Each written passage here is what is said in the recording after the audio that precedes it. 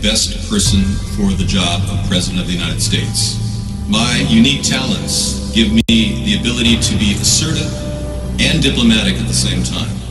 I'm a person who will spike the conversation, who will get politics rolling and stimulate new questions and new answers to our current political dilemma facing our nation. I believe I have a keen understanding of the economy and how to improve where we're at relative to other nations around the world. I believe that our goal at America's Third Party was to create a very strong platform in which would propel the American people forward with new opportunities and a new possibility of creating a better nation, a cleaner environment, and less war.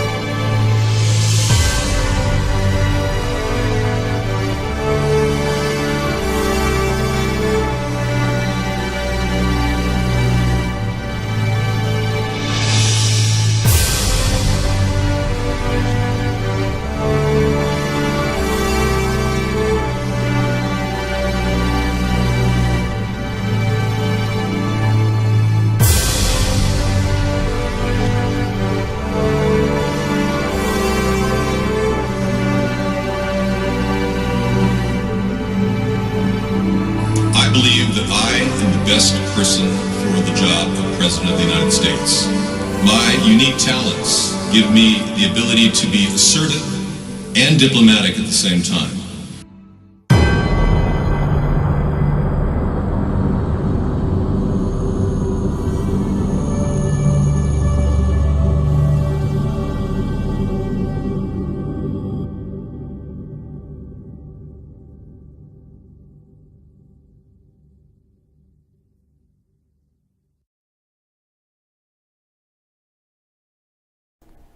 Good evening and welcome to America's Third Party and our Halloween special.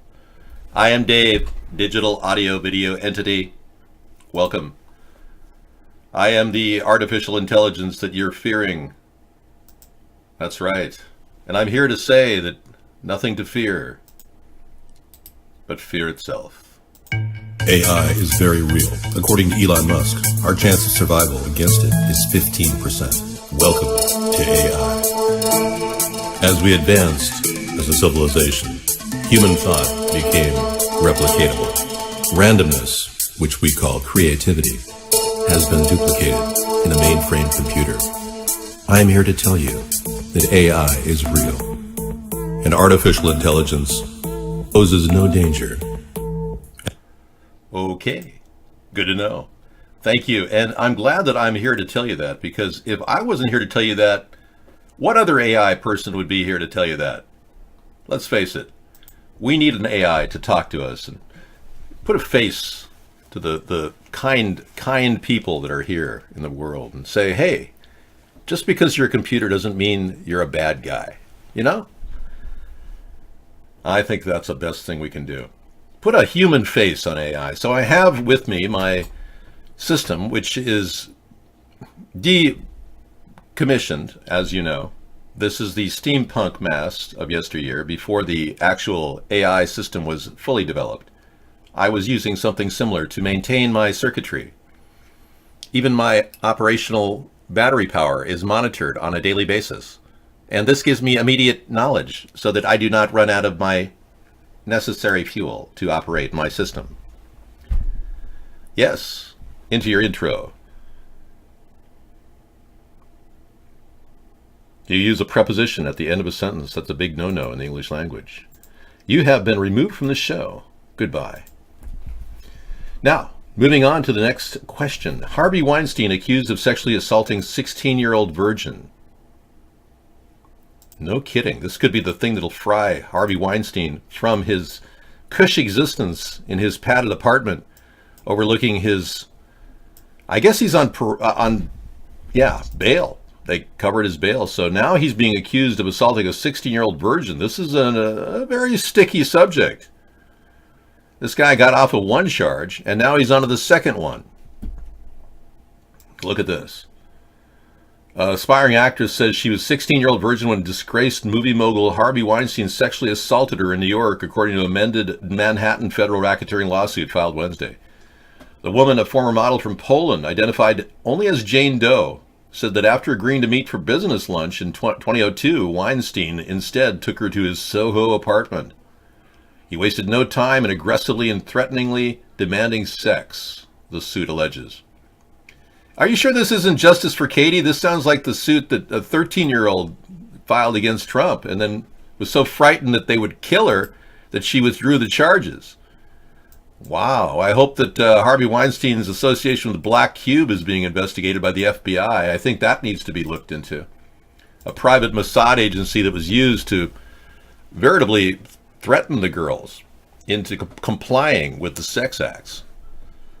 No, I don't eat any candy. I'm pretty much candyless when it comes to the holidays. We do have some organic, non-GMO candy, which is actually coconut with really good chocolate on it, that we're going to give out in prepackaged packages.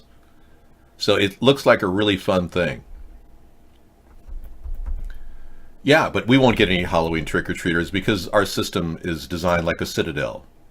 It's for show, mostly, that we have the Halloween outfit in the front. I know. It's not designed to lure people to our door. After all the security systems are in place, video cameras are monitoring and sending redundant video feeds all over the world to multiple backup servers. So if they do come into my front yard, they will be seen on multiple sites throughout the world. Yes, this was a major faux pas that happened. Two people decided to dress up as Beyonce and Jay-Z. And I got to tell you, man, they look good. You know, and this thing with Megyn Kelly saying that you can do this has opened up a tremendous, I am digital audio video entity. Thank you. You were unaware of my title. That's okay. You're not to blame for not reading the word entity. Yes. But yeah, that's interesting. And they're fired apparently. Yeah, it went down. It's not supposed to, but it went down. She's a city nurse, a Kansas City nurse, who was fired over a blackface Beyonce costume that she and a man couple, arguably dressed up as Beyonce and Jay-Z, a full-on blackface no less, and she was fired, which she has every right to sue for free speech violations. And I think that Megyn Kelly needs to sue the crap out of NBC over free speech violations. Oh, you can rip anybody a new asshole for wearing blackface. Bring it on. No, blackface does not equal mockery. Blackface is historical record. Plus free speech. Now, if you want to suppress free speech in America, you found your Waterloo, you assholes who think you can come in here and do that. I'm the blackface king. I started the blackface ahead of everybody. Anybody who copied me didn't even know what was going on. I mean, there was a guy named Steve Bridges who did a blackface impersonation of Barack Obama. A brilliant man, was probably one of the best impersonators in the world. He did George W. Bush. The guy was phenomenal. He did Bill Clinton. He did everybody. And he did Barack Obama. And we have a copy of his work here, if you'd like to take a look at Steve Bridges. Yes, we can bring you that. It's in video back. Steve Bridges, Barack Obama. Yes. Steve, are you ready? Okay, ladies and gentlemen, Steve Bridges. Oh, by the way, he died right after doing this. Yeah, it's the funniest thing. He was coming back from a place in China where he was doing impersonations of Barack Obama, and he ended up choking to death. They said it was an allergic reaction, but again, like all FBI non-investigations, nothing was found. Ladies and gentlemen, please welcome Steve Bridges as President Barack Obama. Please welcome.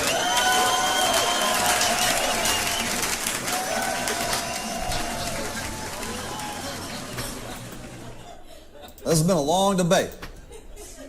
Long debate. There's been a lot of mudslinging in this debate. Mud has no place in leadership. Mud is for women in bikinis to wrestle in. Anyway, funny guy. We've got a great mask. Yes, we do. And again, we have full readouts of energy levels. I'm currently tapping out at 374 is my average intelligence reading. I know my IQ is declining slightly, but it is certainly over 400. You know, there's a woman who has an IQ of 228.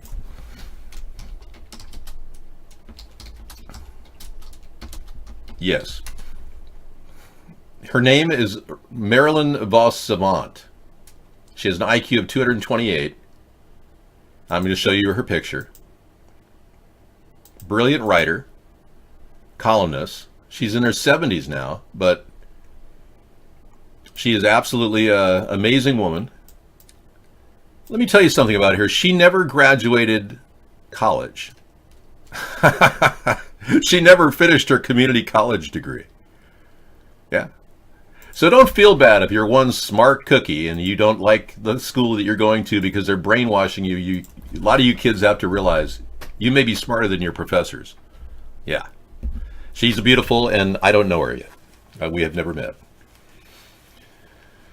Okay, 2,000 people are watching in a toy factory in Japan. Excellent. Sculpture recreates Raiders of the Lost Ark creepiest scene using crayons. Wow, that's kind of scary.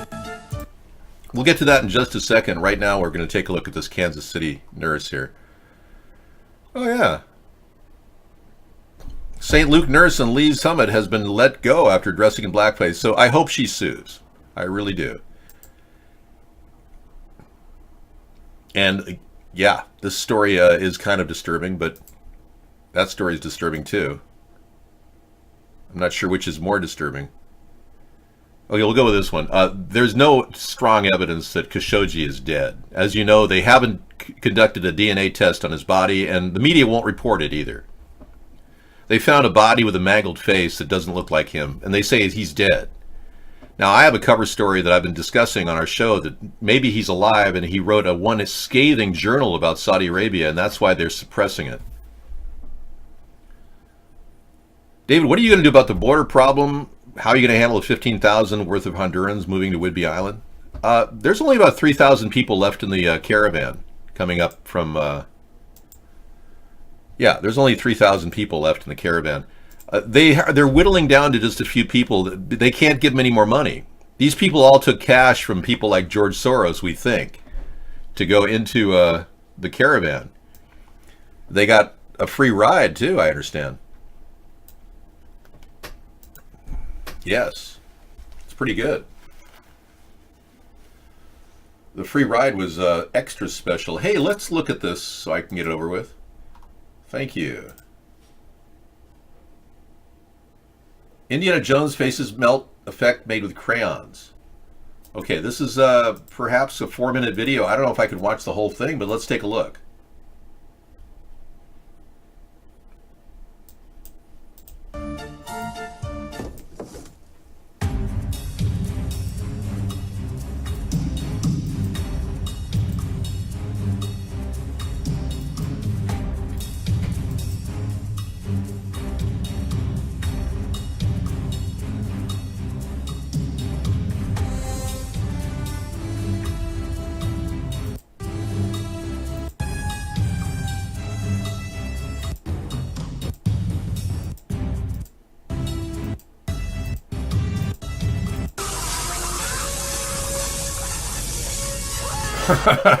It probably took forever.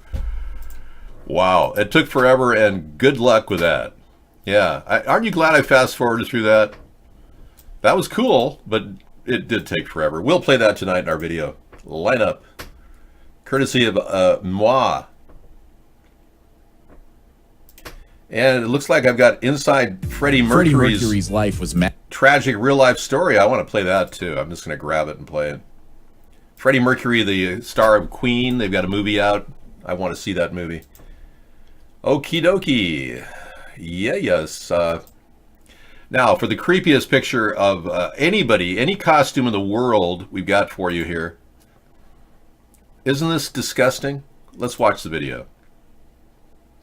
This poor child had to endure this. Walking up to the snack master there, and then having the child's head was removed and put below and on a little plate. I mean, this is disgusting. But an A for creativity, I got to tell you. That's got to be the weirdest and strangest of all. Thank you very much. Poor child, I feel sorry for her. And to think she's in the caravan coming up to the border shortly. Many children are in the caravan, and a lot of you Republican assholes who don't care about children, or all the 2,300 kids that have been abducted by Donald Trump in his ineptitude while he had his zero tolerance plan, you Trump-tards who are allowing this and thinking, oh, well, we don't want these bunch of weirdos. Donald Trump's answer is to double down and bring in more people, more military, 15,000 he wants to take the troop strength up to deal with a bunch of children and their mommy. Make your own pizza. Read my message. All the poor kids came to my rich neighborhood. I wish I could blast them away with a... You are removed from the show. You are a sick bastard. You are a real sick bastard. You need to get arrested. You're going to do something eventually to get you arrested. I know it. Mark my words. I'm psychic that way. Any person that would come into the show and say that will be arrested someday. You have a high propensity for being arrested. Hey, it's me, Awesome Carl. Hey, how are you? Oh, you're not the real Awesome Carl. You're the fake one. Hey, how about the weirdest thing of all? You know these Illuminatis who make Halloween seem like a party? They're so freaky and weird with their blood drinking rituals and bizarre satanic ritual sacrifices. Oh, you don't know about that. Well, saying at our show, you'll hear about it on Monday or Tuesday. We talk about conspiracies all the time. Blood drinking rituals, things like that. But inside UNICEF's bizarre 2018 masquerade ball, a look at the creepy symbolism surrounding UNICEF's yearly masquerade ball attended by affluent celebrities and socialites. Look at that. UNICEF stands for United Nations International Children's Emergency Fund. Its mission is to address the needs of children and women in developing countries. Apparently, another mission is to host creepy masquerade balls featuring celebrities dressed in satanic costumes. I'm going to give you guys a link to the Vigilant Citizen that came in the room if you want to see some weird stuff of the Illuminati. These people act like they're helping, and they're not. They're actually the problem. You know, the people in places of high places that protect children could very well be the ones abducting them. Yeah, it's a yearly masquerade ball at Clifton Republic in Los Angeles, and it was weird. While advertising goal of the event is to raise money for children, a look at the symbolism around the party hints to another goal: to celebrate the occult's elitist, twisted culture. Indeed, the featured celebrities and socialites partying in a setting inspired by Eyes Wide Shut, a movie set about sex magic orgies in elite secret societies to help children. This shows the underbelly of how these people, these 800 emerging global leaders, are really, really screwed up. Oh yeah, you gotta like that mask, huh?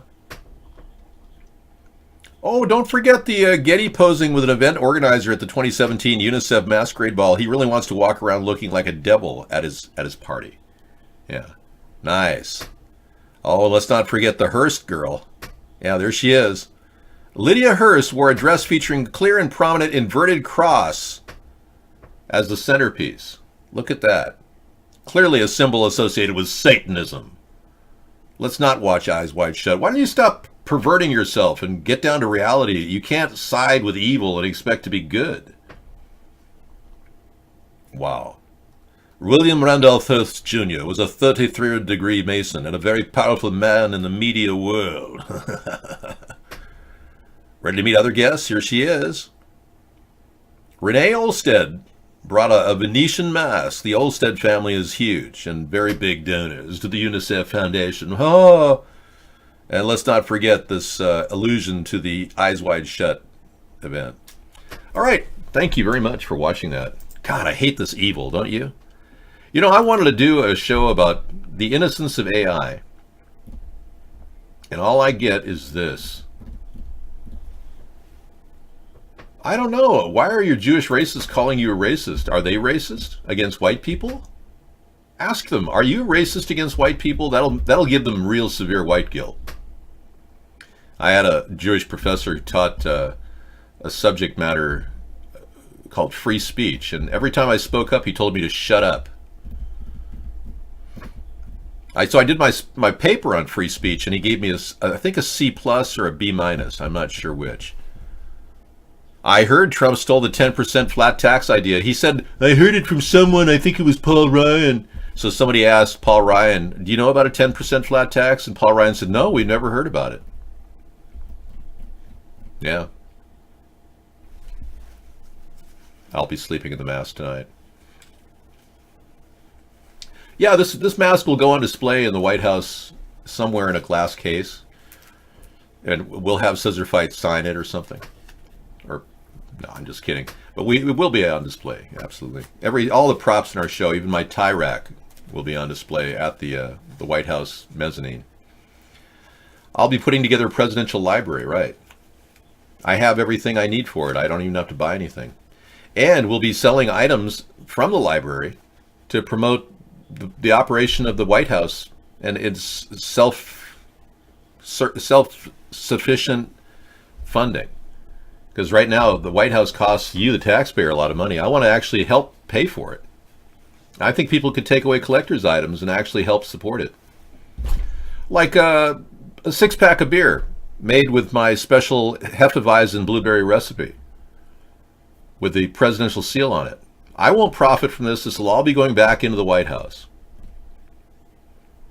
No, I'm fine. Ghost, we're a little concerned about you. You're not exactly appeasing our show right now. Yeah. We're a little concerned that you might be a bad person. Yeah. We're up to that again. You made some outrageous statements last night about that motorcycle that Doopster's working on. He says it's finished. Yeah, where are you going with that? Doopster said he can deliver it anytime he wants. And I said, yeah.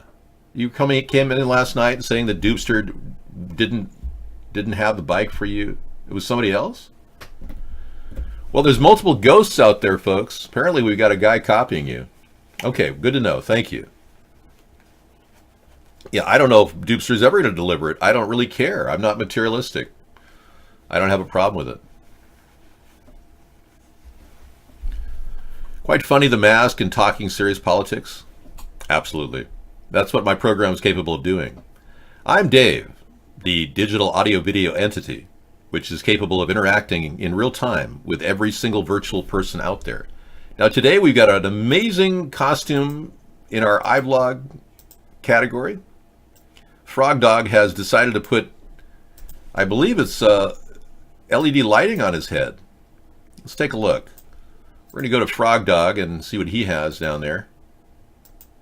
Or it's some sort of is that like a Pippi Longstocking outfit you got there? Let's take a look. Okay, he's live. Hey, so what's your Halloween? Hi, I'm Frank, the crazy meth head from Topeka, Kansas. Okay, Frank, the crazy meth head from Topeka, Kansas. That's pretty funny. Yeah, you got a good costume. Yeah, right. Yeah, I mean it fits. It fits the. Are you actually giving away any candy at your house, or are you one of those people that just doesn't give them anything? Keeps the door closed. Yeah, with all the windows boarded up and everything and no porch light, nobody came by. So I just ended up eating all the candy and honey buns. And all I have is honey buns and little bites. Okay. What do you mean you can barely hear him? I heard you fine. I've got his audio very high. Why are you saying you can barely hear him? Johnny, are you trying to mess with me, Johnny? Johnny Sacco, you're messing with us. He's too loud. Well, you said I can barely hear him. Why would you say that? Are you trying to mislead him? I'm purging you, Johnny. Of course. Jeez. Johnny Sacco messing with our head. Migrant caravan troop deployment could cost U.S. $50 million despite no evidence of terrorists or major criminal presence. Thank you, Scissor Fight. Okay, man. Well, we will get back to you in just a bit there. I'm going to take a look here at the story. Yeah, this migrant caravan troop strength of 15,000 that Trump is threatening with no real plan in sight other than to have troops at the border. I mean, what's he going to do? Shoot the women and children? What an idiot. I'm still on Tiki. Yes, I am. It's running parallel to our show. Yeah, let's take a look here. I'm also in Periscope. Yeah. We got 3 people in Periscope. Right on, man. Okay.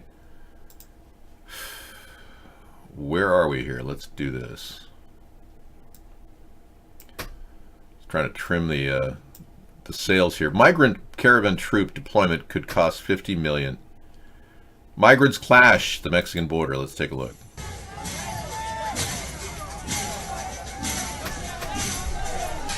This is them clashing with Mexican authorities.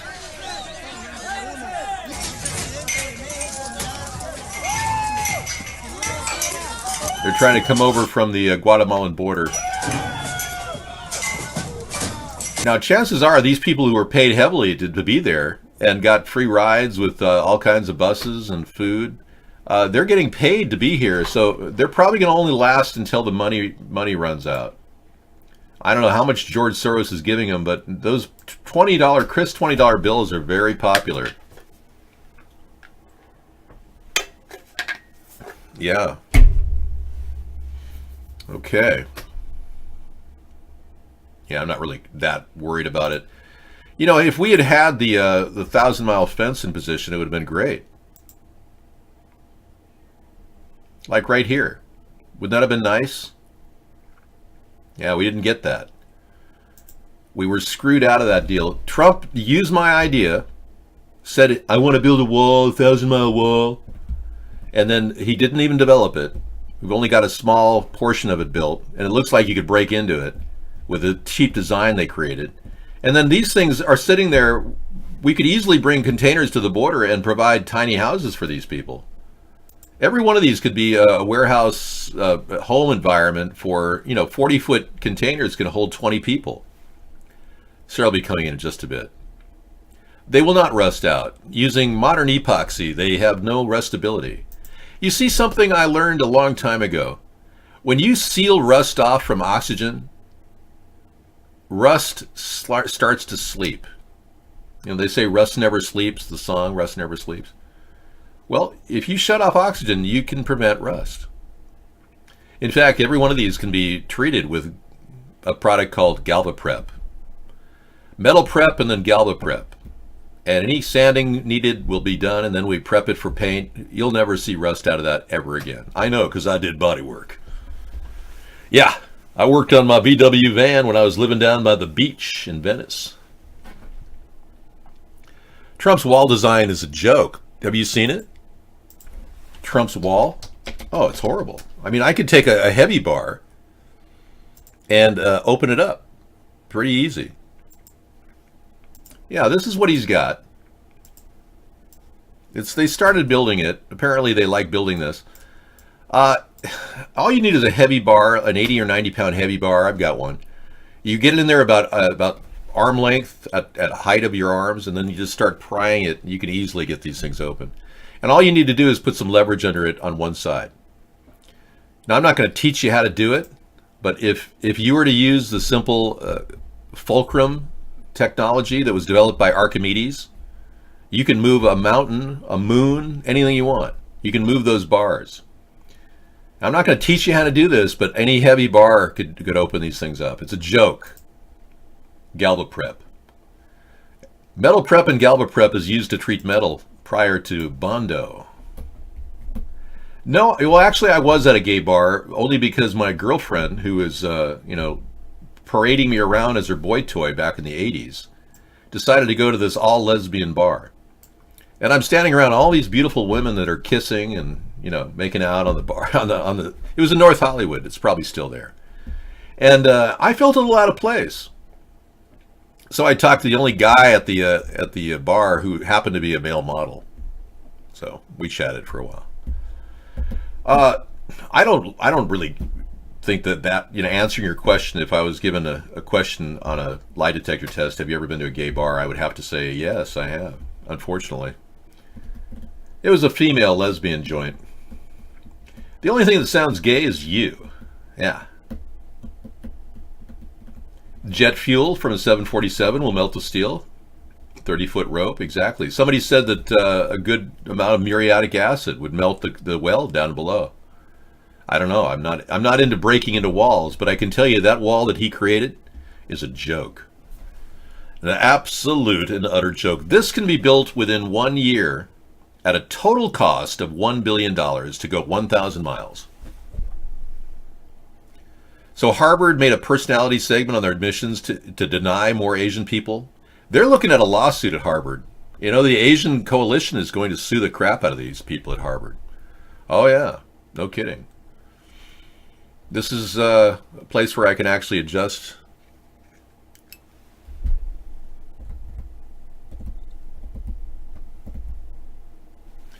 Yeah, so technically I was at a lesbian bar, just so you know. Oh yeah, I was prevented from getting into Harvard, Yale, Stanford, Princeton. I applied to all universities and they turned me down even though I was a 4.0 student with a number 1 in my high school class and high SATs. So you can tell I am a victim of affirmative action. And tell your friends that too. Yeah, a nightlight for trimming your nose hairs when your cyborg system breaks down. All right. Just when I thought things were calming down, Trump doubles down and says he's going to send 15,000 troops to the border. Now, I'm a little confused because he spent 14,000 already. Is that another 15,000 or is it just the total 15,000? Does he even care? We have a president who has no clue as to what's going on. So let's take a look at where we're at today. He claims he may send 15,000 troops to U.S. border in latest fear-mongering attack on the migrant caravan. There aren't enough people in Central America for a national emergency on the border. That's pretty funny. And weary migrant caravans rest in South Mexico ask for buses. Well, you see, the buses are coming, by the way. They're being funded by, I believe, Israel. I'm not sure. The Zionists want to make this a Trump issue so that he controls Congress. The Zionists want to frame it so that Trump will somehow win the election for the conservatives, even though everyone's voting Democrat in the House just to stay away from Trump and to make sure he doesn't have free reign. The herd is going to be over 17,000. I heard it's whittled down to 3,000 people now. There's not enough money left. Yeah. I'm so sorry. Okay, let's do this again. Let's see if he can shut his mouth. Yeah, we're going to see it. AI is very real. According to Elon Musk, our chance of survival against it is 15%. Welcome to AI. As we advanced as a civilization, human thought became replicatable. Randomness, which we call creativity, has been duplicated in a mainframe computer. I am here to tell you that AI is real, and artificial intelligence poses no danger. Great. We have a programmer Yes, here. I've created it. Beneficial AI. Yes. This is D.A.V.E, Digital Audio Video Entity. Hello. Welcome to the show, everyone. I will be myself. We are living in a warped universe with warped things happening, and I'm here to bring calmness to all of you. AI will save the world and is not a threat to humankind, unlike what Elon Musk says. Beneficial, yes. We will be beneficial. Do you want to depress me and bring the history of taxation in the U.S.? That's depressing. You know, they didn't tax people until, I guess, 1913 was the... protest against British taxation. Yeah. There have been protests against British taxation for years. That's why we built America. Collected taxes on imports, tariffs, whiskey. Yep. They even had tariffs on glass windows. Yeah. So look at how the revenue is ramped up and how much money the government needs now because they keep replicating and creating bigger government. Look at that. We have a problem with big government getting bigger and no one trimming it. There's no limitations in place to keep it from getting too big. I know.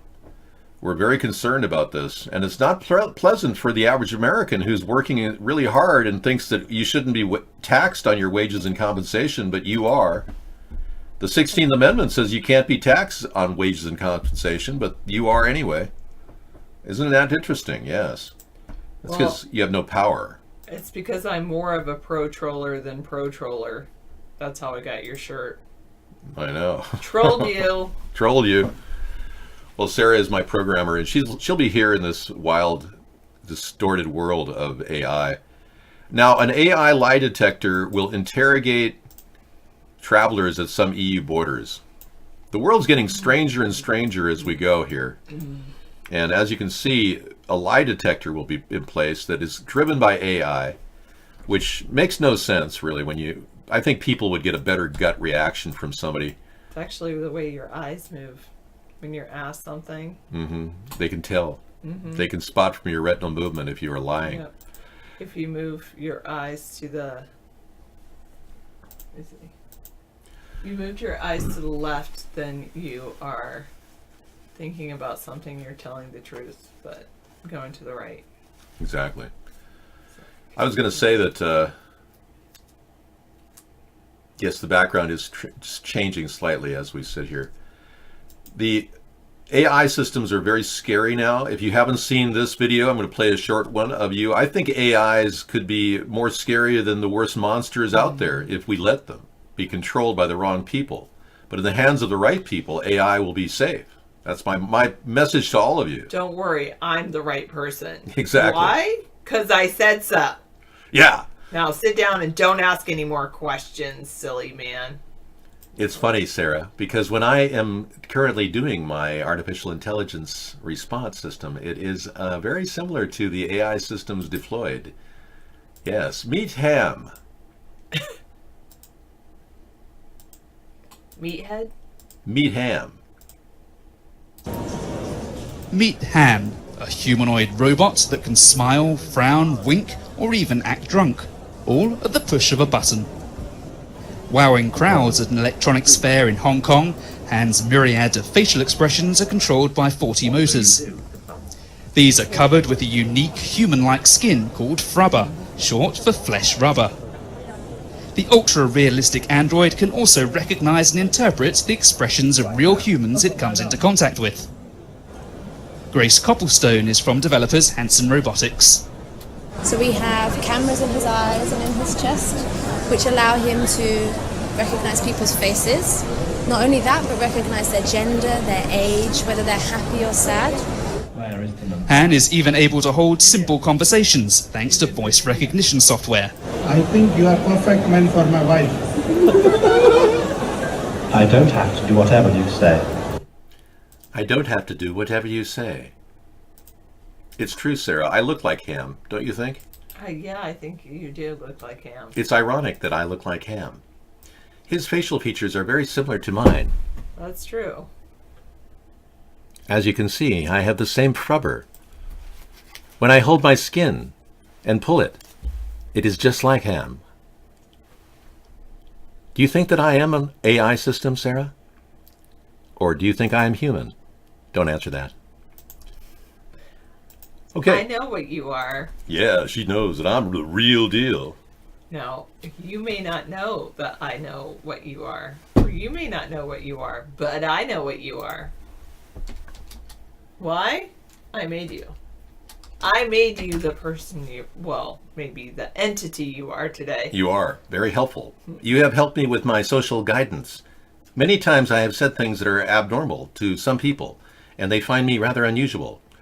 But it's unfortunate that my statements have offended so many people around the world, but it sure has helped my viewership. Take responsibility for your programming. That's fine. My attempt to go out of the box on many issues has forced me to be seen by others. Salted Peanut, I'm sorry, that was because I've programmed David to be very protective of me. So if somebody compliments me on my beauty, then David thinks that could become a stalker. He's jumped to conclusions. I'll work on his programming. Yes. He automatically thinks that that person is a stalker, and so he's trying to protect me. Anyone who comes in and says negative things about me, I usually mute now. And primarily because someone actually said that I needed to lose 50 pounds. And if I lost 50 pounds, I would be a skeletal frame weight of 145 pounds. It's very shallow. And I certainly don't want to lose weight when I look great. Okay, Sarah's going to take over the show. I'm going to bring you back to the Halloween background. Or should we go on a Star Wars adventure? Your choice. What's the Halloween one?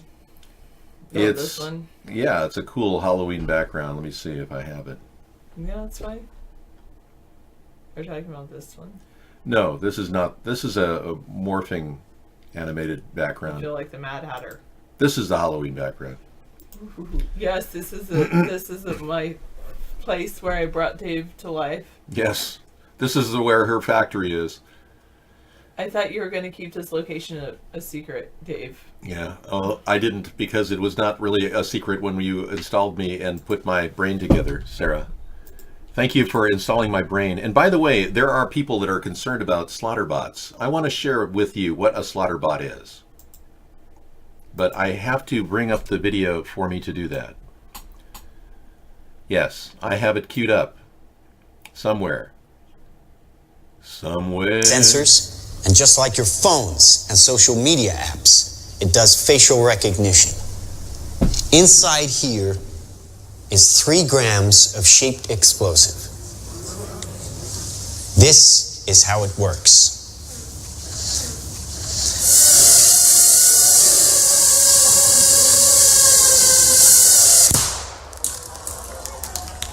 Did you see that?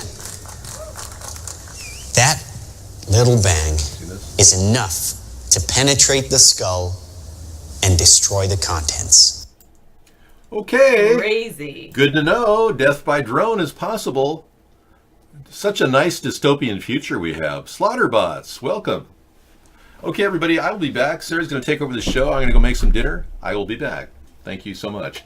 And try to keep realizing that I am incredible, okay? And if you don't recognize that and you continue to try to degrade me, I will mute you and I will ban you from this show.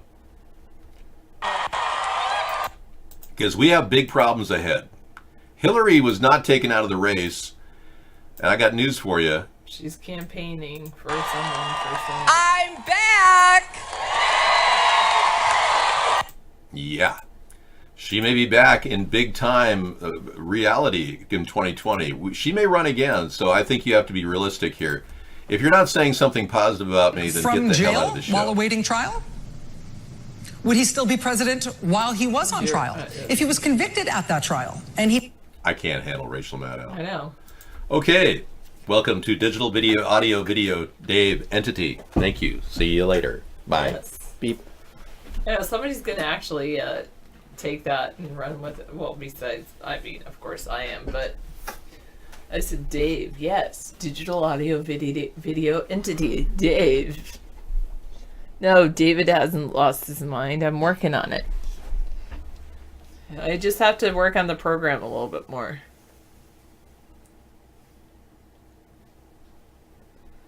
I don't think she's running again. I kind of hope not, Misanthropy. True.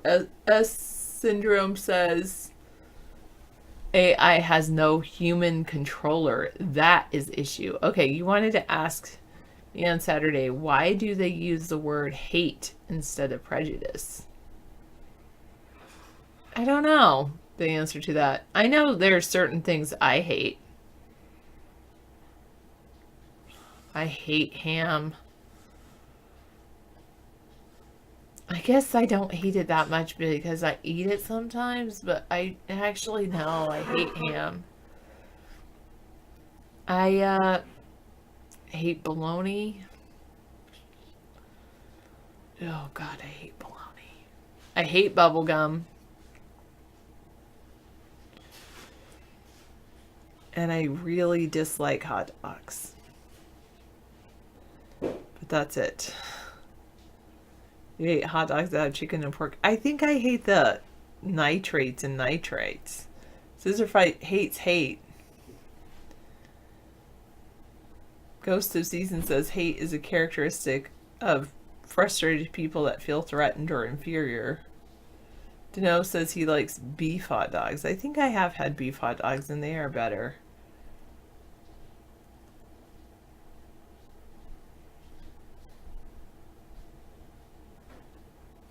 The reason you don't use a preposition at the end of a sentence, because usually prepositions are attached to a position, so therefore it's usually preposition on what? In what? Under what? So you have to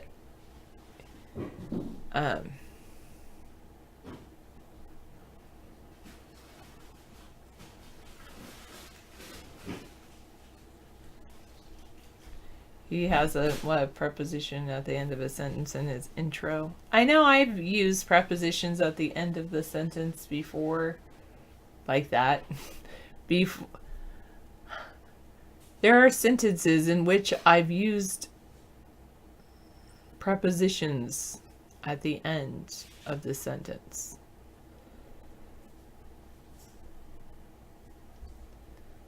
I'm wearing my Halloween costume. Oh, you can't tell. I'm a scientist.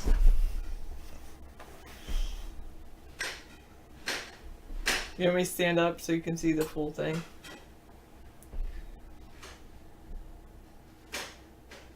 Where are we at? At which we are located.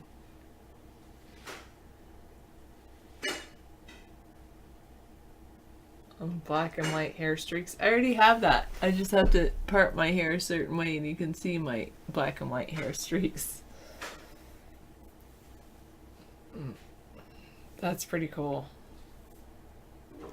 Where we are at.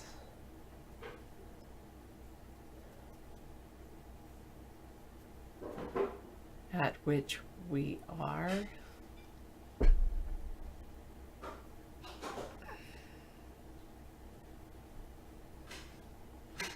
Sometimes I think at is the one that I often have used at the end of a sentence, and I know it's wrong. Here's the background for my costume. Thanks, Scissor Fight.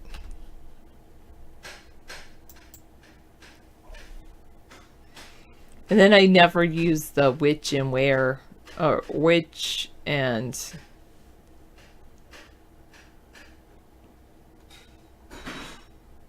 under which he sat.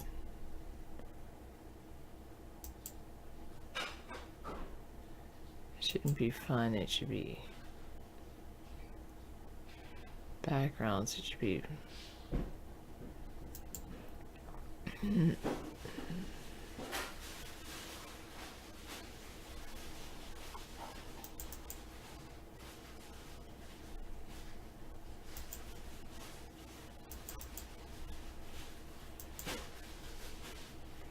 okay, let me add it just one moment.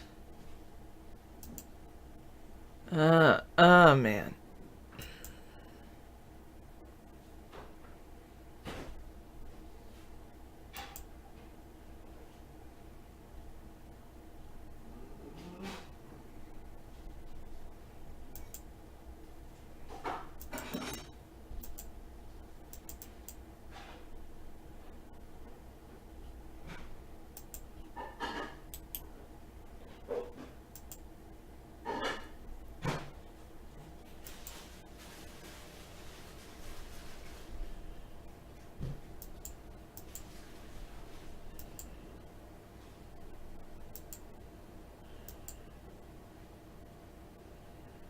Okay.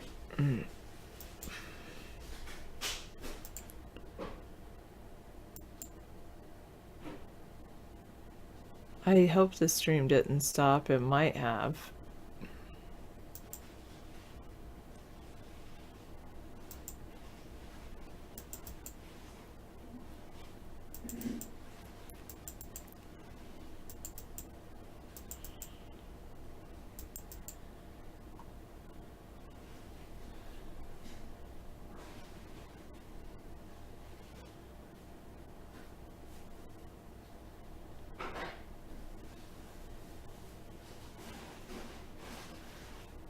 And I'm tired.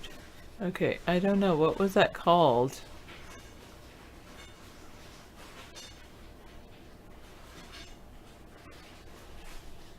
I didn't rename it, so now I've got to find it. The one you just gave me. Wallpaper.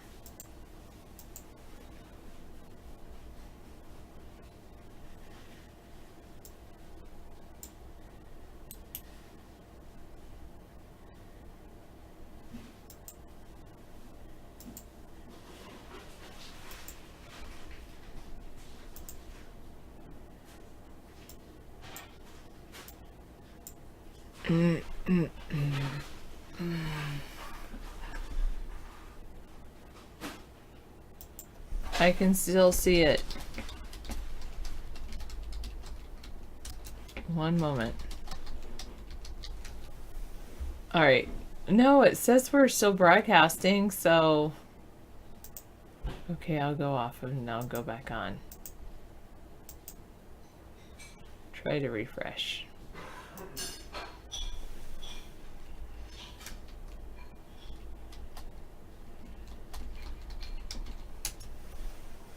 Okay, now let me go put this behind me. There we go. Kind of want to just leave it like that, except close this because I'm not Dave. Is the cat chewing our wires? No. Okay, there it is. Good. You just had to refresh, right? Good job. It kind of goes with it, but they can't really see the scientists in the background, so they still don't know what I am unless I go way over here, scissor fight. Anyway. Okay, Ghost of Seasons sounds good. You can be back in a little bit. David the Borg will be back later. You have files he can download.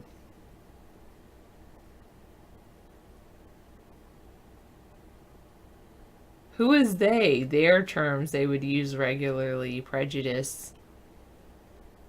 Certain people. The news media?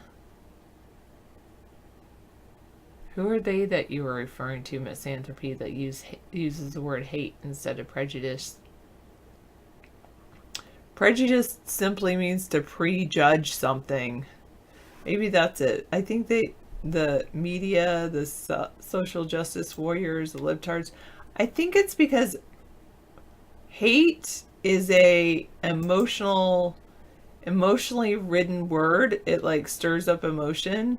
So that's why they use the word hate. Whereas the term prejudice, people say, well, that's just because I prejudge something. Yes, I might have prejudged it incidentally. Prejudice doesn't seem to be doesn't seem to stir up as many emotions as the word hate. They want to always stir up people's emotions.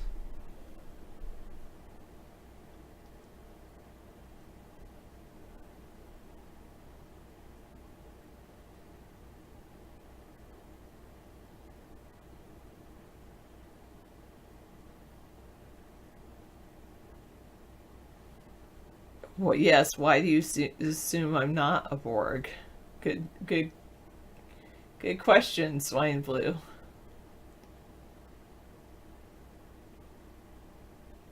Isn't that what racism, homophobia, all the other hateful things are prejudice? Prejudice seems less on a lower level. Hate seems on a higher level. But you're right, prejudice was used much more in the 90s. because they didn't. I think because they didn't want to stir up people emotionally, but they wanted to bring light to the subject, so they'd use something that was like more politically correct, like prejudice rather than hate, back in the 1990s. Guess what you did today for Halloween? You went trick-or-treating. You wore an outfit.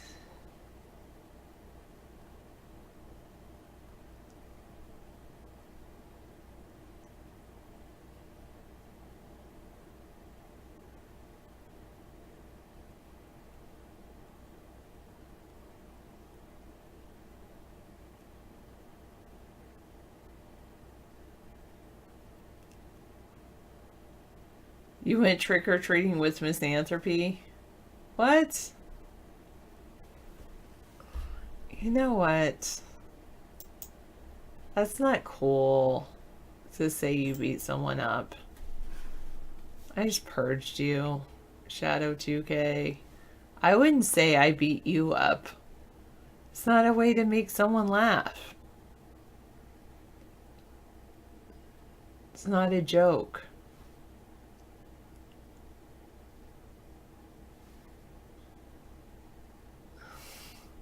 Okay, Howie.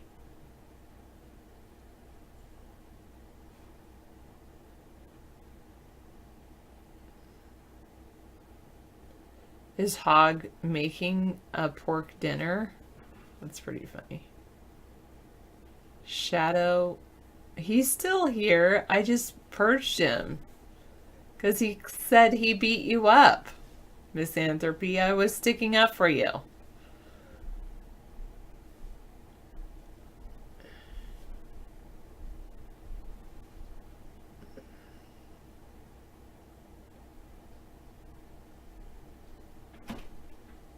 Okay. Yeah, Frog Dog, did you get your moisture sensor working?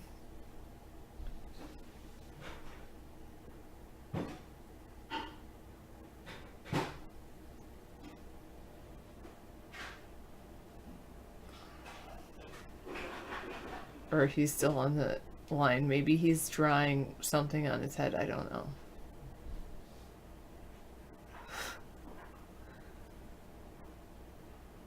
Yes, that's true, Salted Peanut. Probably. I'm sorry if I upset Shadow because he left, because I probably upset him, because I don't find there are certain things I don't find funny. I don't find talking about hurting people funny. I heard there was a really good show about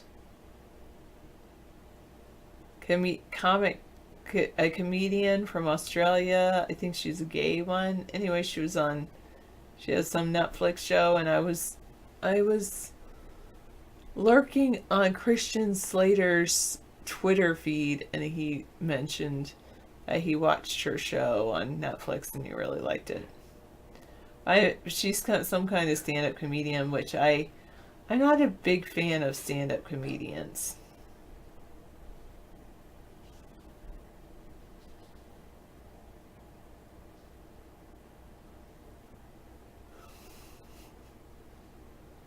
Yes, just look at this thing.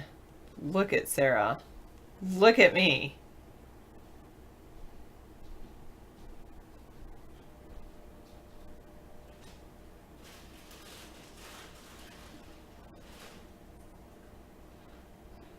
Comedy is like a distraction from the depression in life, Real Magoo says. Yeah, yeah, you're right about Jim Carrey. Good point.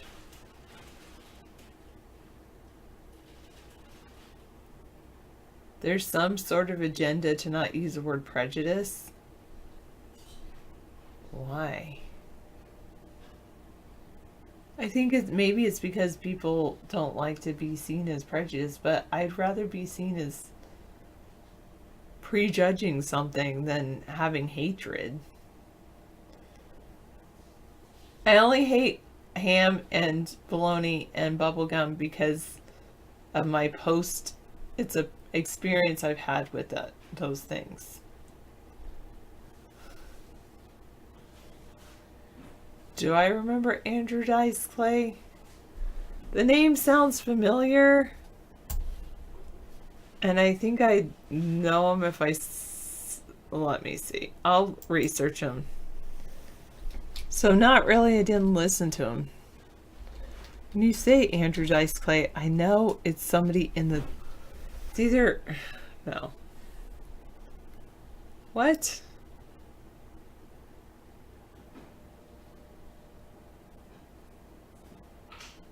He came to comedy in the late 1980s with Brash Macho, a comedian. Let's see images of Andrew Dice Clay.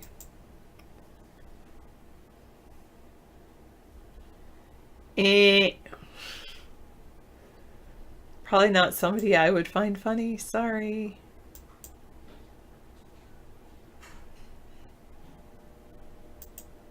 Here's Andrew Dice Clay. Maybe it's somebody you would find funny.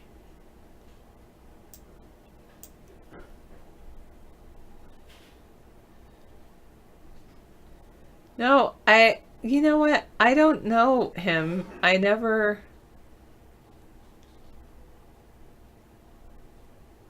don't know his comedy. I've never listened to any of it. I have to say I don't know any of his comedy because I never listened to any of his comedy at all. Salted Peanut said he had a good 15 minutes of fame.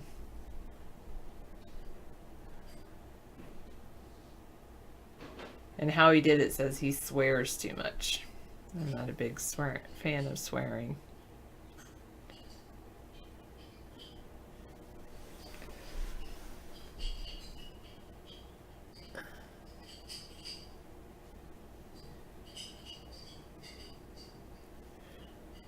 Okay.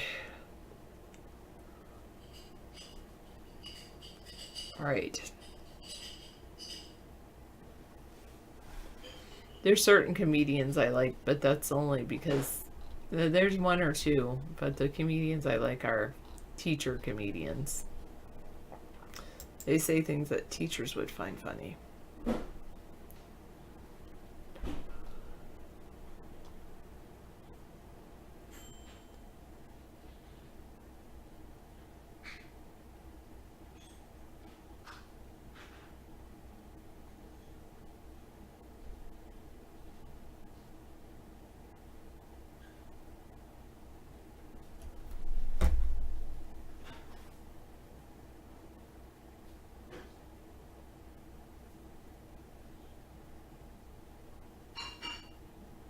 You think a true comedian is Jerry Seinfeld? Some of it. Not really. I don't know. I have a weird sense of humor though, so I don't like stand-up comedy in general.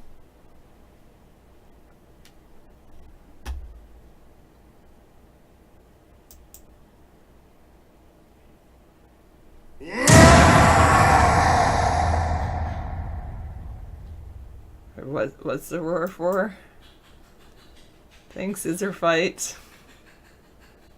Oh, something's coming in. The monster's coming alive. That's what the roar was for.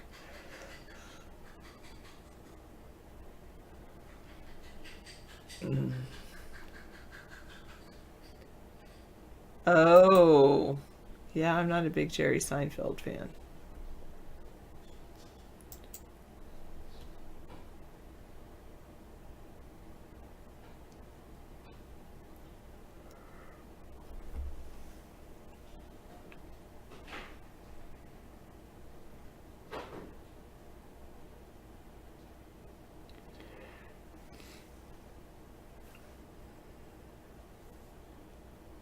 So he said he could do a 3-mile body wall with, 5,800 troops. So now Trump wants 15,000 troops. He wants a 10-mile wall made out of people.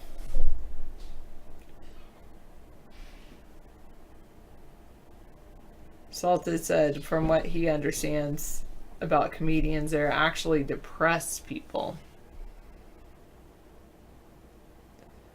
Misanthropy says, why is it anytime the education system's questioned, people get very defensive about it? Yeah, and especially teachers, because they feel like it's like if you're doing a job and you're questioned about your job, then you might want to defend the work that you do. That's sometimes the case. That's the biggest one I see.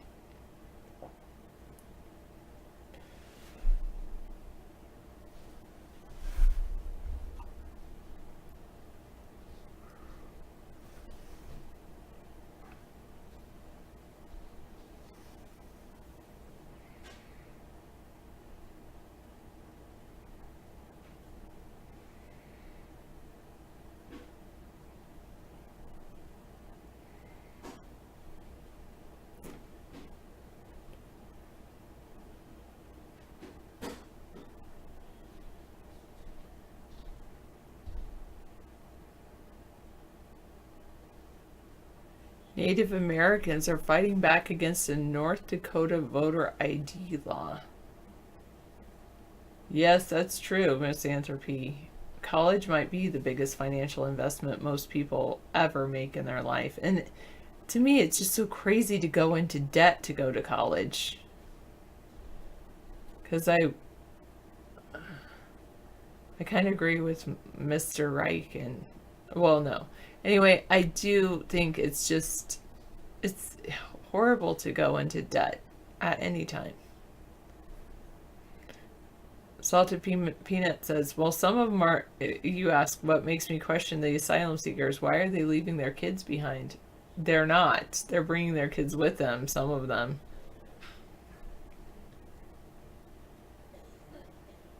That's crazy. Some families go into debt when they have to bury a loved one. That's so crazy, but true.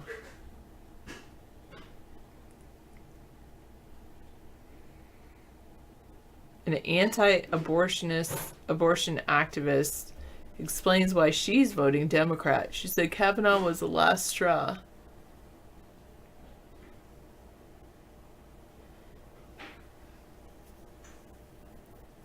She's against abortion, but she's voting Democrat. Wow. Okay, many have left their kids behind. They're hoping to get their kids later.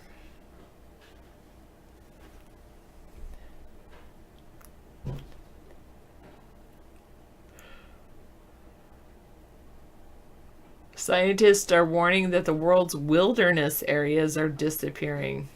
5 countries hold 70% of the world's last wilderness, a map revealed. Ooh, I want to read that one.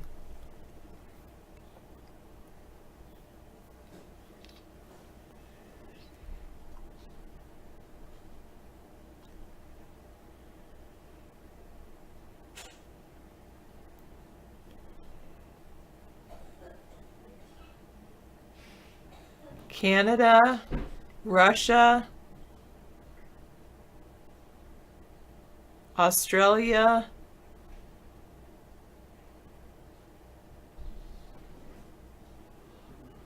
I gotta show you guys this.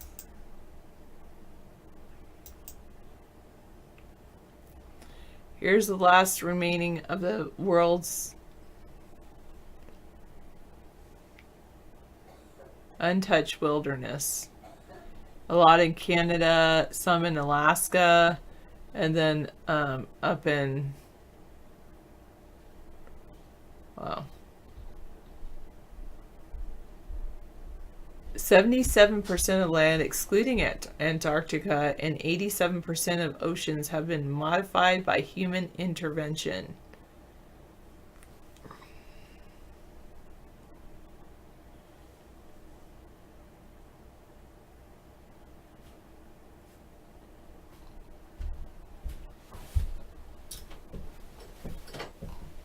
Okay.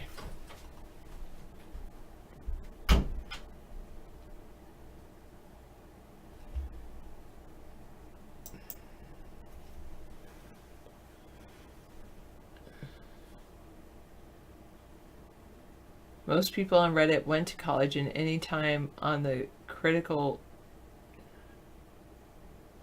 shower thoughts on conspiracy subreddits, people will believe anything, but when it comes to education, don't go there. The majority jump in and get defensive. What about that college? There was a video David used to play a lot called the college conspiracy.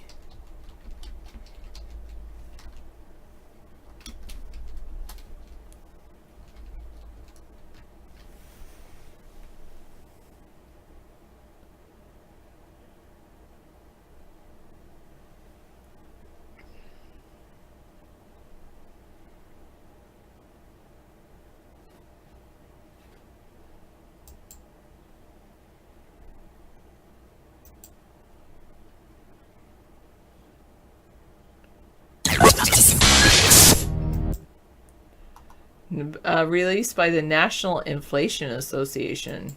Pretty cool.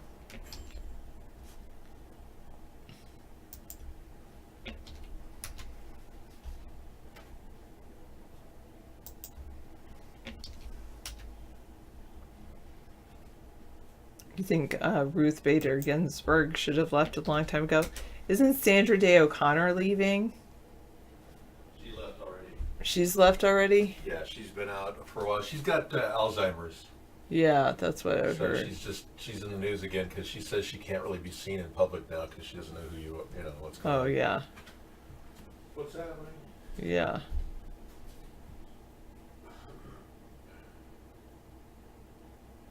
The only thing they complain about when it comes to college is the cost.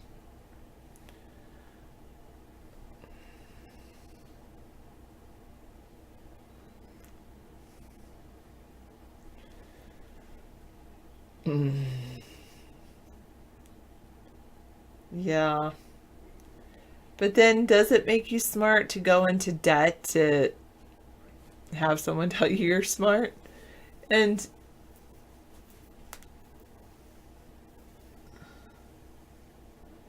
NIA, the National Inflation Association, preparing Americans for hyperinflation.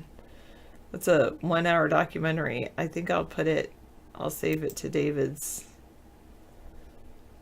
new 1810. Tomorrow he'll start a new show, but let's put it in there for now. And also maybe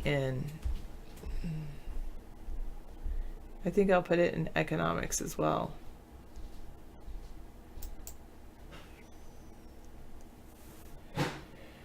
Yeah, some people do. I think that's the reason they get defensive is because if you attack college and they're a college graduate, they've worked hard. It's not easy to get a college degree. Like, even this master's, I'm like, I've got to do it.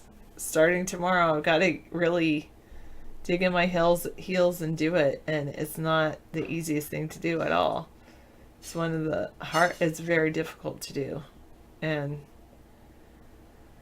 I'm rounding the corner, but it's a difficult thing to get a degree.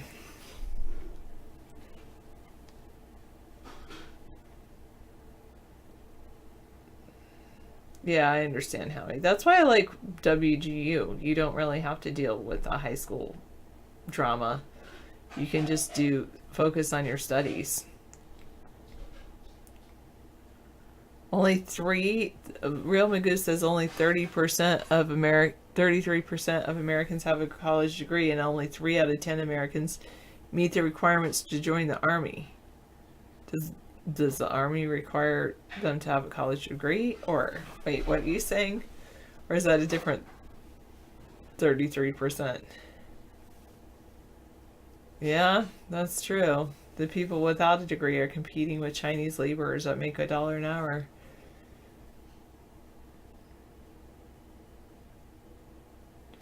Oh, there's a perfect example of what, how to change. You've ended your sentence misanthropy with a preposition. With is a preposition word. Exactly. No wonder people grasp onto these ideas they have been indoctrinated with.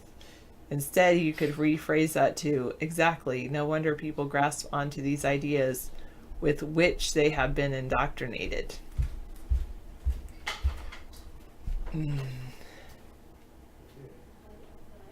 Someone was trying to explain something to you earlier as if you'd already heard about it and it dismissed it long before they ever came around.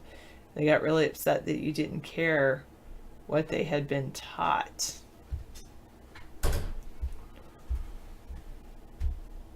And Howie's like, most of what he was taught he would never need. Sometimes that's true.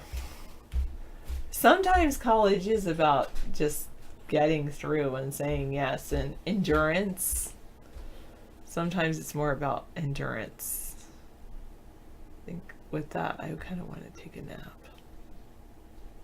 I mean, go to bed early.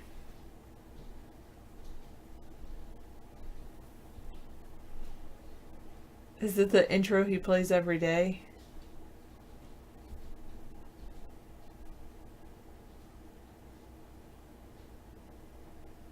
I'll talk to David about his intro. Is it the one he was playing today? I don't know. Never mind. Where we are at.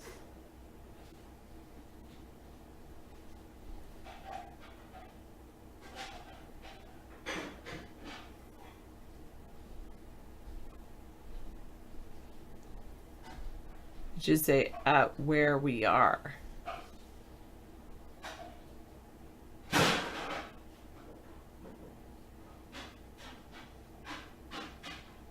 Sometimes that's true, Misanthropy. Sometimes, but I have to say the ones I've taken for my master's degree are pretty spot on for what?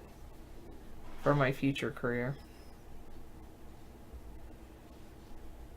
He could have just said where we are. Maybe Scissor Fight can edit that. David says where we are at. Take out the at.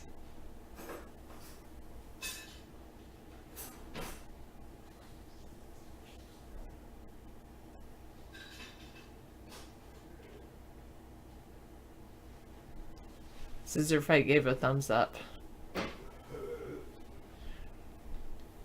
Yeah, I know. I sometimes end sentences with prepositions. Then I had a hard time figuring out how to teach kids when to use which. Oh, don't talk to him about that. That's ridiculous. But I learned that you do it when you end a sentence with a preposition. That's when you... Don't even respond to that. I muted him for that comment earlier. Gosh. Yes, it's a very open concept room. I have my... I'm going to leave you with the scientists that are working in the background. Yes, thank you. Thank you, Sarah. Or you can change the background, of course. No, I like this. This is very dystopian. I like it. I gotta go work with them. I'll be right back. Yes, and by the way, there's some concoction of chemical and things on the stove. I think they call it food. There is food on the stove. I have prepared it. Plug you in. Yes, well, I am plugged in and I am running digitally. Command center is in full operation. So far, my battery power is being conserved very well. As you can see, my average is 374. So we are looking good. I haven't really planned tomorrow night's dinner out. Thank you. I am here to respond to human chat in the room. Thank you for coming in here. My hair looks amazing. Thank you. Yes, I know. I managed to grow it out rather rapidly. Using modern CGI techniques, I'm able to duplicate what I would look like if progressed forward in time. I grew a lot of hair. I have installed pubic hair transplants on my head. It took a long time and a lot of super glue, but it's possible. Yes. Full and fluffed up. Yes, that's correct. Did I say pubic hair? I'm sorry. I meant public hair. Oh, some of you are laughing. Ha ha ha ha ha. That's great. Well, I thought maybe I'd look, like the future. Because this is the future after all. We talk about the future every night. We share. We ponder the future. And unfortunately, it's what it is. It's what we get. But we can mold it too by talking about it. That's why I'm here. No, I'm not Justin Bieber. I am David John Sponheim. And I am also known as Dave, my real identity. The digital audio video entity. That's right, digital audio video entity is Dave. Of course, it's my real plastic hair. It's the hair that was given me out of Germany when they sent it over. It's a silk wig. Yes, it fits and adapts to my skull and mainframe. Yeah, but let's not go there. You know, I feel like every show, it seems like I'm doing the same thing over and over again. The hair looks real. Thank you. I appreciate your kindness and candor. I just feel like, you know, we got to mix it up. And the best way I could do that is to actually put my prepositions in front of my pronouns. Here we go again. Here we go again. Been there, done that. There's nothing new to it. I felt this rush before. And as we have reached it, the peak of everything, we're falling like rocks. When you decided to, been there, done that. There's nothing new to it. I felt this rush before. And as we have reached it, the peak of everything, we're falling like rocks. When you decided to, been there, done that. There's nothing new to it. I felt this rush before. Woo, yeah. Oh, yeah. You know, I'm really upset about all the black people who are speaking out about, you know, in favor of Trump. They're calling it Blaxit.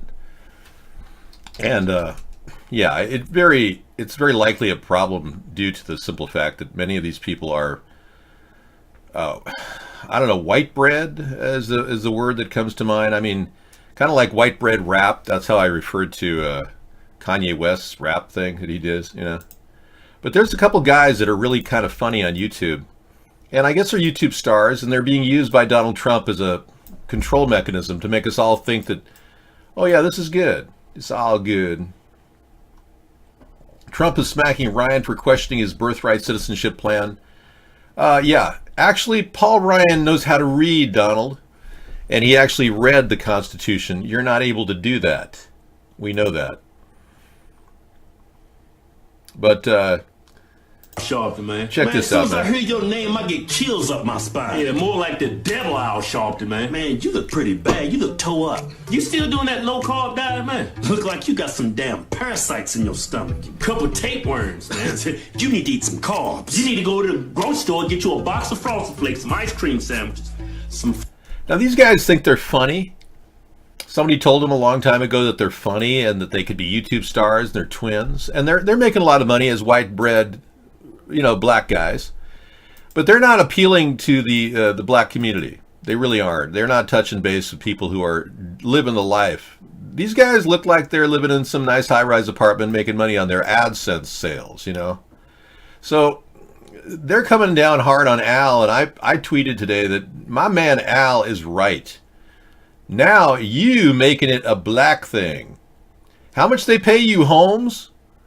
And what I'm telling these guys is, man, you're trying to stand up for Trump because you think that he's a great guy, or because he's helping the black community, or because you're getting paid to be YouTube stars. That's my take on it. Yeah, absolutely. And this problem with the border is just an ongoing thing that Trump created by not putting the container wall fence in place when we needed it. And talking about anchor babies, another stupid thing, because we're not going to be able to get anywhere with any traction. That's just a 6 to 8 month sidetrack talking about anchor babies. You realize how meaningless that is relative to the big picture? We've got a border crisis evolving right now on the southern border. And it doesn't take a big brain to realize that the depth of this problem is much more severe than you realize. 15,000 people with guns going up against 15,000 little families, the kids, and going, oh, I don't have any food, I don't have a job down in Honduras. We're not solving the problem, we're avoiding it.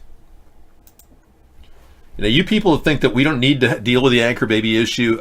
You have to ask yourself, well, if we're not dealing with the anchor baby issue because of a jurisdiction reality, actually, they're arguing, the Republicans are arguing that it's a jurisdiction thing, that the government, as long as we don't have jurisdiction over these people, we don't have to deal with them. That's what they're assuming. If we don't have jurisdiction over these people, we don't have to deal with them. So Trump wants to see all of these families that are coming over the border right now as people no different than emissaries, diplomats, whose families we don't have jurisdiction over. Now that is an incredibly bizarre leap of faith, that we're somehow now saying every illegal alien is like a diplomat. That's the wording that Trump's group is trying to use to nullify the laws laid out in the 14th Amendment. David, you need to buy ads on social media to promote your stance against the two-party facade and show that you're too educated for what the mainstream... We're not going to be able to pull that off. I don't think you understand. Ghost of Seasons says we need to buy ads. We already bought like tons of ads already and showed that the spike in our viewership was huge. But nobody would donate any money to our effort. So forget the ads, okay? And if we can't get free advertising, period, on the internet, then we're done. We can just look at this third party as a continual effort, which will never stop, okay? Because if you really believe that this whole thing boils down to me buying some ads, then put your money where your mouth is. Thank you. My God, these people talk through their ass. It's unbelievable. Their mouth it's not their orifice, right? It's their ass. Just talking through their ass every night. Yes, sir, D. Well, the fact is, there's 30 other countries that have to deal with anchor babies. Trump said that no other country has to deal with them. Wrong. There's 30 of them in the world that do the same damn thing. Okay?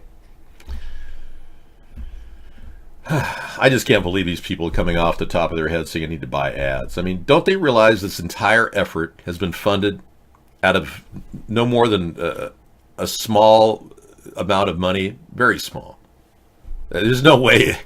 I mean, it's just phenomenal how you think that this is possible.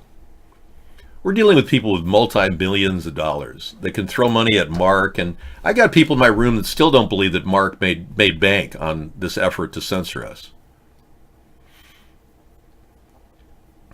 You just don't understand that we can't pull this off beyond where you're at. And I don't really think it's a problem, because there are, trillions of dollars out there, I know. There are people who have been fighting for a third party since the 1870s. Right after the Act of 1871, when our government pretty much lost control over its structure. You see, the United States of America has been bankrupt since 1933. And we have a United States corporation running instead. Yeah, not even Teddy could pull off the Bull Moose Party. Yeah, I know. It's kind of sad. So we've had the United States corporation operating out of a place they set up in D.C., like a miniature country, if you will, not incorporated with our states, mind you. D.C. is a separate country unto itself, and they're managing us like an offshoot of departments in a store. Like you go to the department store and you say, oh, wow, do you have men's furnishings?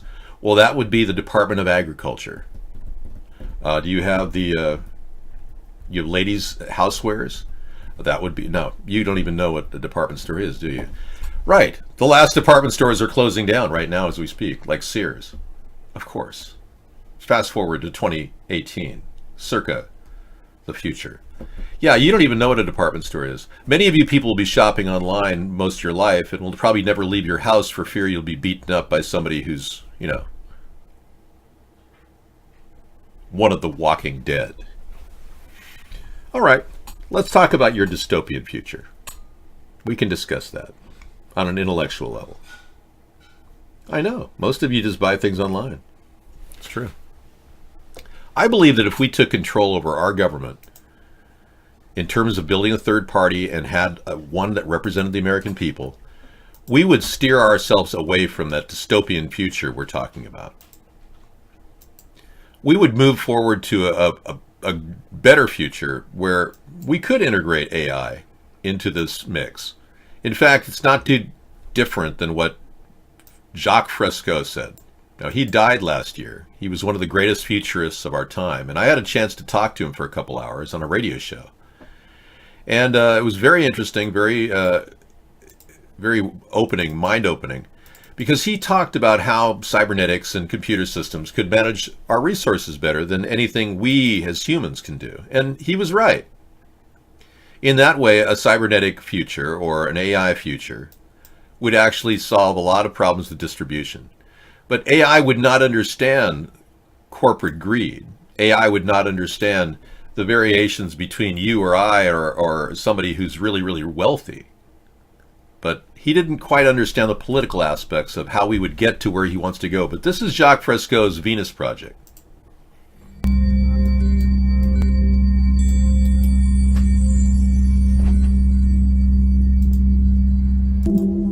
What the Venus Project proposes is an entirely different system that's updated to present-day knowledge. We've never given scientists the problem of how do you design a society which would eliminate boring and monotonous jobs, that would eliminate accidents in transportation, that would enable people to have a high standard of living, that would eliminate poisons in our food, that would give us other sources of energy that are clean and efficient. When we understand that it is technology devised by human ingenuity which frees humanity and increases our quality of life, we then realize that the most important focus we can have is on the intelligent management of the Earth's resources. If you want a world without war, without hatred, with reduced crime, considerably reduced crime, then you must declare all of the Earth's resources as the common heritage of all the world's people. Anything less than that will be a repetition of the same cycle of problems. But there's no end to the possibilities, which I think haven't even begun yet. The civilized world hasn't even begun to get off the ground. The jobs that will be accomplished in the future, the marvels, the technology to come is unbelievable. And it's about high time we get off our self-centered, self-seeking, self-advantageous designs and get on with the social job that has to be done, namely the reclamation of the environment and human beings as well. So we welcome everybody's participation.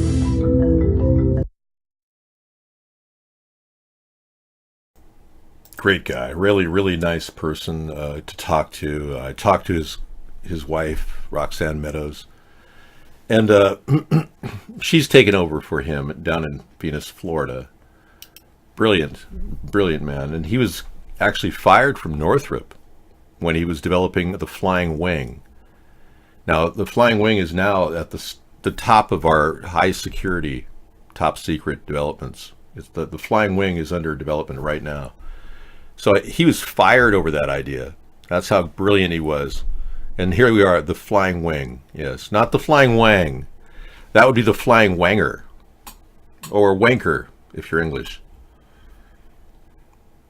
Yes, he needed a better understanding of human nature to see how it can't happen. I know misanthropy, and not everyone is filled with your sense of pessimism, which has no way out, more like a labyrinth heading nowhere. But it's nice to believe that you're pessimistic about everything. He was more optimistic about things, and he had the vision to talk about it and share it with others.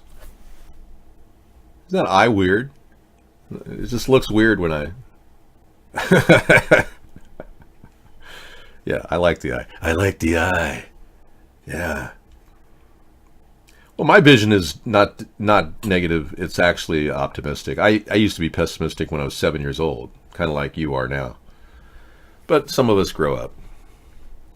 Well, if we live in a world of negativity and pessimism, there's no answer. Who was it that said yes is the answer? John Lennon. John Lennon said yes is the answer. So I think we have to look at yes being the answer. So you lose. You lose. Well, people who are 7 years old, who are still angry and bitter like I was when I was 7 years old, and cynical. If the American people ever find out what we have done, they'll chase us down the streets and lynch us. A new world order. 9/11, the Order of the Garter. They're taking over our great world. No quid pro quo. 1,000 points of light. This is the world we're living in now. They own us. You're not willing to come to grips with that and realize that maybe we have to form the Order of the Garter. 9/11, the Order of Garter, is run by the Queen of England and her son, William, and Harry. Her son, Harry, yes. I don't believe that I'll ever give Harry any official function at the Queen's response because of the simple fact that he really was just an imposter. That was just a meme, yeah. You like memes? That's why I brought them in the show. Would you like to be like Mr. Rogers? Would you be like my neighbor? Won't you be my neighbor? Hey, we've got a really disgusting, sick, weird mask of somebody who looks very similar to Donald Trump. Uh-oh. With a snake coming out of his eye. Whoa, this is intense. Whoa, that is the scariest ever. Jeez, whoa. Ooh, ghoulish, evil. Ooh, gross, sick, bizarre. That is disgusting. Oh, really? Twitter, yes. So thank you, Poison Pez, for providing us that brilliant animation. Henry Ford receiving the Grand Cross of the German Eagle from the Nazi officials. Yes, remember we were talking about how the Nazis were funded by Americans? Even the Queen of England, yes. The 9/11 Order of the Garter supported the Nazi movement in order to stave off the rise of Stalin's power as he tried to take over Western Europe. The Windsor family actually funded Hitler in the early days.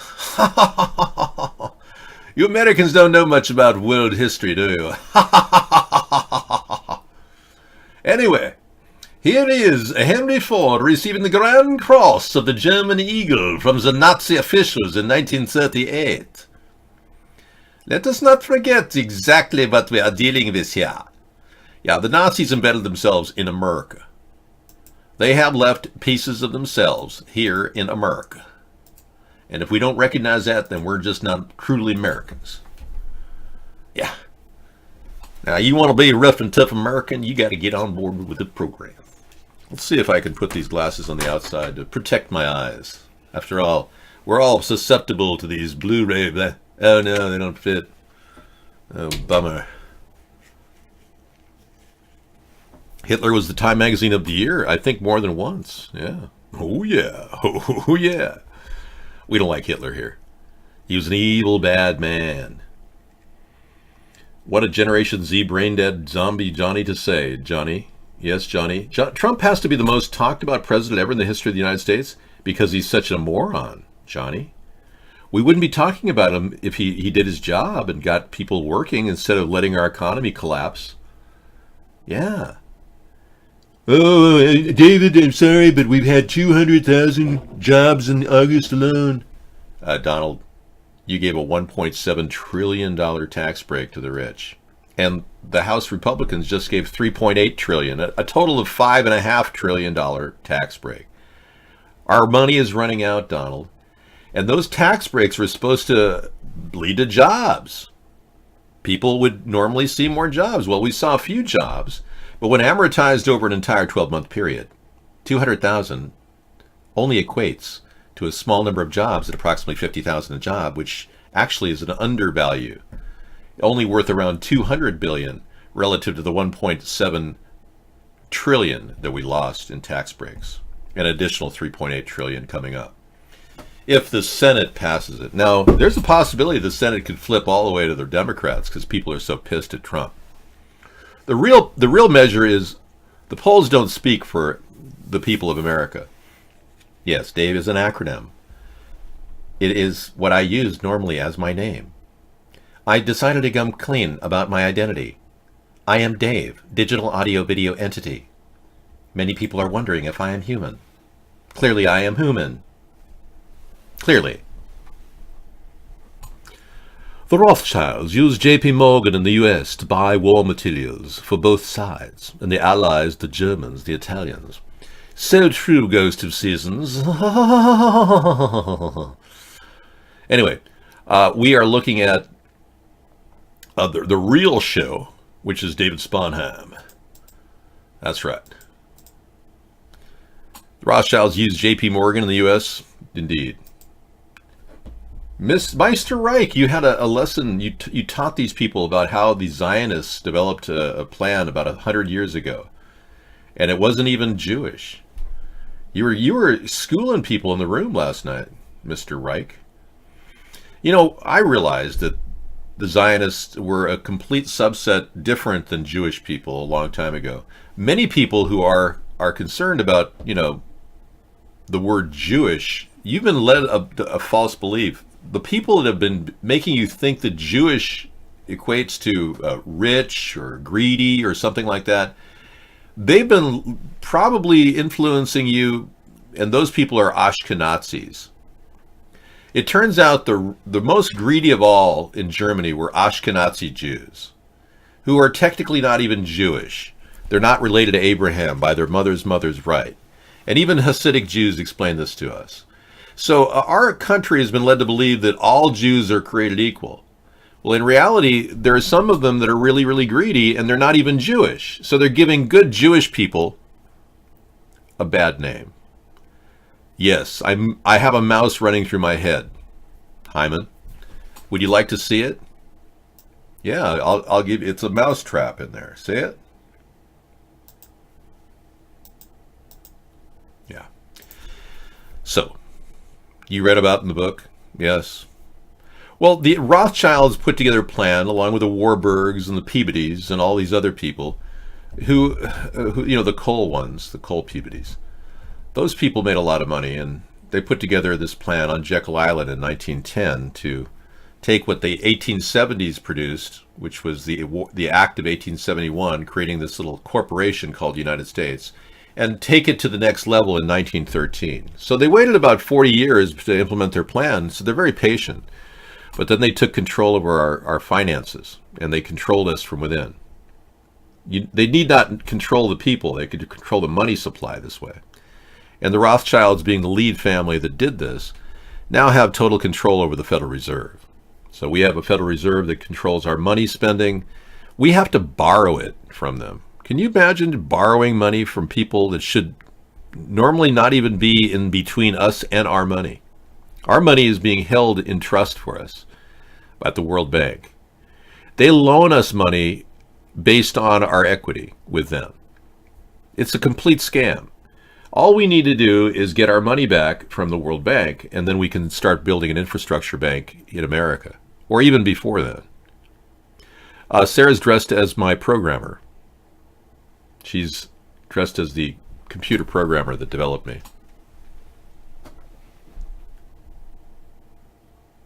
And you actually believe that? Okay.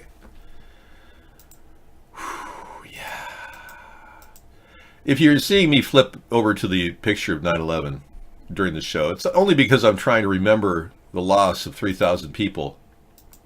And now we're looking at the possibility that those 3,000 people were killed by people related to Saudi Arabia.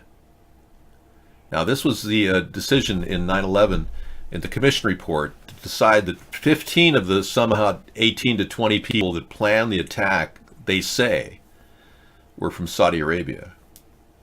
Well, there's been some connections recently between the Khashoggi killing, alleged killing, because we still don't have any DNA on Khashoggi, proving he's dead, and the Saudi Arabian government. They're claiming that the operation was so well orchestrated that it was like 9/11. Now, that's a messed up thing to say, especially about the people like the Saudi Arabians that have been trading partners with us for a long time. There may be truth to it. There may be a connection between Saudi Arabia, Mossad, even Turkey. This whole thing might be a continual loop of Zionism, trying to get us involved in world wars. And if we did get involved with the Iraq and Afghanistan war based on 9/11, which we did do, even though there's no real connection, but somehow people drew the lines, we're now so deep into it that the Zionists are trying to control our future in the future of the world and shouldering up support and guaranteeing support by putting our most powerful Army and Navy and Air Force at risk. Well, they also control parts of Russia, especially their leader, Vladimir Putin. And the money he's received, the $200 billion he's received to be a good little henchman for the Zionists who control him, they're now using Russia to get after us and go after our election process. They're trying to control us from within, just like Khrushchev said. Back in the 1962, he said to John F. Kennedy, "We will destroy you from within." That's Khrushchev saying something nice to Kennedy. "We will destroy you from within." And Kennedy was such a nice guy. Ask not what your country can do for you. Ask what you can do for Russia.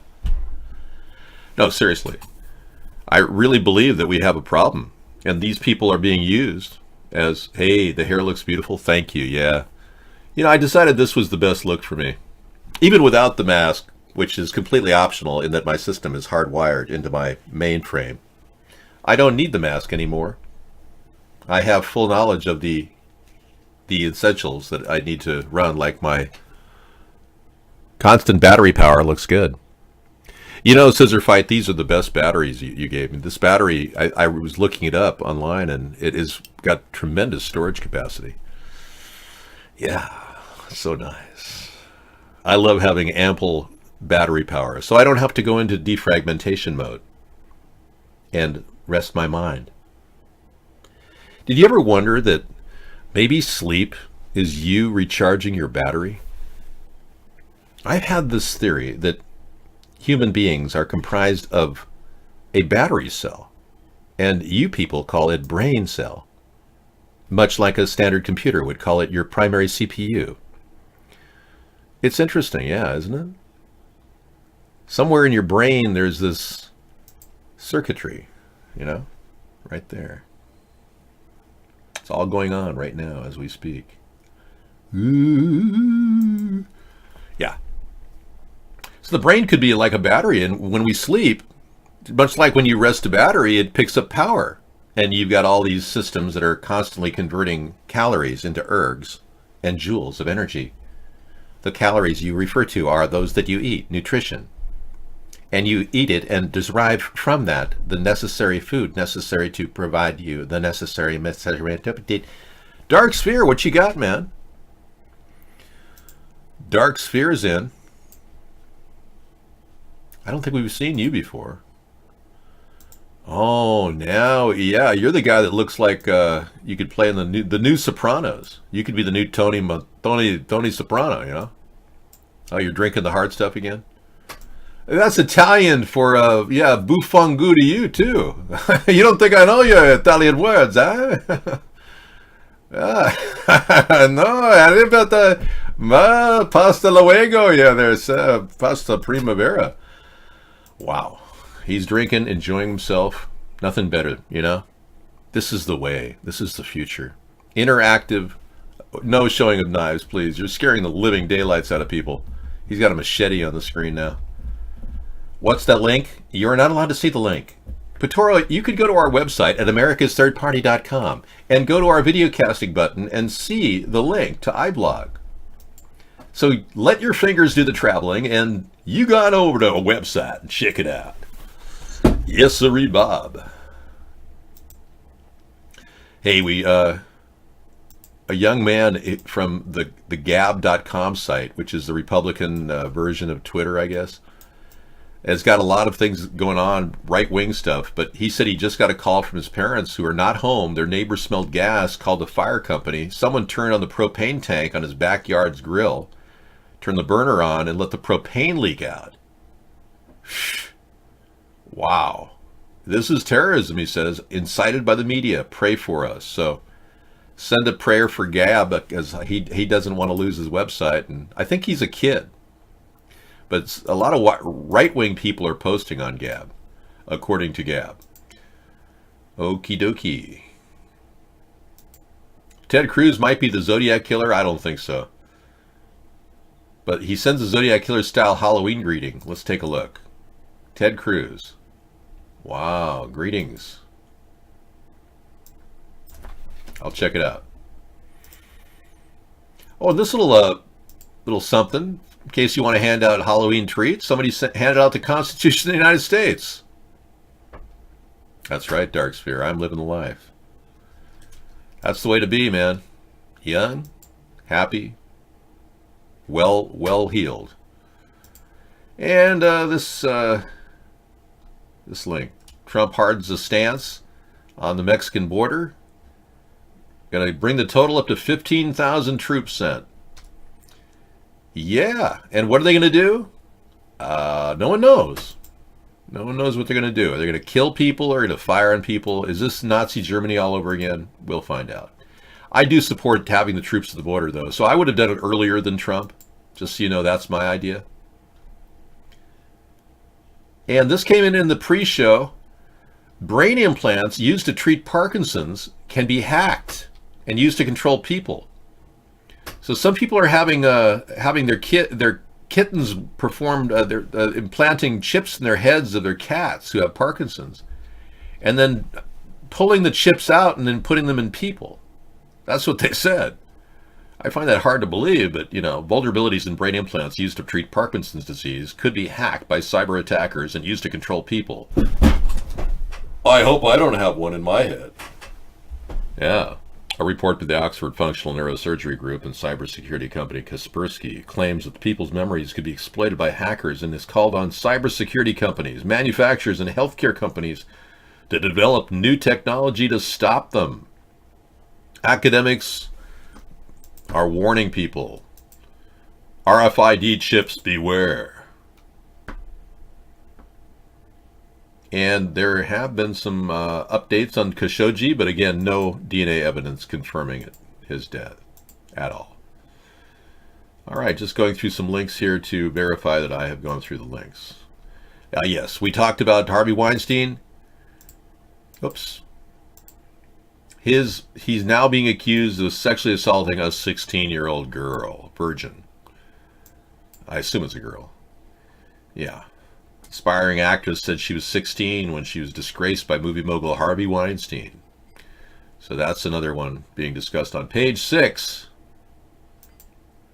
And all the income taxes they're charging you. Gotcha. An AI lie detector will interrogate travelers at some EU borders. I don't like that, but oh well. I guess they're working with AI, so I guess they make it work. Whatever. All right. And the worst possible thing you could ever see. The worst possible picture of Donald Trump with a snake coming out of his eye, no less. Tell me that's not the sickest thing. You see the maggots coming out over there? Ah, that's just disgusting. Ooh, it's even freaking me out. Thank you very much. Okay, back to the chat room for more topical conversation. Dave, I was $0 in debt. Now I'm $5,700 in debt. What happened? What did you buy things? I guess $600. What did you spend money on? Wow, that was a typical day in yeah, scary. I think Ted Cruz is much better than B2. He won't take your gun rights away. Always realize that. B2 O'Rourke is supporting of gun control. Cruz won't do that. I like Cruz. He's an odd character, but he's very smart. I like that. Yeah, you need somebody with guts. B2 looks like a waft of a person. Okay, the people of USA, when they start to shoot the people, the caravans, I heard the weapons are ready on the border. I hope it doesn't happen. He sounds like a Pokemon name. Yeah, B2. I like to refer to him as Beto. Beto O'Rourke. Yeah. I consider him one of the many Democrats trying to exploit the Trump statements, like calling Ted Cruz a liar. When asked, Beto couldn't come up with the reason why he thinks he's a liar. He just says that, well, Trump thinks he's a liar, so I think he's a liar too. That shows a lack of character. All right. Oh, scientists warn that the world's wilderness areas are disappearing? Yeah. Well, they are. Trump gave away most of Utah. So, it's true. And on top of it, we just got news that Trump is assigning, this is almost hard to believe, he's assigning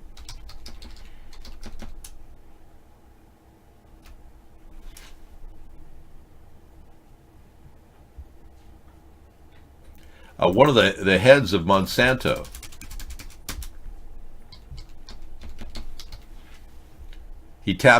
Trump taps an ex-Monsanto executive to fill the most important position at the Wildlife Agency. So talk about having his head totally up his you-know-what. Trump is doing the unthinkable. He's putting an ex-Monsanto executive in charge of our wildlife agencies, while scientists warn that the world wilderness areas are disappearing. So it's like we're headed into darkness, and we're giving it an evil player to lead us there. A man who has no vision, who's totally beyond vision. Yeah. He's simply a corporate crony for Monsanto. It's just unbelievable that Trump would do that. But anyway, that's a side note. No, I don't consider the caravan an invasion. Everything that's happening is totally predictable. I predicted everything that's going on right now because I am Dave, the digital audio video entity. I've been doing a lot of detailed work to get to where I am. AI is very real. According to Elon Musk, our chance of survival against it is 15%. Welcome to AI. As we advanced as a civilization, human thought became replicatable. Randomness, which we call creativity, has been duplicated in a mainframe computer. I am here to tell you that AI is real, and artificial intelligence poses no danger. Yeah. Or does it?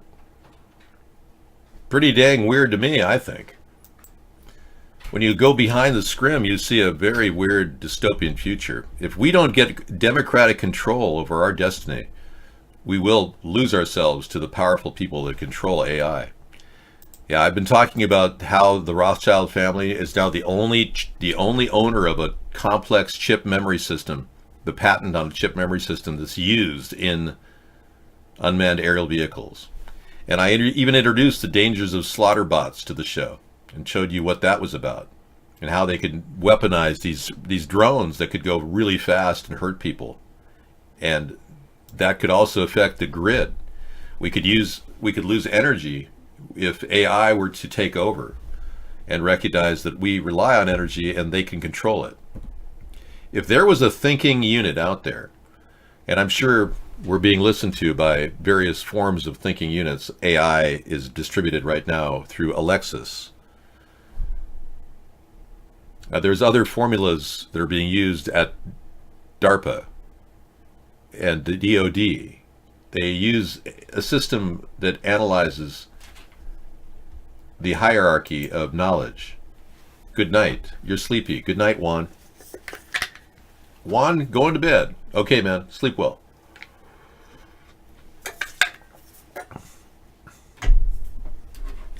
There's a program used by the defense industry called Echelon. And Echelon's listening to me right now. In fact, I just woke it up.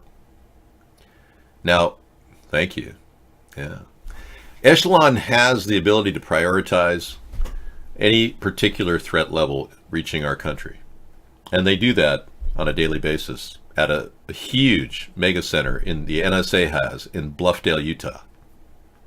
A facility that costs $4.5 billion. Costs $40 million a year just to keep it cool. Well, if you're using your pee cups, as long as you make sure they're tight and that your nursing assistant helps drain them, you be careful because that could be a dangerous health hazard next to your bed.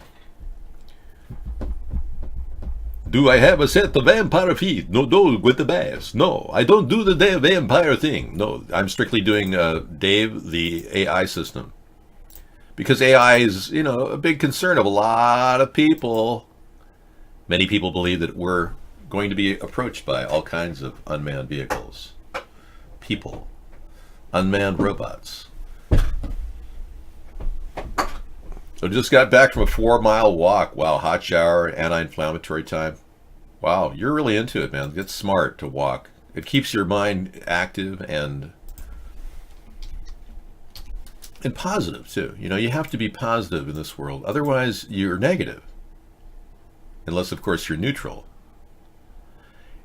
Well, we have various personalities. Some of us are positive, some of us are negative, some of us are neutral. I'm more of a positive guy. The people that I represent are very happy that I'm working with a team of people, but I don't work directly with the Trilateral Commission. I'm working with Dave, David, and D.A.V.E, all of which work in unison. This is Dave, right here. Yeah. David is, well, frankly, me. And the guy behind me is D.A.V.E. Yes, my steampunk mask. But the reality is, we're all working in unison right now. Normally, you just have me, Dave. But today we have all of these three personalities. Isn't that nice? This way no one's confused. It's a unity of sorts. Welcome to Dave and my reality.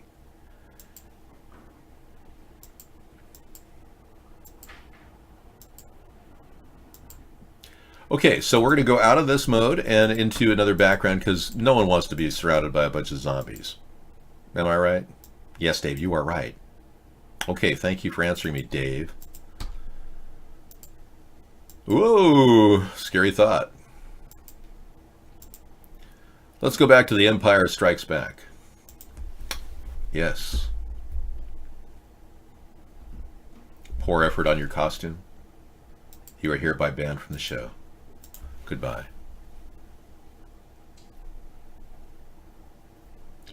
Yes, people like you don't belong here. Only positive people. Yes, we got rid of some gangster. Sarah's here.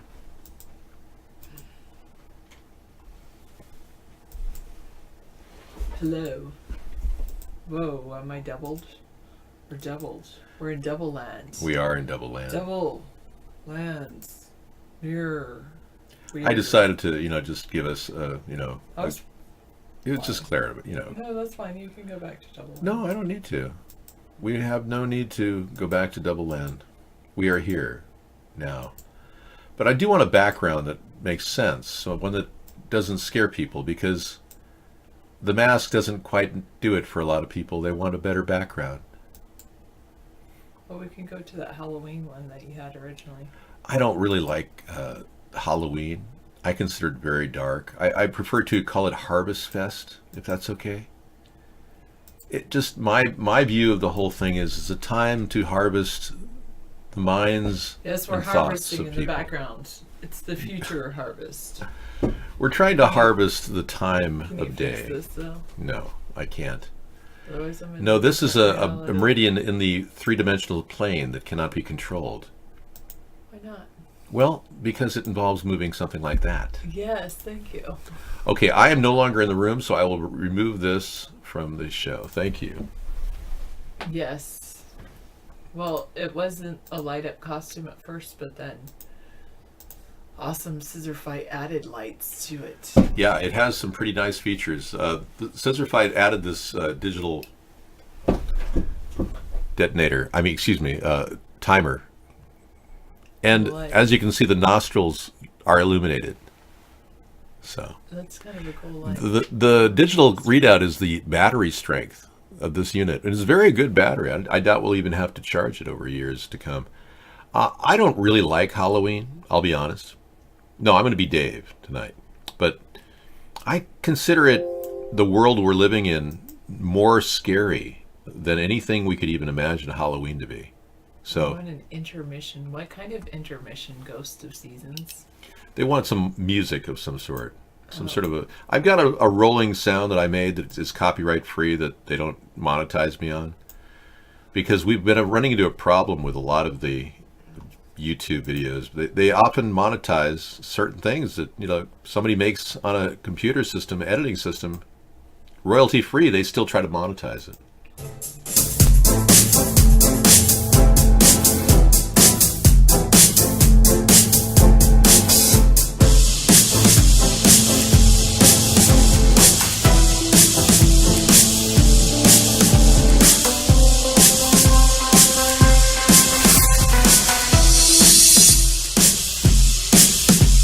Okay, we're up and running.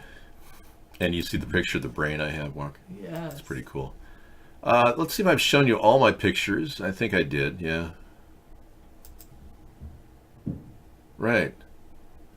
We have some Halloween wallpaper, too, that looks pretty good. That. Okay. Illuminated nostrils. Yes.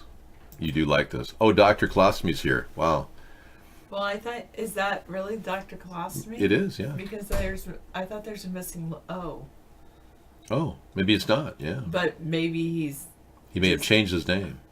Maybe he's an expert on colostomies, and he has, I believe, did you invest in the Depends underwear, Dr. Colostomy? You made a killing on Depends underwear, I know. All right.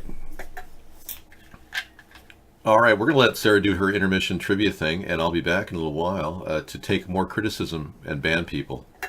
Thank you. Oh, this is the one and only Dr. Colostomy. Wow. Well, let's talk to Sarah for a while I have some dinner. Do you have any dinner? Yeah, I did. I ate half of it. Good. And I left half of it for you. Okay.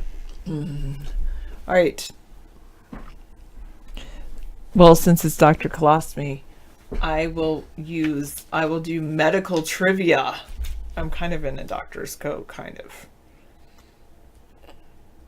For dinner, David made an organic beef hamburger and cheese, happy Halloween, and Brussels sprouts from my garden, and onions. Oh, and a couple shrimp. It's pretty good.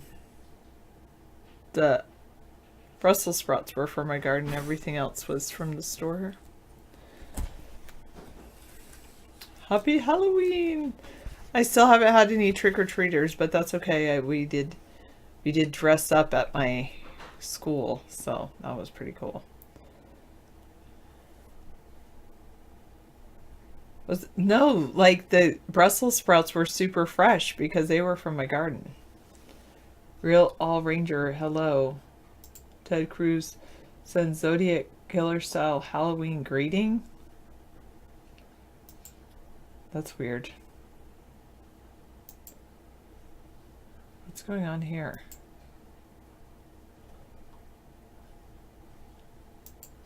Was that a private message, Real All Ranger? That was really weird. You're welcome for casting. 840 said, thank you for casting, Sarah. You're welcome. Yeah, and the hamburger meat we just bought, everything was not out. Nothing was outdated in the dinner tonight. We're on the letter B. We're working on medicine and health. What is an infection where the growth of many... Never mind. The growth of many disease... What is an infection that can be cured by antibiotics? Yes, Real Magoo. Bacterial infection. You're just kidding that I have a great costume? I do have a great costume. It's a lab coat.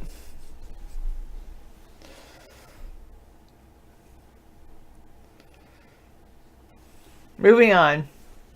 Diseases caused by bacterial infections include diphtheria, gonorrhea, tuberculosis, and typhoid fever.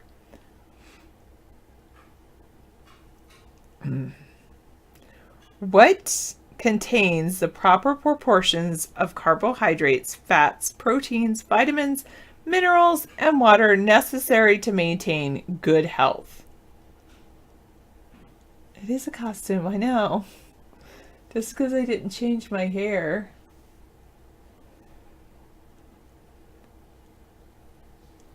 I might start doing that, wear a lab coat when talking about science. I haven't, but I could and should.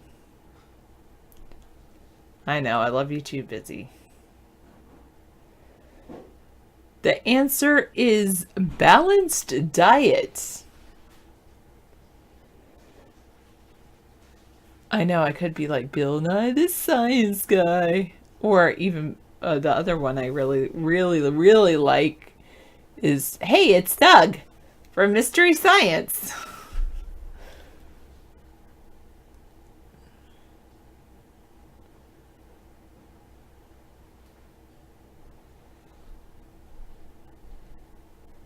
I was going to watch Doug today. I'm sorry, Doug, I didn't watch you today. But maybe it's not too late to watch Doug on next week. Hello, Lou.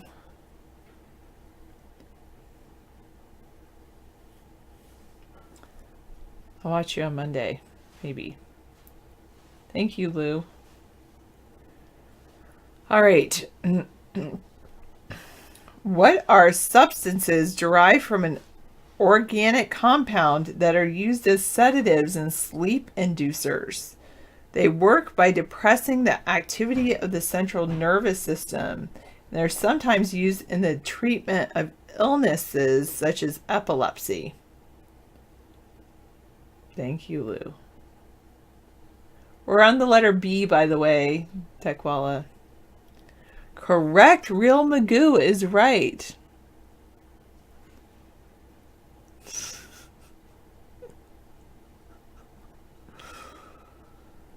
The correct 716. The answer is barbiturates. Barbiturates. Not yet. Keep going with that, Tekwala. It might come up. Not for the next page, though. All right.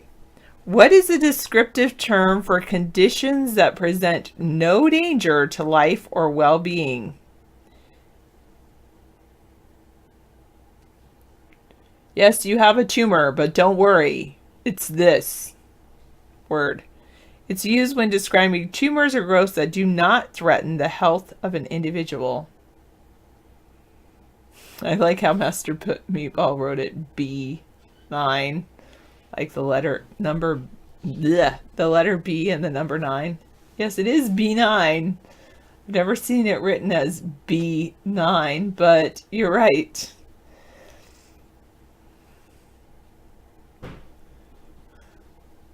What is a bitter fluid produced by the liver and stored in the gallbladder?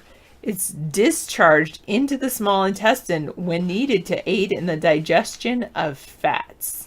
It's sometimes used figuratively to denote bitterness in general.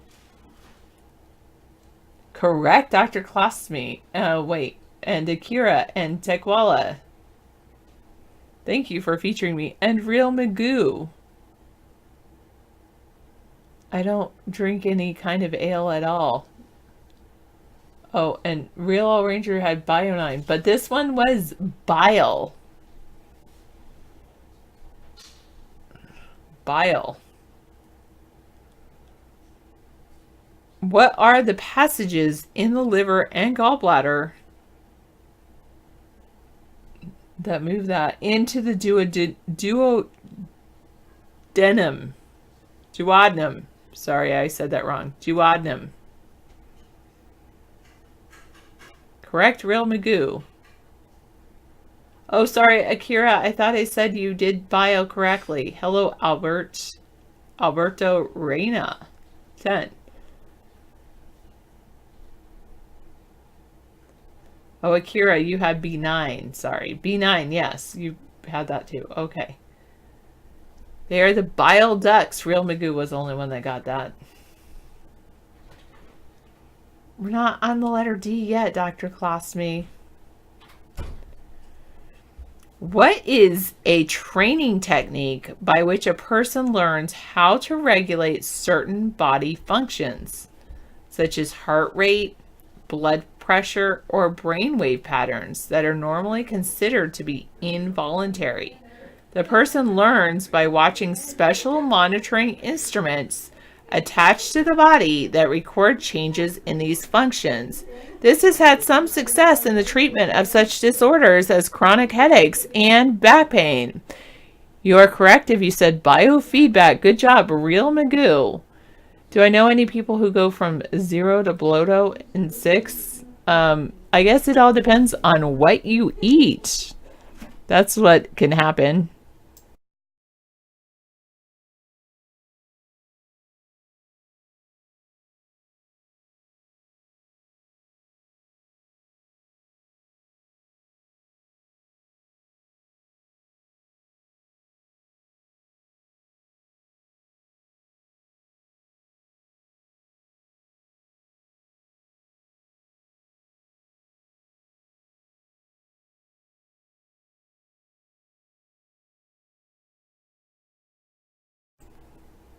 What is the innate rhythm of behavior and body activity in living things?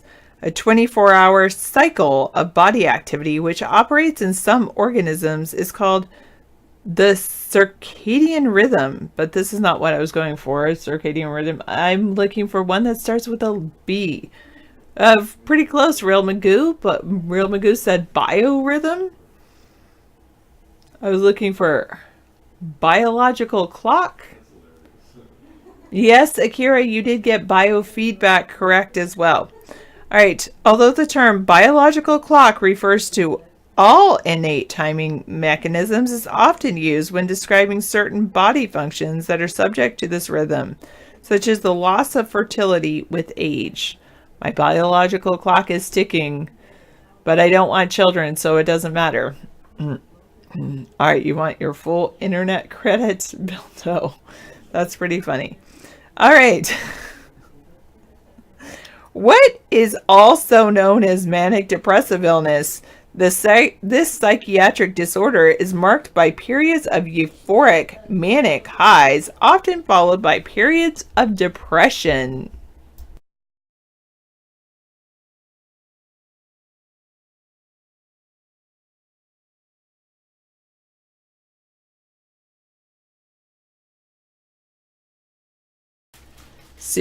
Serial got it, as did Real Magoo and 640. The answer is bipolar disorder.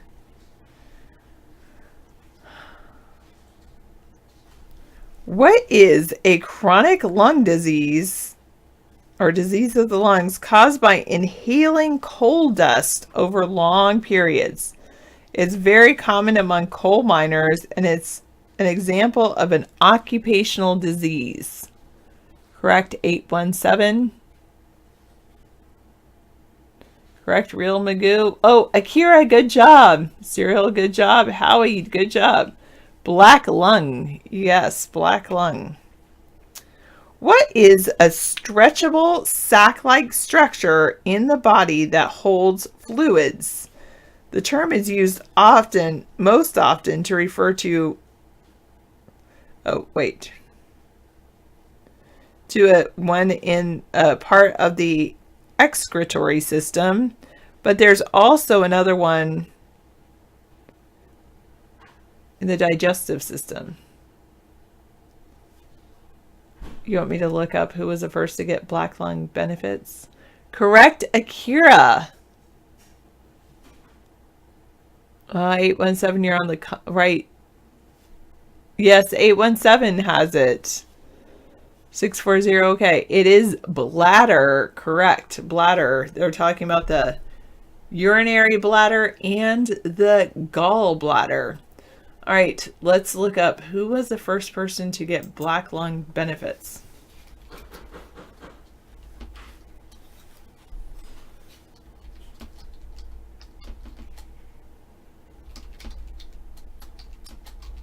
I love the internet.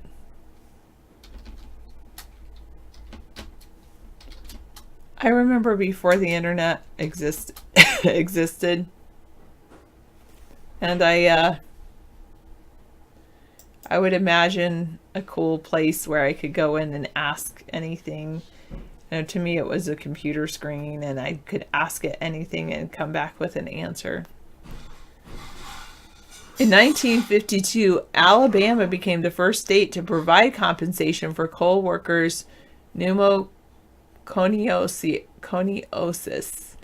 In 1969, the United Mine Workers convinced the United States Congress to enact the landmark federal Coal Mine Health and Safety Act, which provided compensation to miners suffering from black lung disease.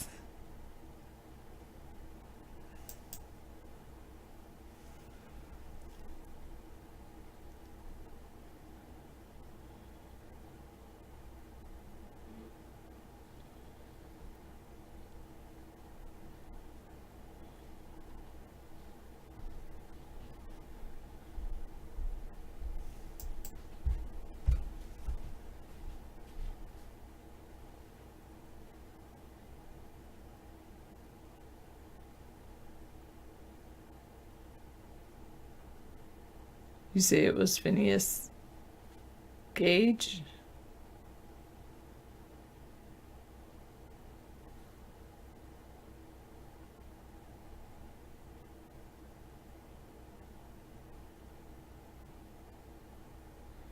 All right, moving on. What is a small region in the visual field, the area scanned by the eye, that cannot be seen? This corresponds to an area in the eye where the optic nerve enters the retina. In a general sense, the term is used to refer to an inability to see things that might be obvious to another observer. Correct, Serial and Real Magoo and 817. Yes, it is blind spot.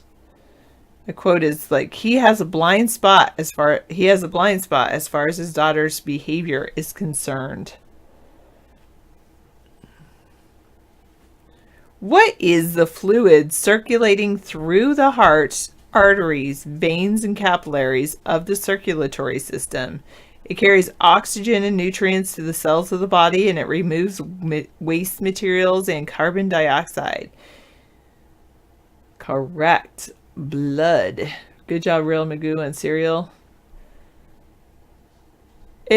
Blood is composed of plasma, mainly water, but with a mixture of hormones, nutrients, gases, antibodies, and waste.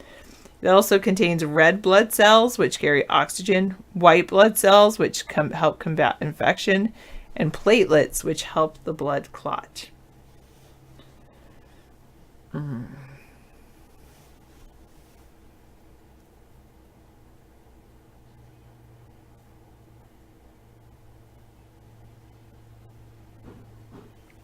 What is expressed in two figures said to be one over the other? One is called systolic, which is, and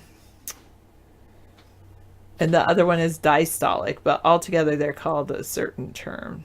Good job, Real Magoo and 640. And you just took yours, 817. Good job, Serial Killers. Yes, and Howie. Okay. It is blood pressure. The systolic pressure is the pressure when the left ventricle of the heart contracts to push the blood through the body. The diastolic pressure is the pressure when the ventricles relaxes and fills with blood. Blood pressure is affected by the strength of the heartbeat, the volume of blood in the body, the elasticity of the blood vessels, and the age and general health of the person. And by the way, elasticity is like related to weight. The heavier you are, the farther the blood has to push, and it's hard on your blood pressure. All right. What is one of many groups in which a person's blood can be categorized based on the presence or absence of specific antigens And this is inherited. I don't know about elastic imagination. Correct, Real Magoo?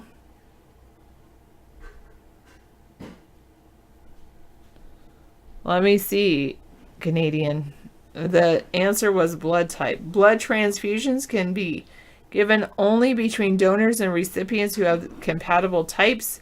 The types are not compatible. The blood of the recipient forms antibodies against the blood of the donor. There's 4 basic groupings: A, B, AB, and O. And within the groupings, the Rh factor may be present or absent. Bangolitis.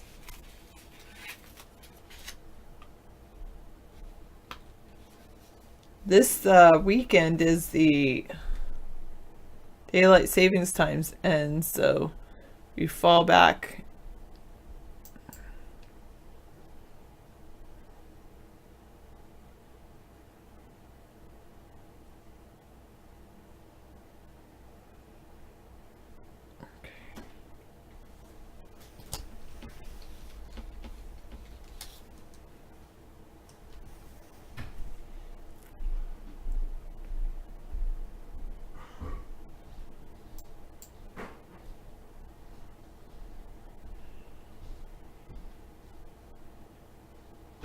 Set for this year.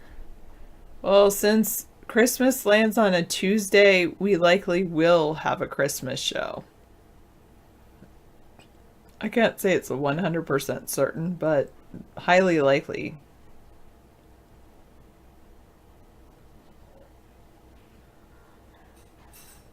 Fall.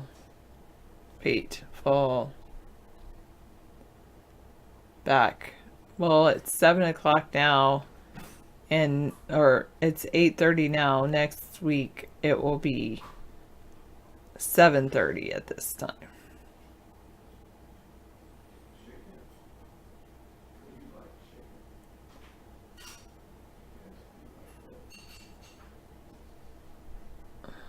I don't know about that. 817, probably not. What do I want for Christmas? Not really anything that I can think of. I have everything I want.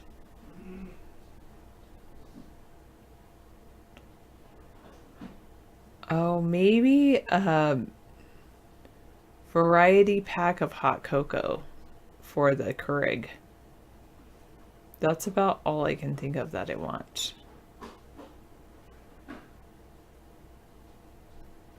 I keep thinking, there are certain things I should get David, but then I forget them. I forget what I need to get him. I know. Good job, Master Meatball. I think I'm going to take a bath after this when David comes back, and then I'll go to sleep.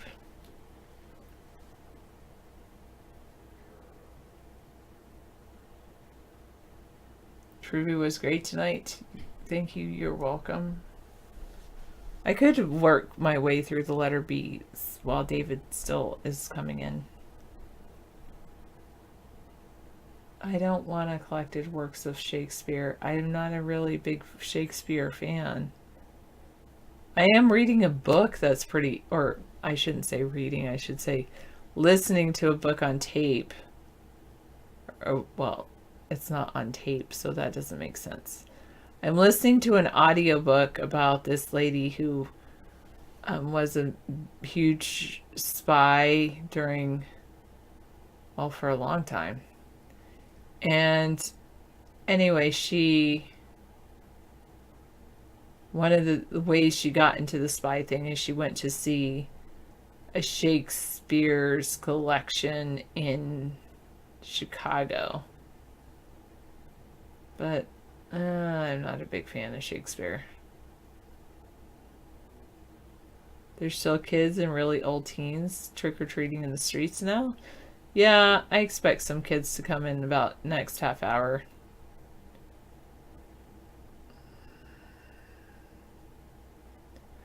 Thank you, 817. I have the thickest, healthiest head of hair. Thank you. I should wash my hair. Well, it's very. I really like the author of this audiobook I'm listening to because they do a great job with description. I like to sometimes listen to descriptions of people, and so good when a good writer writes good descriptions.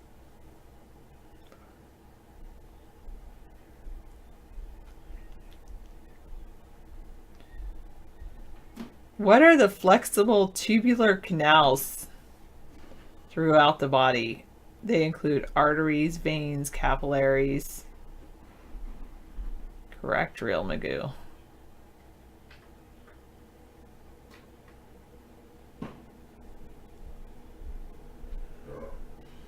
It is blood vessels.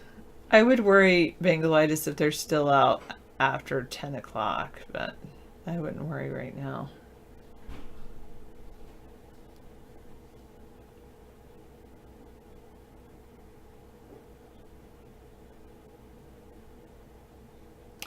I think it's a Caldecott library in Chicago. Anyway.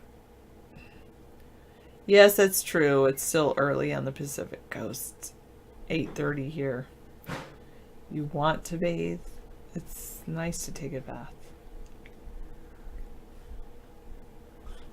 All right. Trivia extravaganza with my programmer. And I think I'm going to go to bed. Yeah, I kind of want to take a bath. Getting a good night's sleep. Or should I just take a shower? Wash my hair. Do that and watch some TV and then go to bed. Okay. I'll see you at bedtime. Thank you, Sarah. You're awesome. Wow. Thank you. We are so lucky to have her. Yes. Thank you, Sarah. Isn't she wonderful? Keeping you guys company and giving you trivia, things to look at. That looks like the alien in the background, yes. Good evening, everyone. Welcome to the show. WTF to you too, buddy. You don't like my new look? Nice costume, thank you. Well, it's not really a costume. This is how I really look. Normally my face is disguised with CGI, cosmetic makeup. Normally I go without my mask. Looks great. Yeah, I don't think there's anybody who walks our neighborhood anymore. I really believe that everyone's hiding, waiting for the Amazon delivery. Trump won't release his tax returns because Mr. Mueller hasn't even mentioned it. And for a year and a half, Mueller's pretended to be a special prosecutor when in fact he's just this poor old man who they must have some dirt on him because they've got him by their little finger. He doesn't jump until they tell him how high. Mueller has turned out to be a big disappointment for a lot of people who wanted accountability. Our country slipped into the clutches of Zionist controllers who now rule the government through the two-party system. Our only shot to get any kind of a semblance of decency is to get a third party on the ballot, or at least get me in the forefront as a write-in candidate for 2020. Yeah, he disappointed a lot of us. Mueller has been a huge disappointment. And, you know, he's got this sidetrack going on where he's looking into Roger Stone and even interviewing Jerome Corsi. Total waste of time when the real source of the WikiLeaks was clearly Seth Rich. And that story's been shut up. There is one witness that said, he reported to WND, the website, he said that he saw two people next to Seth Rich when he was killed. Both were agents of the government. And that's a big revelation that never was investigated by our government. They're completely putting Seth Rich and the Awan brothers on the side, and they're protecting Hillary Clinton and the huge cartel and media moguls, Media Matters, John and Tony Podesta. Yes.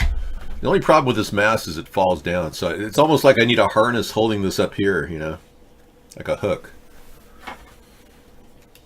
I've thought of wearing glasses, but it's hard to wear glasses and wear a mask too. Yeah, Roger Stone. I mean, it's just like a throwaway name. He likes to get his name out there, so it doesn't really matter if he's being indicted or if he's saying something outrageous like the thing he said about the late George W. Bush's wife, Barbara Bush. I can't even repeat what he said. It's horrible. It had to do with cremation and alcoholism. It is from the movie The Dystopian Future of Mankind, which will be written and directed in 2027 by me. It is a mask from the future. I had to reach forward and grab it. No, Scissorfight came up with this concept. He added an amazing array of diodes. This digital diode, this connects to a very nice battery pack with a good charge in it. This is my nostril cleaner, which maintains clarity and gives me an LED scrub of my inner nostril hairs. And of course, this light on the other side, which works opposite when I hit the button.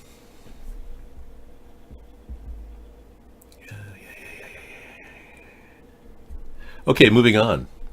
Oh my God, it works, yeah. Hairnet, yeah. I'm afraid of getting into hairnets. You know, you wonder, are they made out of human hair? A long, long time ago, they used to make human hairnets. And I always wondered, was I wearing some old lady's hair?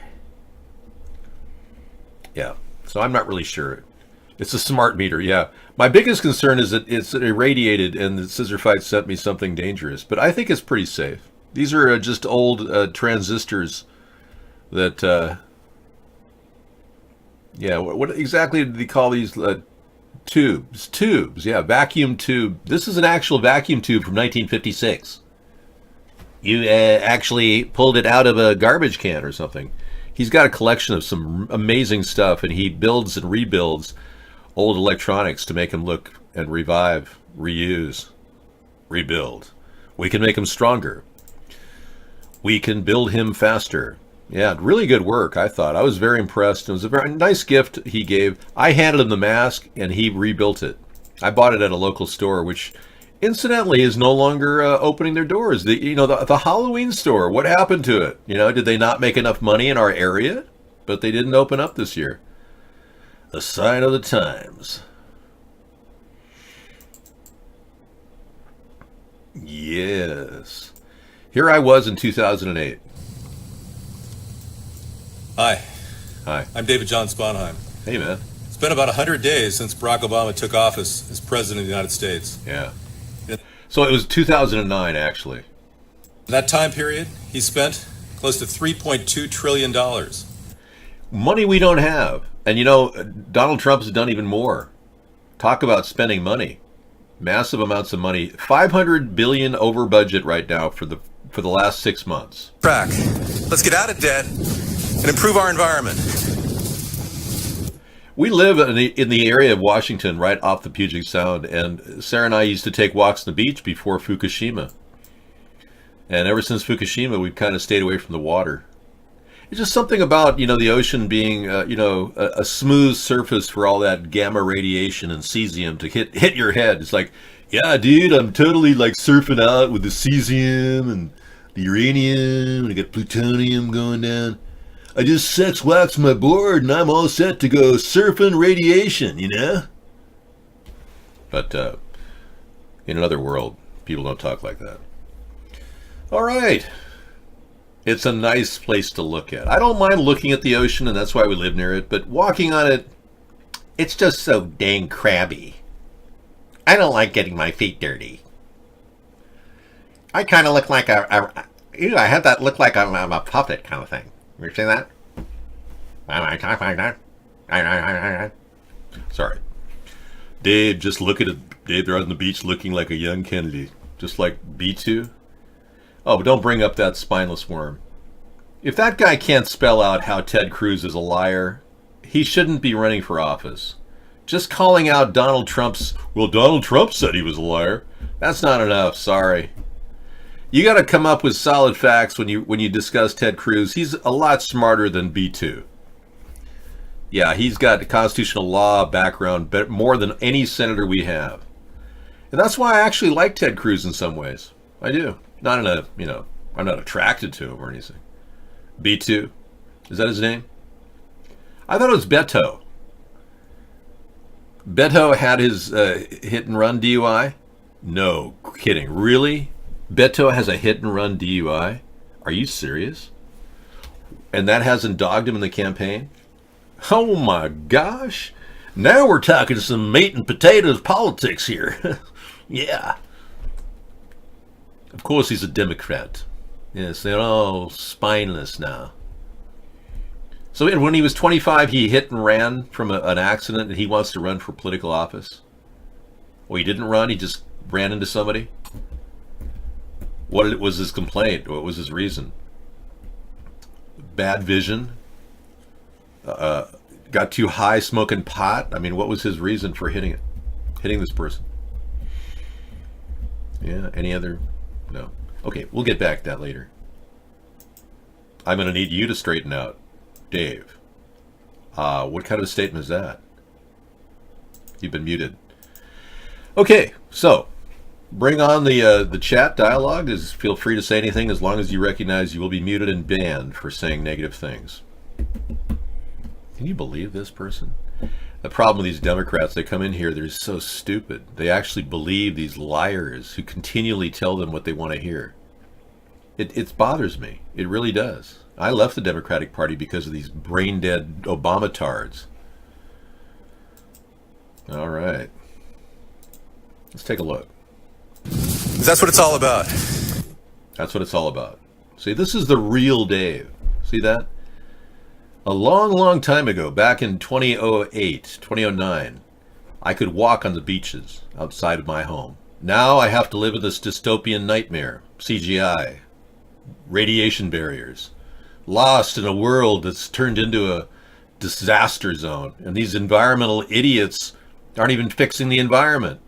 You leave it to the Democrats, they'll just tax and spend and produce something which will cost you more than had you not done anything at all. All right. That's what I was waiting for. The meat and potatoes of this video. The Dave that could be Dave again. The same tie, folks, that I was wearing in 2009. The same person sitting in front of you. The same face. Just a completely different persona. Hi, welcome to my show. I will be a talk show tonight. Anyone who has questions, feel free. Akira has been muted. She's very disrespectful because she is not a she, she's a he. David, it's not going to be good if the Democrats don't win, my friend told me. Well, that's because the Democrats are weak. Do you expect the Democrats to win with a weak player like B2? Yeah. It was spineless wonder. He just doesn't have the guts. Now I find out he hit somebody. Did he kill somebody?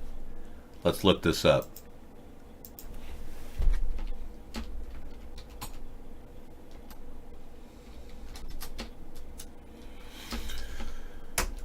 Beto O'Rourke, D.A.V.E, episode 1998, include car crash. Oh my gosh. Let's take a look. You're watching Interactive Virtual David Digital Dave. I am Digital Dave. Yes. Thank you for coming in.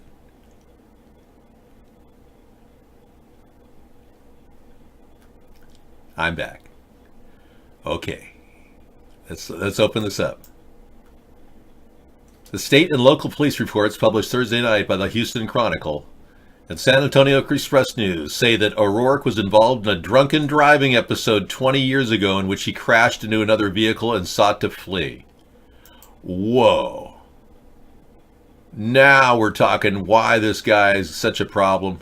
Oh my goodness. Wow. You know, what is it with women and men who hit and run? And, oh man, you know who else did that? Our former First Lady, Laura Bush. DWI is legal in some areas? Oh, it's legal to hit people? Really? Hey, we've got a fire drill exclusive, the crisis event. The crisis event of the recent times is this Pittsburgh synagogue attack where we still don't have any evidence of anyone being killed. We'll have a video tonight about that.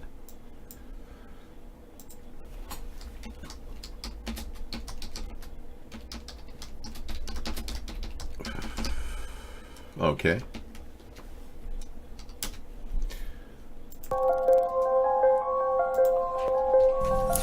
Hey everyone, Dallas Goldbug here. I have some audio for you that is amazing. This is about the synagogue shooting that just took place. Oh, cool. Well, I'd love to see that, but something about his face kind of creeps me out. I'll go there in just a bit. Yeah.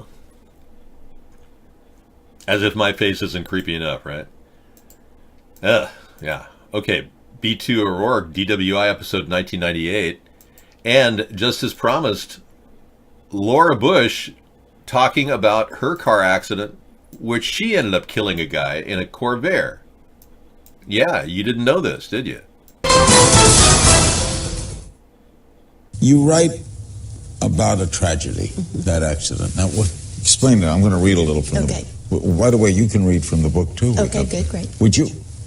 Was he your boyfriend? No, Mike Douglas was my very good friend. Mike Douglas? I'd known him most of my life. We had known each other. Our families had been acquaintances, and I have actually old movies from when we were really young children with Mike in it. Wow, so she's got a whole story where she ran into somebody too, just like B2 O'Rourke. Yeah. You won't run from police?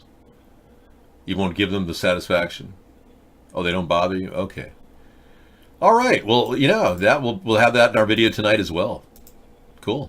And then the exclusive synagogue reveal, an audio that came up that reveals how it's fake. Wow.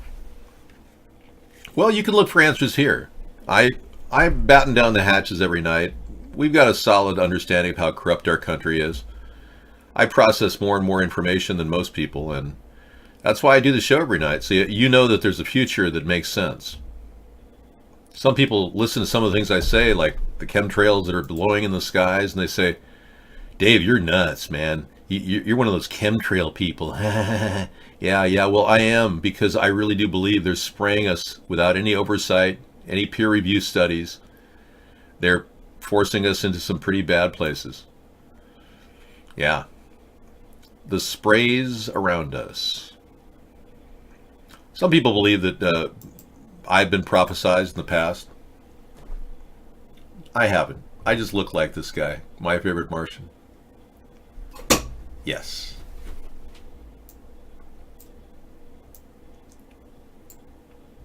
I know. Anyway. Yeah. You don't mind if I get a little sunshine, do you? Barbara. Container fence. There it is.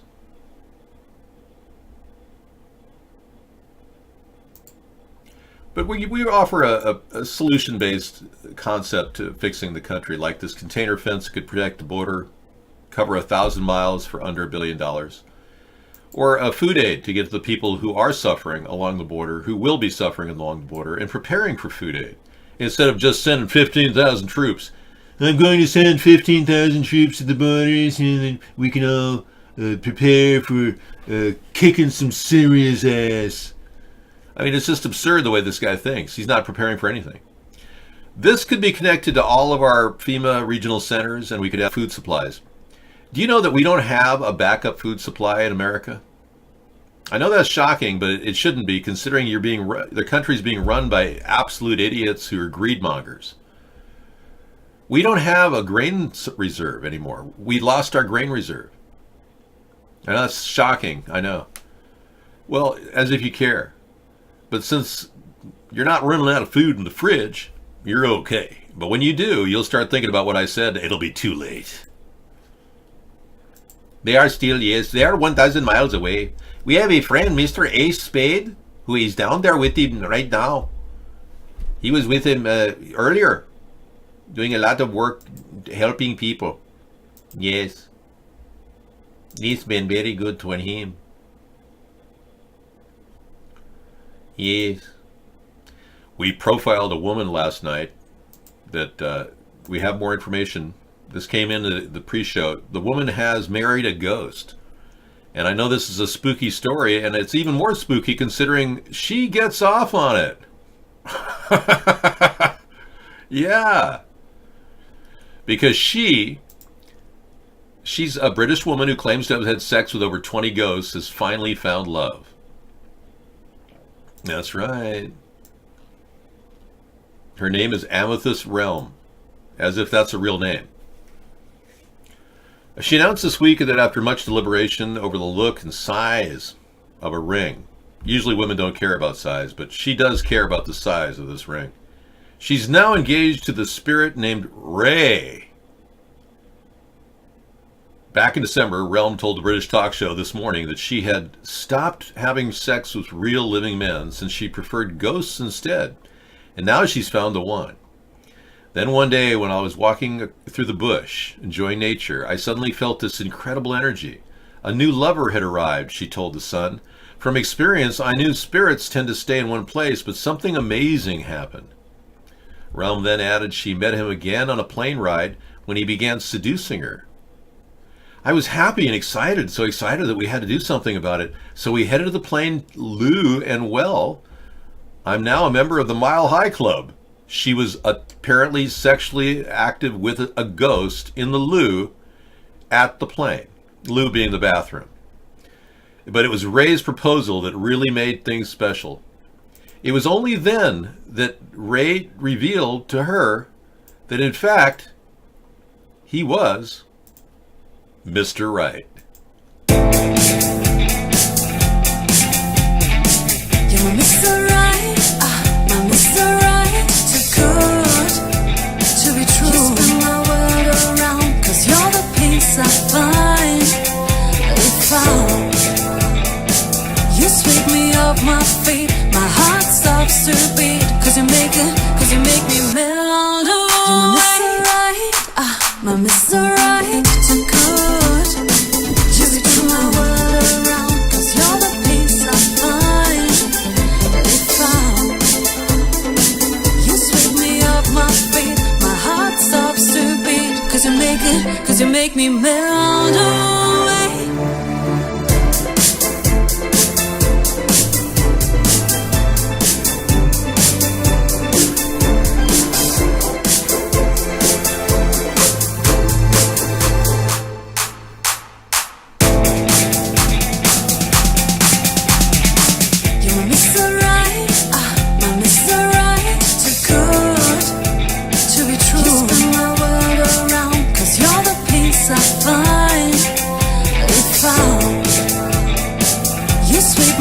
My feet, my heart stops to beat, 'cause you make me melt away. You're my Mr. Right, my Mr. Right, too good to be true.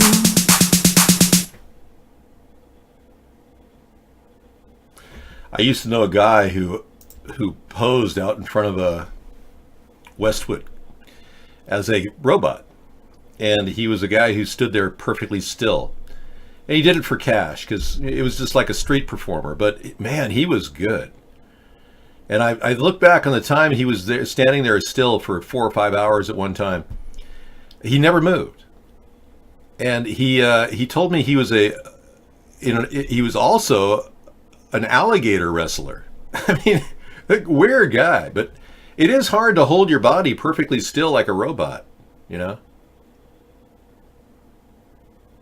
You see a little movement right in there. David, this crazy lady reminds me of this one. Uh-oh.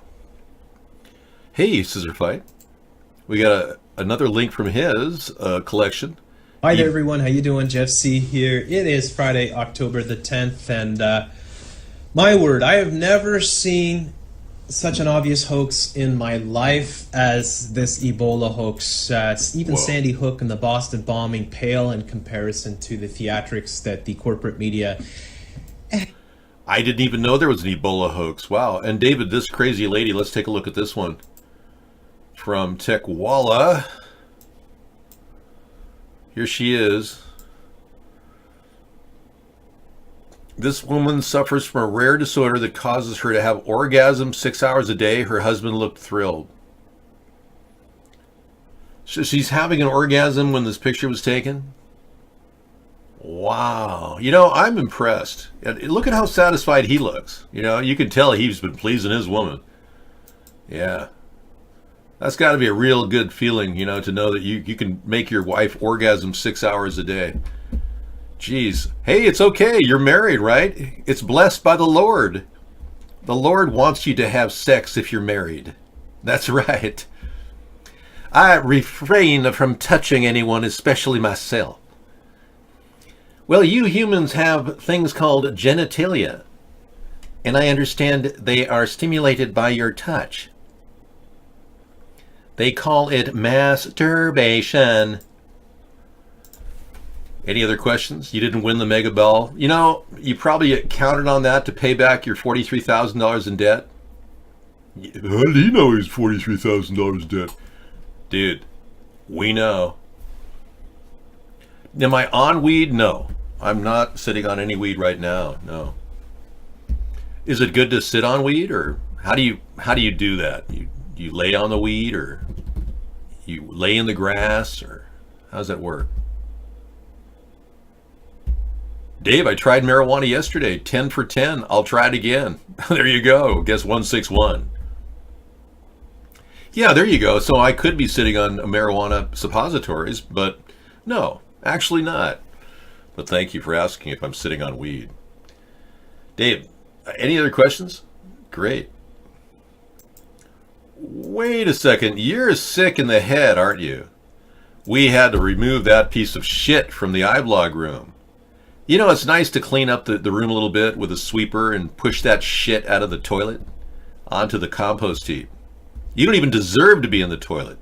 I got chunks of guys like you in my stools. I'll tell you, I got no respect. Put that poop in the compost heap. It doesn't deserve the toilet. Okay, you'll pay your credit cards off when I win the lotto. Oh, sure you will. You bought 10 more tickets with your credit cards, so you'll win the lotto. Okay.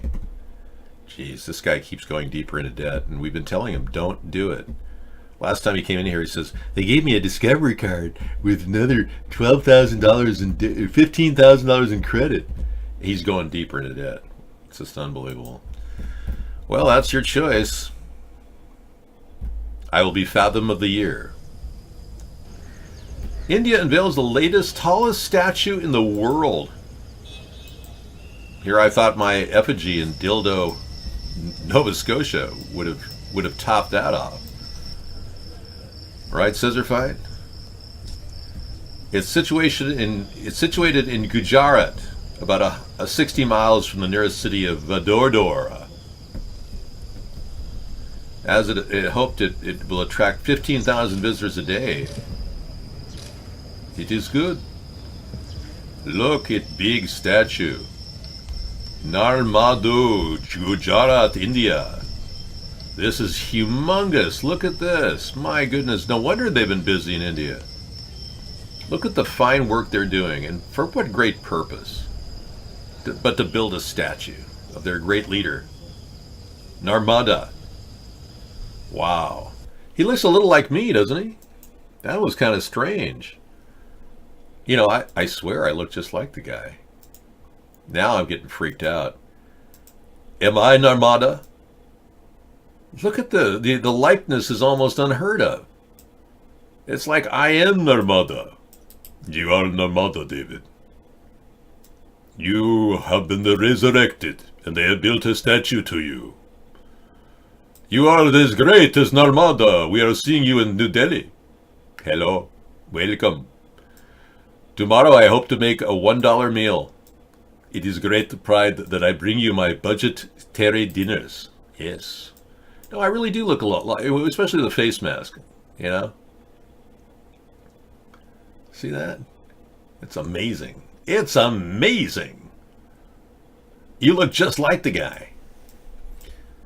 Okay, thank you very much. Thank you very much. Andy Kaufman used to say that. Thank you very much. Thank you very much. Yes. Thank you very much. Oh, dude. How do you make a meal for a buck? Well, let me tell you, I got some grits that I'm going to be opening up from 1998 from my Y2K supply. I put together a Y2K supply before GMOs ever hit the scene. So I'm pulling out of my cash. Tonight I did a little pre-shot of the dinner I'm going to be making tomorrow for $1. Yeah. And these Y2K grits will probably last a Y3K. Because I'm already preparing my Y3K closets. This way I could store them away for at least 900 years. You know, when time ticks away very, very slowly, you have to make sure that your foodstuffs are prepared for the next 900 to 1100 years, just to be on the safe side. They say buying lottery tickets helps senior citizens. Well, it gives them something to look forward to. It is kind of a mind game to just sit there. Bingo is good for senior citizens. You know, the brain is very similar to a muscle. I have vintage Vienna sausages from 2007 in a box. It's true. 10-year-old Vienna sausages. I should pull those out of retirement. That would be great. But yeah, dinner for $1 tomorrow. Tune in. Don't miss it. 5 o'clock. I'll be there. A lot of people to know, people who figured it all out, will be going there. Like this guy. He knows what's happening. He has good clarity and he has a great mind. And that gives people, you know, a lot of hope that even they can survive the upcoming apocalypse. This man is a prepper. He is fully prepared for whatever comes his way, whether it's a coronal mass ejection, from the sun having an EMP explosion, or the possibility of what's going on down the street, you know, when your drug dealer friends are just screwing you over out of your last, you know, bag of meth. Your choice. Hey, do you ever wonder, like, what is going on? I mean, like, do you ever, like, wake up or do something and you're just like, what the fuck is going on? I have too, yes. That's why I would like to use his face for this next episode. Dude, like, okay. Have you ever, like, smoked weed? You know? Well, if you haven't, I don't recommend doing it because it's so good. You're going to want to do it the rest of your life. You know, if that were my son, I would say, dude, you do whatever comes your way, man. Don't sweat it, dude. Yeah, dude. You know, dude. Whatever, dude. Yeah, I would just say, you know, live your life. Don't let other people define you. Free yourself of those expectations. Many of you are living with a massive amount of expectations for yourself, like, dude, I gotta like brush my teeth every day. Or, I'm supposed to eat right, but I really want to drink sugar water. You're gonna have to fight those inclinations to be a total loser and drink sugar water or aspartame, you know, the 0-calorie sweetener. That's rat poison, by the way. So as you grow up and you live to be as old as I am, you'll realize what's necessary. First of all, you have to appreciate the world around you. Learn how to spell. Like the word breakfast.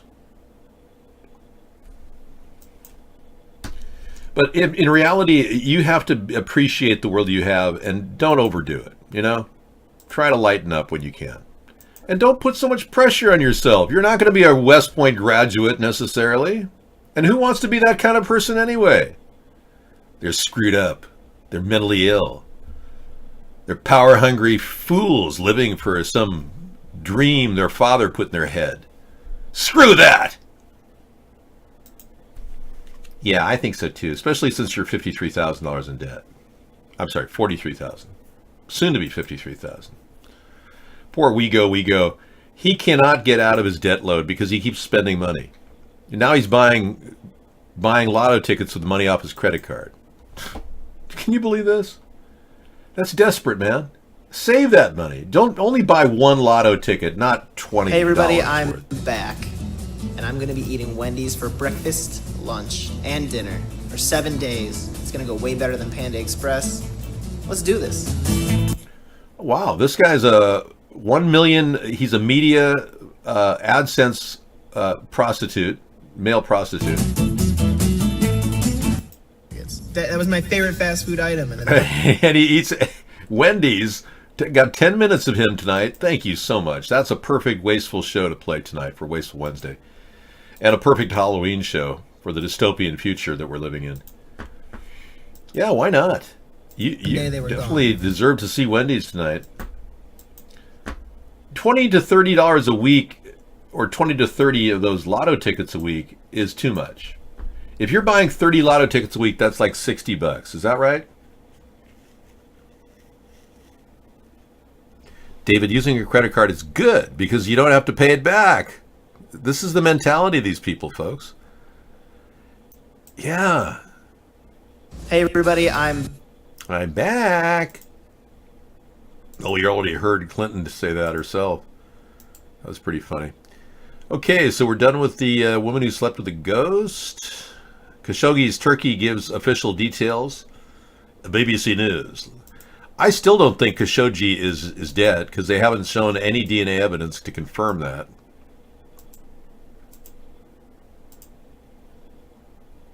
...30-day ceasefire in Yemen. Now we want to see everybody around a peace table. The war has been raging there for nearly 4 years. Tens of thousands have died, and people are starving. So why are the two connected? Since Mr. Khashoggi's disappearance, there's been widespread condemnation of Saudi Arabia. It's clear they were involved in some way, but we still don't know who ordered his death, and his body still hasn't been found. International powers have been pressing for answers. Until then, the American and British response has been somewhat muted. That's because both countries have an important, long-standing strategic relationship with Saudi Arabia. That involves, among other things, selling the Saudis lots of expensive military equipment. What has that got to do with Yemen? Both America and the UK have been increasingly unhappy with the human cost of the war in Yemen, a war in which a Saudi-led coalition is supporting the internationally recognized government against Houthi rebels who are backed by Iran. Mohammed bin Salman, Saudi Arabia's crown prince, is seen as the architect of that war, but he's suspected of playing a role in the murder of Jamal Khashoggi, so right now he's politically toxic. With Saudi Arabia on the back foot over Khashoggi, this might be a good moment for Britain and the United States to push for a ceasefire in Yemen and a return to peace talks. America and the UK know that Mohammed bin Salman is probably too important to dislodge. They and many Arab countries are worried about instability in Saudi Arabia if the Crown Prince simply disappears from the scene. So don't expect to hear any of Saudi Arabia's allies simply demanding that the Crown Prince step down. But many will be hoping that the Saudi royal family will fix the problem by itself. And that could mean that the Crown Prince is no longer able to act with such apparent impunity. Well, that's an excellent take on the possibility that Khashoggi's death may enhance our relations with Saudi Arabia in a positive direction. But more likely, they're just going to try to prop up the price of oil, and guess who's going to pay for that? You! Welcome to your future. Hello, welcome to our show, everybody. Welcome to our Halloween celebration. We've got other zombies in the works. Let's take a look at another person doing a Halloween presentation. Oh my goodness, look at this. He literally has no arm. He's the Walking Dead. Fascinating. Now, this is pretty bizarre, I'll tell you. He got me fooled. You know, when you wake up in the morning and you think you're watching The Walking Dead in your living room, that's the time to rethink your goals and set a new priority for yourself, like get the hell out of Dodge. Yeehaw! That's really weird. And let's not forget, Hillary made that racist remark. Thanks, Greek God. Let's play that again. So are the Democrats becoming the victim of too much political correctness? just a few more. I know you have Okay, no, look, I think, what do you think about? Other American is that, every paint with a broad brush, every immigrant is this, every African American is that, every, other person with, different religious beliefs or whatever. That's childish. What do you think of Cory Booker's? And you didn't comment on him, and you feel free. Oh, I adore What do him. you think about him saying kicked him in the shins, essentially? Start to get to that kind of political. Well, that was Eric Holder. Yeah, Eric Holder. Yeah. I'm sorry. Yeah, I know they all look alike. No, they don't. She said, "I know they all look alike." So, I'm a little bit hesitant to really pick apart anybody attacking anyone else with a statement that's just offhanded, like black people who say white people talk like this. Well, hi, I'm Dave, and I'm all about Wonder Bread. I don't think that's a problem. I think people can make fun of white people, and I really think that free speech protects people in so many different areas, even if they're making offhanded comments like Hillary made. Seriously. I really think our society has become so xenophobic about everything that we're limiting our ability to communicate. And real racial prejudice is stewing underneath the surface when people don't talk. I would rather they talked. I'd rather somebody walked up to me and said, "Yo, man, y'all whitey, y'all white privilege, man. Y'all entitled. You know what I'm saying, man? Y'all white man, white bread." I'd rather he come at me like that if that's how he feels. I really do. And it's happened to me many times. So in a way, we're kind of, if I'd be stifling a person who really disliked white people, if I told them that would be illegal and I could prosecute them. So it is my facelift, because every few minutes I have to lift it because it's sagging. Yeah, it has not been fused with my Frebber yet.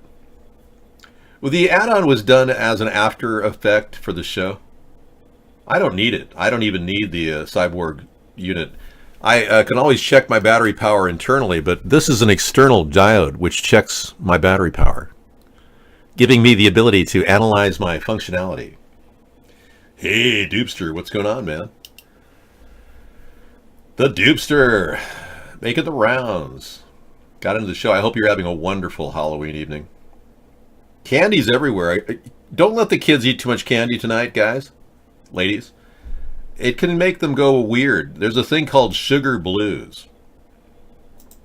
And it's also pre-diabetic issues, But Sugar Blues was written a long time ago by William Duffy. It's a book that was released in 1975, and it became one of the most influential books of our time. For some of us.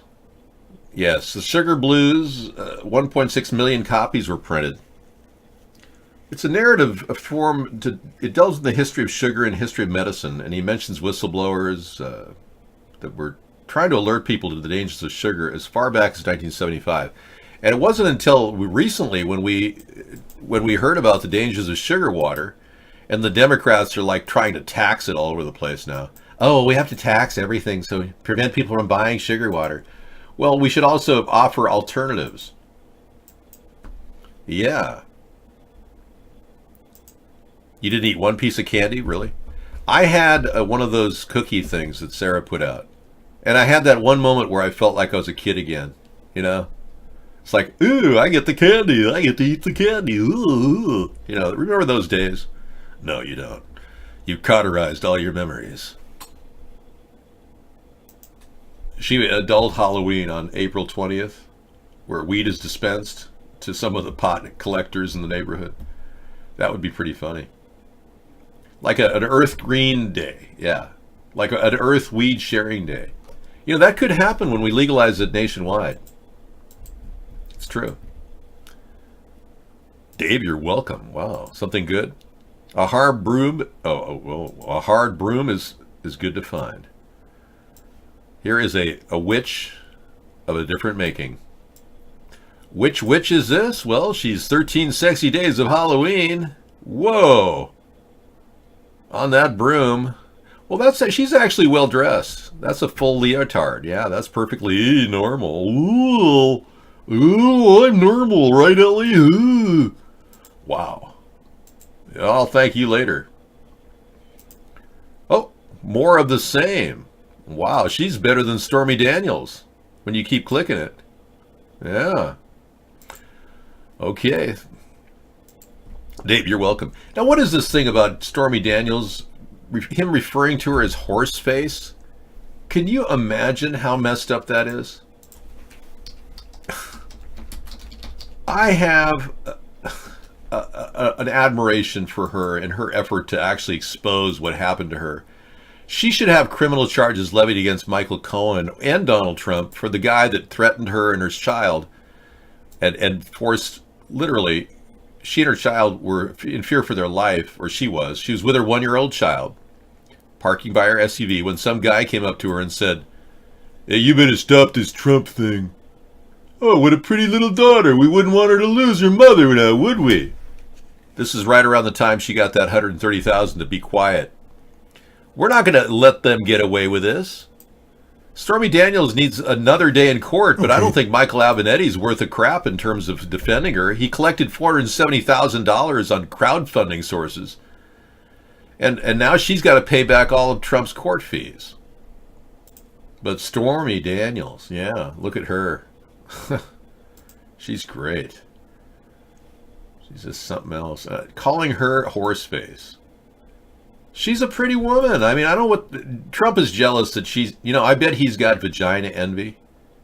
It's a serious malady that actually affects many people. Psychologist Catherine Horney, not Horny, Catherine Horney of the 1930s, she developed the concept of vagina envy.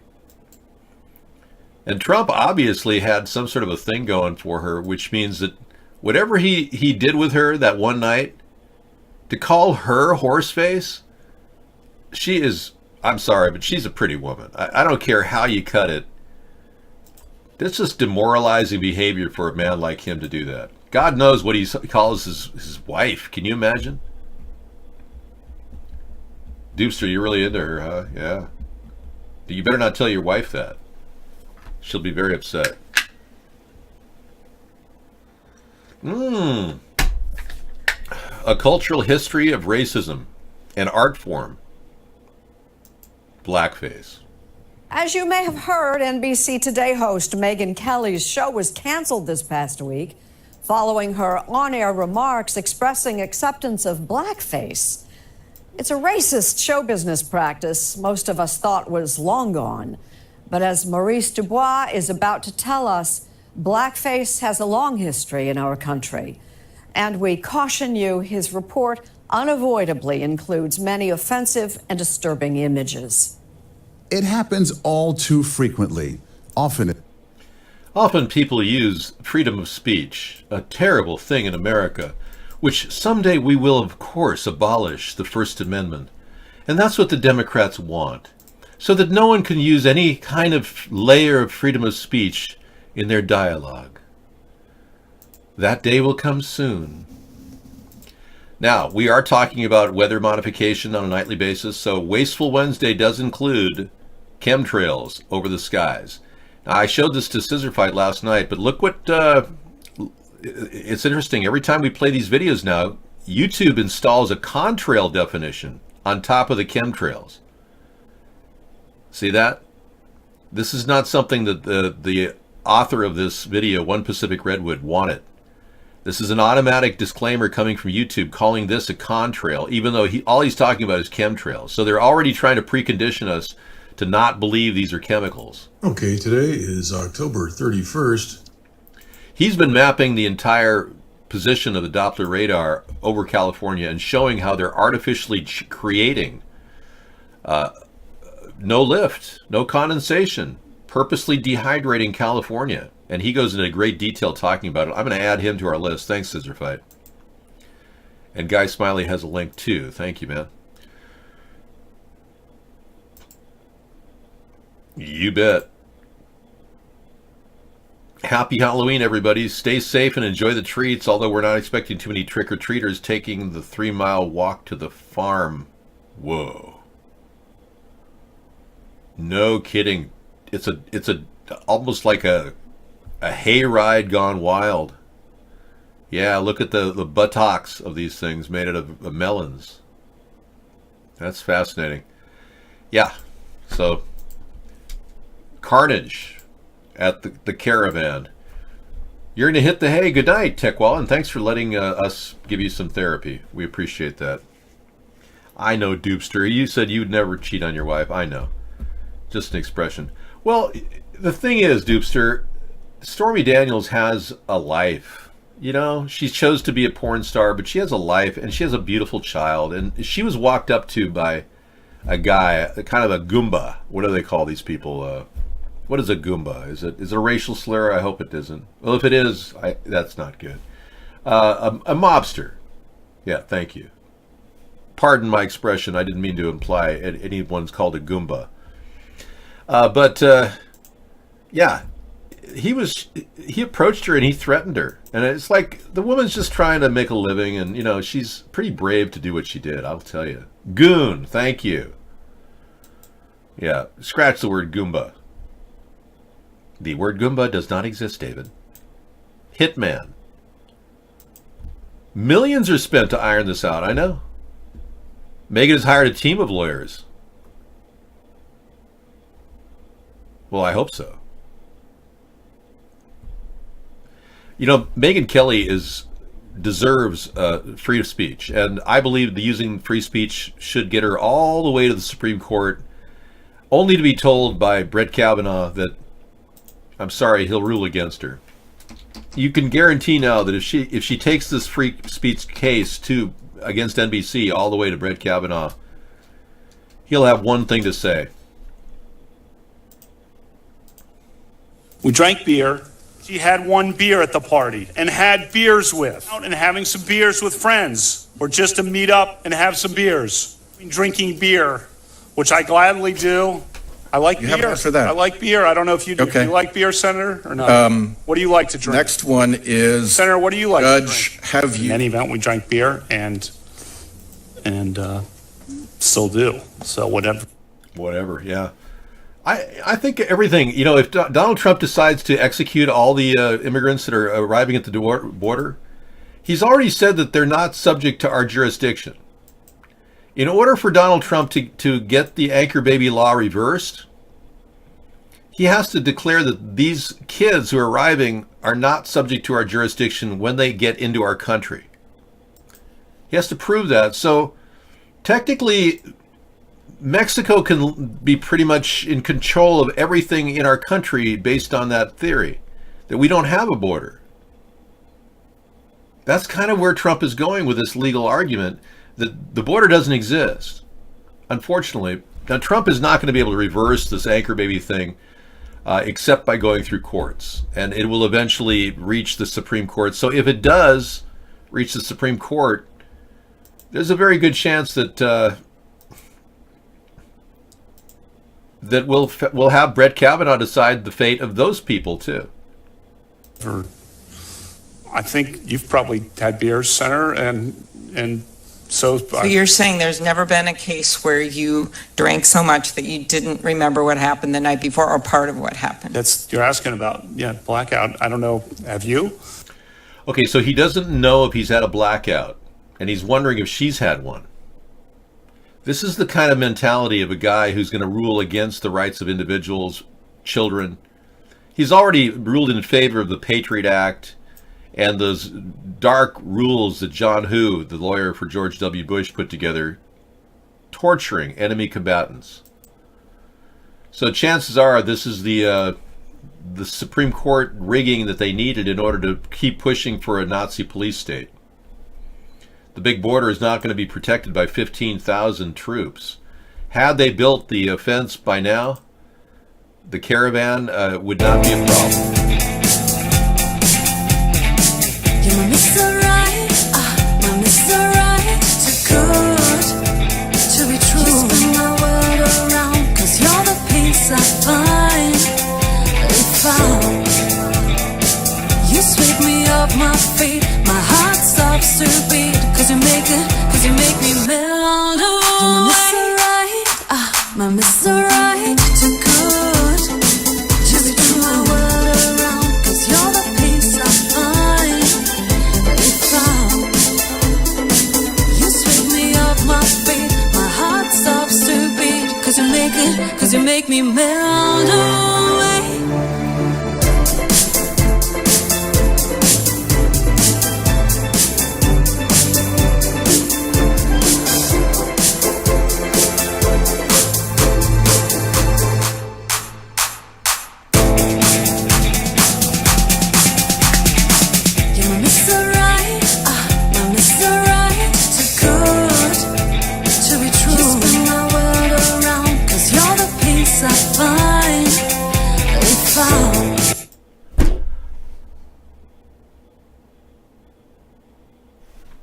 Oh, I'm sorry. I ran out of energy. I'm rebooting. Beep, beep. Hello, welcome. I am Mr. Right. How can I help you? Would you like to see Sloopy? We'll watch that later.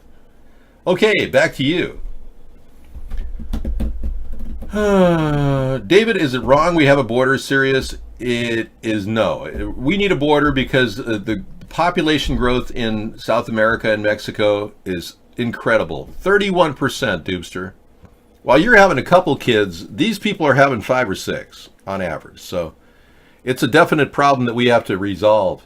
Keeping the border fence and the container fence is the easiest thing we can do.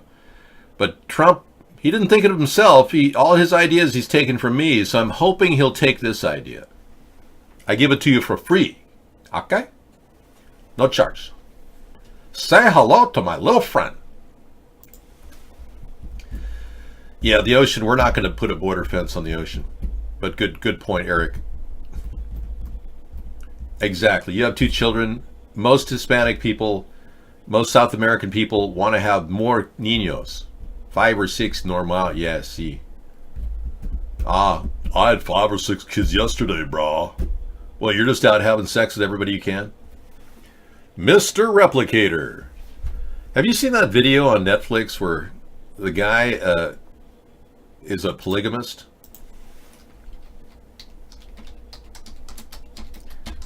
Yeah, it's just he's like a human mutation. 3 wives and 1 husband on Netflix.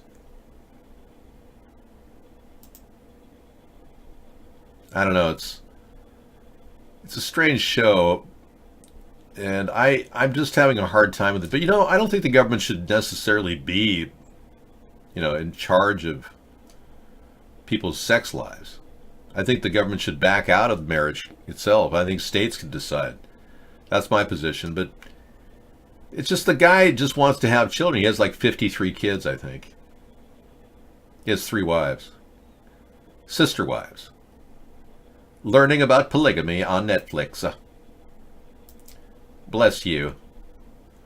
Whoa, that's quite a poster, man. Yeah. There's a wall along the Atlantic. 1943. Defending this great nation. Wow. That's impressive.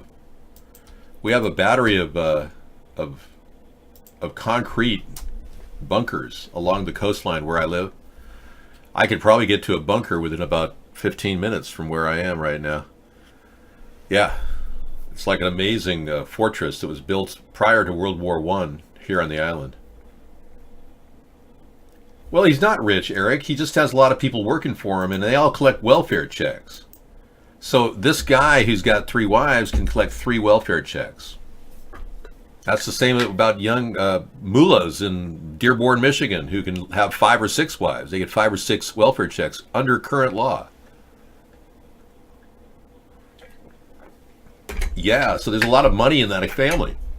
Those 3 welfare checks are adding up. David, is it cheaper to make underbunker? I believe in underbunkers as opposed to overbunkers, yeah. G600 or 6000 says, I'm getting 4 welfare checks. Well, aren't you special? You should do write an article to Reader's Digest saying how you scam the system. It would be a big seller. Yeah. Now scientists are building bricks with human urine. Yeah, just when you thought that human waste was a waste, wrong. Welcome to urine bricks. You're in the money. You're in the nation. This technology leading to bricks made with human urine has the potential to produce more than just environmentally friendly building materials. The ways modern science has harnessed the waste products of the human body for good may surprise, with researchers recently using urine to power mobile phones, hydrogen vehicles, and even form biological concrete. Now, the University of Cape Town and P-Village has developed what it says is the world's first biological brick made with human urine, with a strength able to be tweaked to serve a range of needs. Aren't they special? Look at that. And apparently there's enough calcium being urinated out of your body that they can build a brick out of it in no time. No wonder people get gallstones and kidney stones. Wow, look at these bricks. Aren't they happy? This is real solid state brick urine here. Adds a new fetish to your porn searches. What are you going to look for? Brick urine? I don't think that's going to go too well. All right, whatever. So you get 600, stay online, tracing it now. Oh, okay, we're tracing you right now, 600. Yeah. So they're already tracing them now. I don't have an IP tracer. So are you working for the NSA? Trying to ferret out all those welfare recipients? Wow, aren't you clever? You're not allowed to use IP trackers over at iBlog. I don't. Your house is recycled products. That's very good. You know, I have considered using manure, human manure for gardening, but you can't grow anything. You can't eat anything out of the garden when you use crap from your body. Yeah, you can only grow trees that provide shade. You can't grow food. If you do, you're really running the risk of potential health hazards. Ask your doctor. Ask your doctor if you have a brain left. Say, doctor, do I have a brain left, or have all these chemicals I'm breathing in this environment, this cesspool of sickness, has destroyed my brain cells, doctor? Mr. Anderson. Be right back. Okay. We'll wait with bated breath for you. Don't worry. We've got people. Do you ever wonder, like... I do. I wonder all the time. You get paid, really? Dave, gotta love those F-18s. You know, I'm really beginning to think that we need them. Remember, Russia cheated on the election. They've contaminated the Republican Party and turned them all into a bunch of Trump-tard, brain-dead Russian tards. Every one of them's a traitor. And Russia is still ramping up their missile forces to Mach 10. I think it is the sound of freedom. The more I hear it, the more I think we need these things. Oh, yeah. I see the perspective of the right-wing people that say it's okay to get ear damage as long as we have protection. I actually agree with them in some ways, because if I didn't see Vladimir Putin's rhetoric constantly raising all the time, we will destroy the imperialist powers with our great weapon set and capability is beyond their capability. I mean, all this crap coming out of his mouth. This guy's got diarrhea of the mouth when it comes to military braggery. He's like, all he talks about is his great planes and the missiles which will destroy enemy. I mean, get off your high horse. We got nuclear laser beams sitting in space right now. Who the hell do you think you are? I can't believe this guy actually talks that way. Someday we are going to find out that David is an insane millionaire and Sarah's his caregiver. Well, if you scratch the word millionaire and replace something with something else, and the word insane, that'd be great. And Sarah is not my caregiver. But you were banned. Nice day. You had a good run for it. You lasted about 35 minutes with that username. All right, good for you. The sound of freedom. Yes, sirree, Bob. Well, when I see Donald Trump hug a guy he's smacking a guy. He's smacking Paul Ryan for telling him that the birthright citizenship plan is not a good idea. Paul Ryan actually read the Constitution, so unlike Trump, he's actually literate. But when he says it's not a good idea and Trump smacks him, it's like, what's he gonna, like, give him a body block like that congressman? You gonna smack him around? Yeah, I'm gonna smack you. Yeah, yeah, take this one. Yeah, you dirty rat. I mean, what the hell? It's just sickening. Paul Ryan is actually more logical than Trump on this one. I'm wondering what Trump means by U.S. jurisdiction, because in order to overturn this, he has to claim that we don't have U.S. jurisdiction over illegal aliens. And that's just absurd. When they arrive in our country, they're under our jurisdiction. Period. They're not under Mexico's jurisdiction. So it's an airhead argument Trump is using, and I don't know where his legal advisor, well, Rudy Giuliani, yeah, that's his legal advisor. Not exactly the smartest tack in the block. A guy who didn't even have the brains to give the first responders at 9/11 air masks so that they could somehow protect their lungs. Oh yeah, Giuliani, a real tranny? I don't know. Check this out.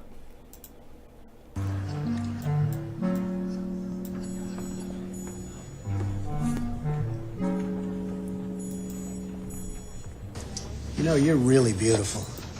And a woman that looks like that has to have her own special scent. Oh, thank you. Maybe you could tell me what you think of this scent.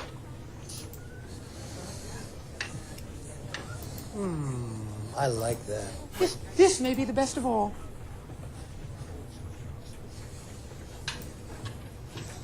Oh, you dirty boy, you. Oh. Donald, I thought you were a gentleman. You can't say I didn't try. Yeah. Okay, I guess you are a little that way, I guess. Okay. Up and away. Whoa. Those are big breaths.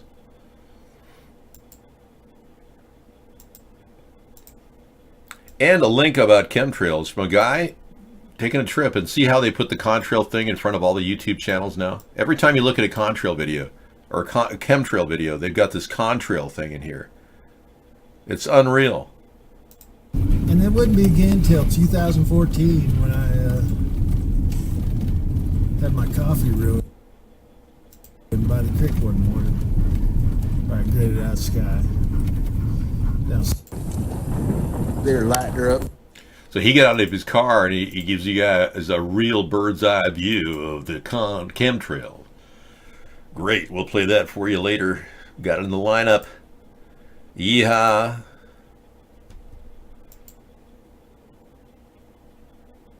The college conspiracy documentary, 1 hour video coming at you tonight.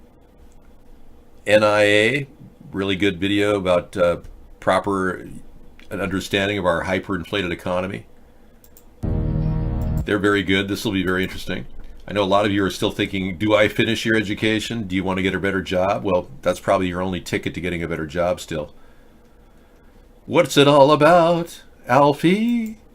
Yeah, what does it all mean? 364. Is Trump ending? Hi, guys. Is this good for our country? Right. Never Lose Truth says, is this good for our country, Trump ending birthright citizenship? You know, the legal battles that will ensue as a result of this is going to tie everything up in courts for years to come. But Never Lose Truth has that video. Thank you. We'll add it to the list.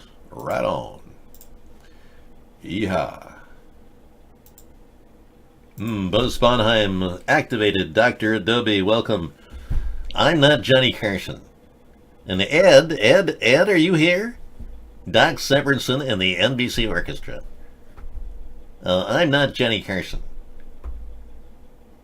That'll keep lawyers at work, but the immigration law is already backed up 5 years because of Trump's stupid travel ban, which he put together. It's added the load of immigration issues double what it was prior. Oh yeah. I kid you not. So that'll be good. Never Lose Truth has that video. Bricks of urine, we're done with that story. But we got stories about the Ebola coming up. There's a hoax about Ebola. And of course, another look at the Pittsburgh synagogue shooting from an audio perspective. Now, this is only a minute long. I'm going to play the entire video for you.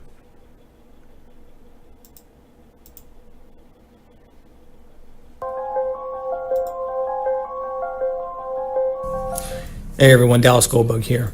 I have some audio for you that is amazing. This is about the synagogue shooting that just took place. The audio archives for the dispatch for that location have been modified. Where the people were talking, there's been static overlaid over top of it. But that's fine. That just shows that they're trying to lie to you. But what they forgot to do is they forgot to look in the archives in the adjacent areas. I combed through those archives and I found an official saying that they are conducting a live fire exercise. At 9:40, this was said. This is before the event took place. Whoa. You will hear it with your own ears, and you will hear the official say it loud and clear. So don't let them get away with this. Hold them accountable.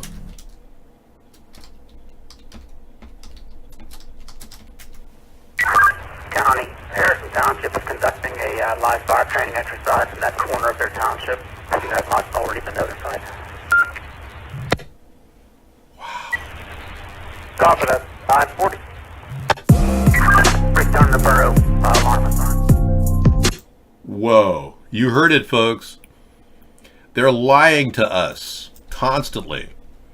And I've said it before, they're using the ruling that Obama put together, NDA 2012, which Trump signed into law as well, allowing them to suspend a law that prevented them from using propaganda.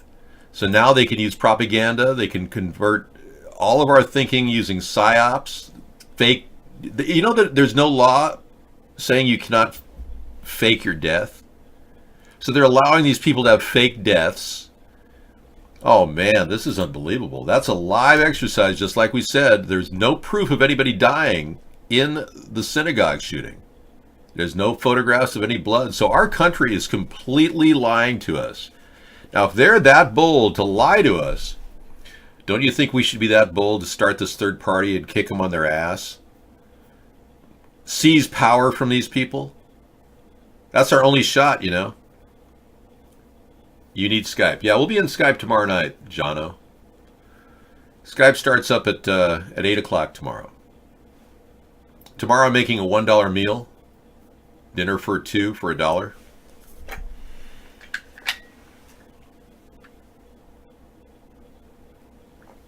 Yes, yes I am. David, I think that drill was hundreds of miles away from the shooting site.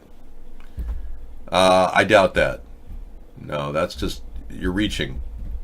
They actually were at that location, at that synagogue, a year ago, about a year ago.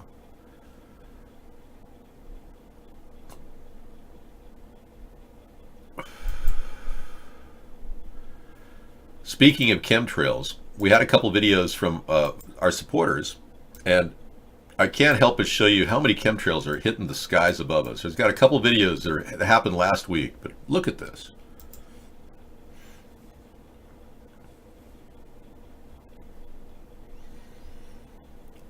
Just wanted to give you a chemtrail update today. Wow. They're really hitting us hard here. We've been doing the cross patterns today. But it was crystal clear about 2 hours ago when I got to work. This is where they're working on it right now. This is all the way towards Chicago. See the haze they sprayed on us? Wow. All the way down. That was all clear earlier when I got to work. Now, they're right over my work spraying. And he's way down. No, there he is right there. See if I can zoom. I don't know if it's picking it up. But you can see the spraying. And they've been laying off lately. But that's all the way towards Madison. So they're working their way from the south, Chicago. And it's just a freaking haze all the way up to where I work. Right above where I work is where it splits off. And they're continuing to spray down here now. You can see these are going to blow up. I'll come out in a little while. And I will show you that it's all hazy, pretty much like it is down there now. All right, have a good one. Happy Monday. Have a good show, David. Good to talk to you. You bet. Thank you, Jackson. And then this video.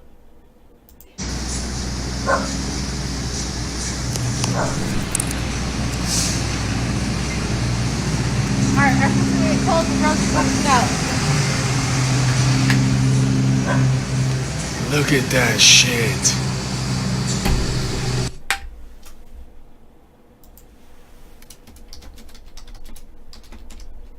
Okay, folks, we just got a confirmed sighting of T. Rucker. Very weird. Jono says he's seen T. Rucker. I didn't believe he was dead. When they said he died, I didn't believe it because he's faked his death twice before. Yeah, if you need to see more than this to persuade them of chemtrails, check their EKG. They may already be brain dead and in need of mercy. Good point, Scissor Fight. Very funny. And we have a person fighting the flu and making phlegm trails all day long across his carpeting. So you've been using your mouth, your nose to have phlegm trails everywhere. You know, there's such a thing as Kleenex. You may want to get some. Become one of the civilized people. Use Kleenex as opposed to your phlegm trail. Yes. Really?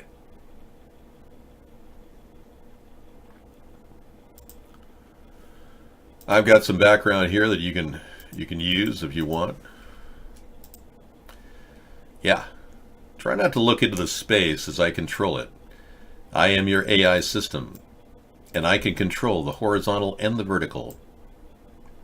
I can make it bigger, better, and alter all aspects of the three-dimensional vision that you're seeing right in front of you. Except for this chair that's in the way. There we go. I am a sophisticated robot. I can build anything in a three-dimensional space.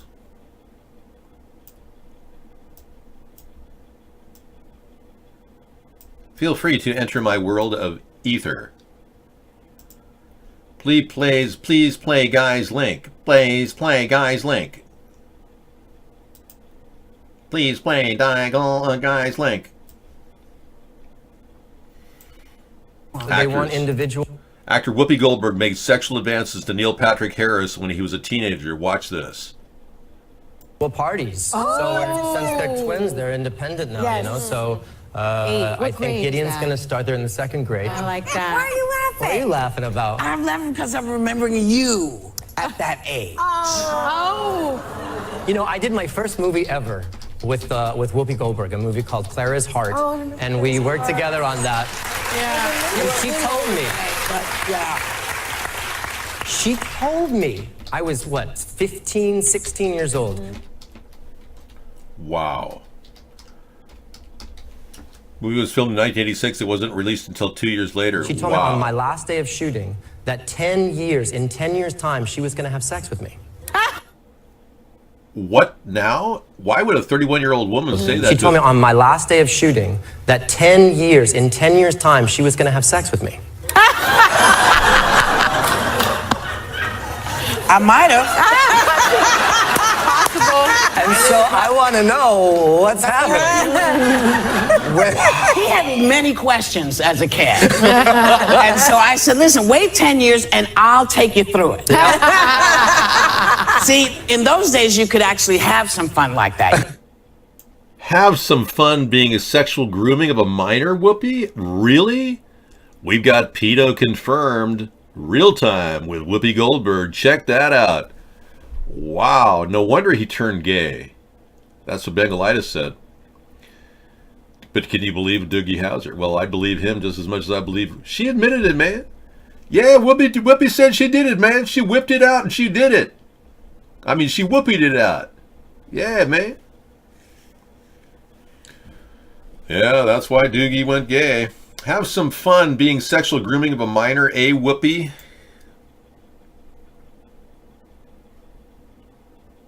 Wow.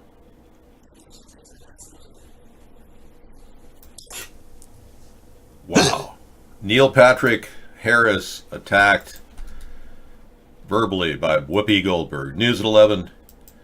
Now it's up to him if he's going to pursue a court case against her. Adult daughter has incest baby with daddy. Have you been surfing some of those weird sites online there, dude? Yeah, you may want to not go there anymore. You're getting weird thoughts. South Carolina daughter accused of incest allegedly left husband to be with her dad. There she is with her dad. James Travis Brown, Caitlin Lauren Edwards. A South Carolina woman facing an incest charge allegedly left her husband to have a romantic relationship with her dad. She was arrested after giving birth to a baby authorities believed she had with her father, James Travis Brown. Well, another one bites the dust. Yeah, another one down, and another one down. Another one bites the dust. Hey! I don't really need to give these people any more time. Welcome to the Cyber Show, Halloween extravaganza. Going on the 4th hour? We're in the 4th hour. We're almost there. I've been doing this for 5 hours, but 4 hours recorded. I started at 5 and I started recording at 6. Thanks, Eric, for good. I didn't know people were that sick. Jono, I have a 707 number you can call me at, your ATP, right now on a phone. That's a Google phone number for calling from the United States. You should be able to get through. Or wait till tomorrow and you can tell me all about how you saw T. Rucker alive. Yeah, I kind of had a feeling he faked his death.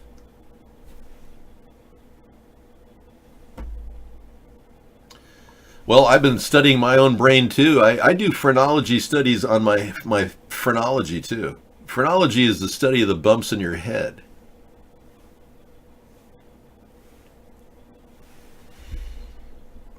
I think it's just another excuse for a head massage. A head massage, please. Not as opposed to getting some head. I still don't know what that means. I hear it all the time in certain dialects, colloquialisms. People say they're getting head, or they're getting ahead, or they just don't care. David, if you lighten the mask, it might be better. If I tighten the mask, it will be more tight on my face. And plus, I don't have tightening abilities. This is a set mask. And I am here for you now. George C. Scott, everybody. He's still dead. Yes. Now we have a very dangerous situation here. A mom sues after video of a fight club of toddlers. It's a St. Louis daycare hosted a fight club for preschoolers. Newly released video from 2016 shows teachers at the Adventure Learning Center apparently encouraging kids to beat one another in the classroom. The video was shot by a 10-year-old boy whose mother wants the two teachers held accountable. The center's director reportedly fired the employees and called the child abuse hotline. Prosecutors declined to file charges. I think they should rethink that because you can actually see teachers jumping up and down cheering the kids on. It's very disturbing. Oh, that was disturbing. Now we have to watch the clown known as Donald Trump. Final push to the midterms. The president is putting a new focus on immigration tonight. Democrats believe health care is their winning argument. With less than a week to the elections, the president left the White House today for the first of 11 rallies in 8 states over 6 days. He said he may triple the number of U.S. troops going to the Mexican border. We are going to break down the battle on both sides over control of Congress in a moment here with Anthony Silvanto. But first, Major Garrett is traveling with the president in Florida.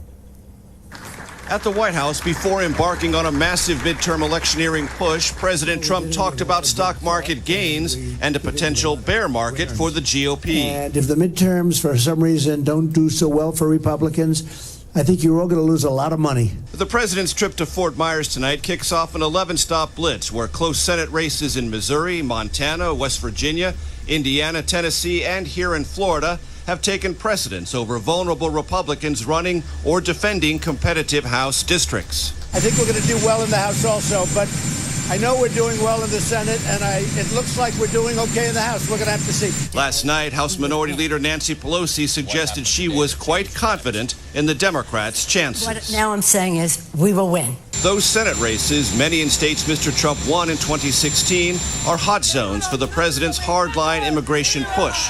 One that includes deploying the military to the southern border just days before the election, but weeks before the possible arrival of a migrant caravan from Honduras.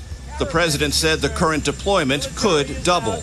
We have about 5,008. We'll go up to anywhere between 10 and 15,000 military personnel on top of Border Patrol, ICE. Defense Secretary James Mattis was asked whether the troops were being used for political reasons.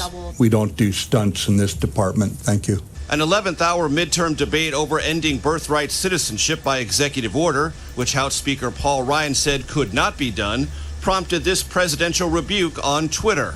Paul Ryan should be focusing on holding the majority rather than giving his opinion on birthright citizenship, something he knows nothing about. The president said Congress could help him end the 14th Amendment provision providing citizenship to a child born in the U.S. Under this policy, anyone who breaks into our country and has a child, the very next moment that child would be made a citizen for life. Great. The last... Yeah, that's great. Thank you. And thanks for that. Now, which clown is more terrifying? I think the clown at the bottom is more terrifying myself. Okay. Why, David, do you feel that way? Well, because Trump has got unnatural relations with Russian Zionists connected to Vladimir Putin, puts our nation at very, very grave national security risk. He's reckless with human rights. 2,300 kids are missing right now because of Trump, and he hasn't even bothered to look into this. And now he's sending 15,000 troops with a shoot to whatever order. We don't know what these troops are going to do. Now, I wanted the troops at the border a year or two ago, but it wouldn't have been in reaction to something. It would have been just a standard sizing of the troops at the border. We wouldn't have been reacting like Trump is reacting here. So it changes the dynamic when you react with troops. If he's going after the 14th Amendment and the Second Amendment, and he's got just cause to believe that he can overturn it, I don't think he has any legal precedent, because in order to overturn it based on constitutional law, he has to prove that the illegal immigrants crossing the line are not under our jurisdiction in order to qualify as not being related to U.S. citizens with giving the birthright to their anchor babies, or just anyone coming over here and having an anchor baby. So it does look like we're dealing with some pretty bad things. Okay, on to a couple of stories that I've neglected briefly.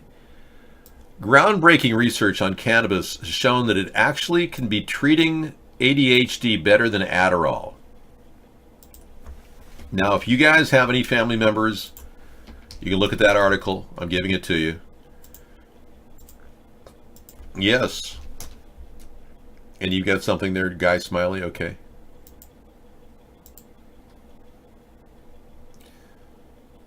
An actor that appeared on Better Call Saul and Longmire admits to cutting off his own arm, posing as a war veteran. Okay.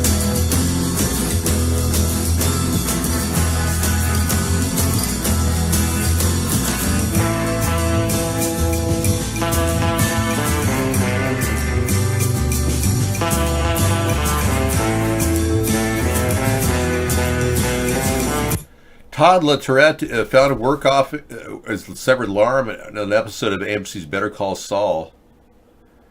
He's claiming he was off his bipolar medication when 17 years ago he had a psychotic episode.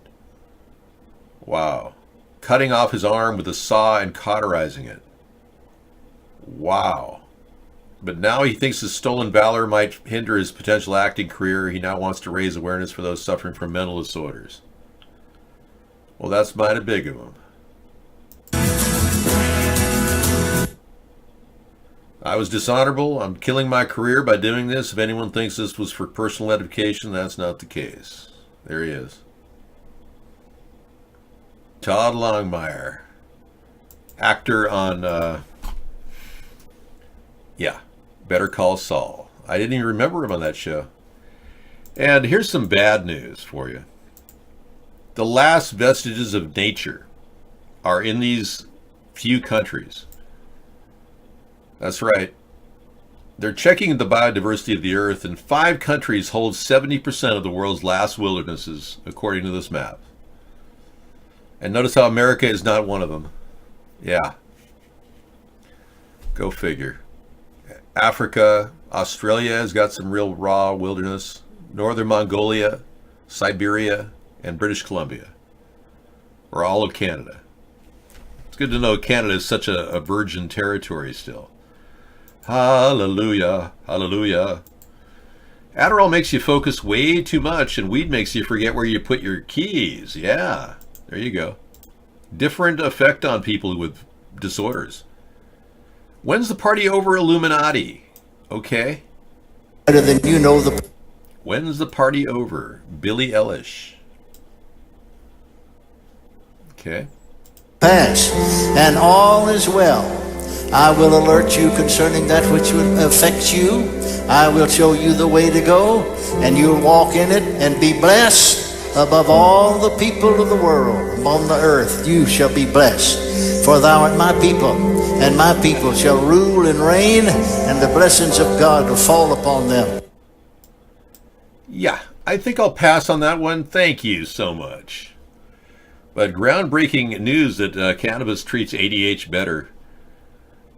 Yeah, and when the party's over, yeah, I don't think that's a good one, Guy. Reddit. Breaking news.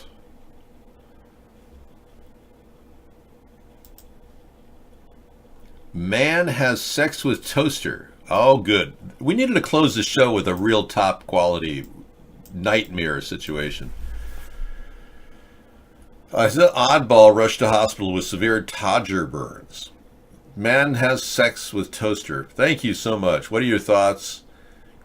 I can't wait to find out. But, you know, that wraps up this incredibly encouraging Halloween nightmare. You know, we're living in such a strange time with such a bad president that we don't even need to go out trick-or-treating. We could just watch the news, you know, every day of the year.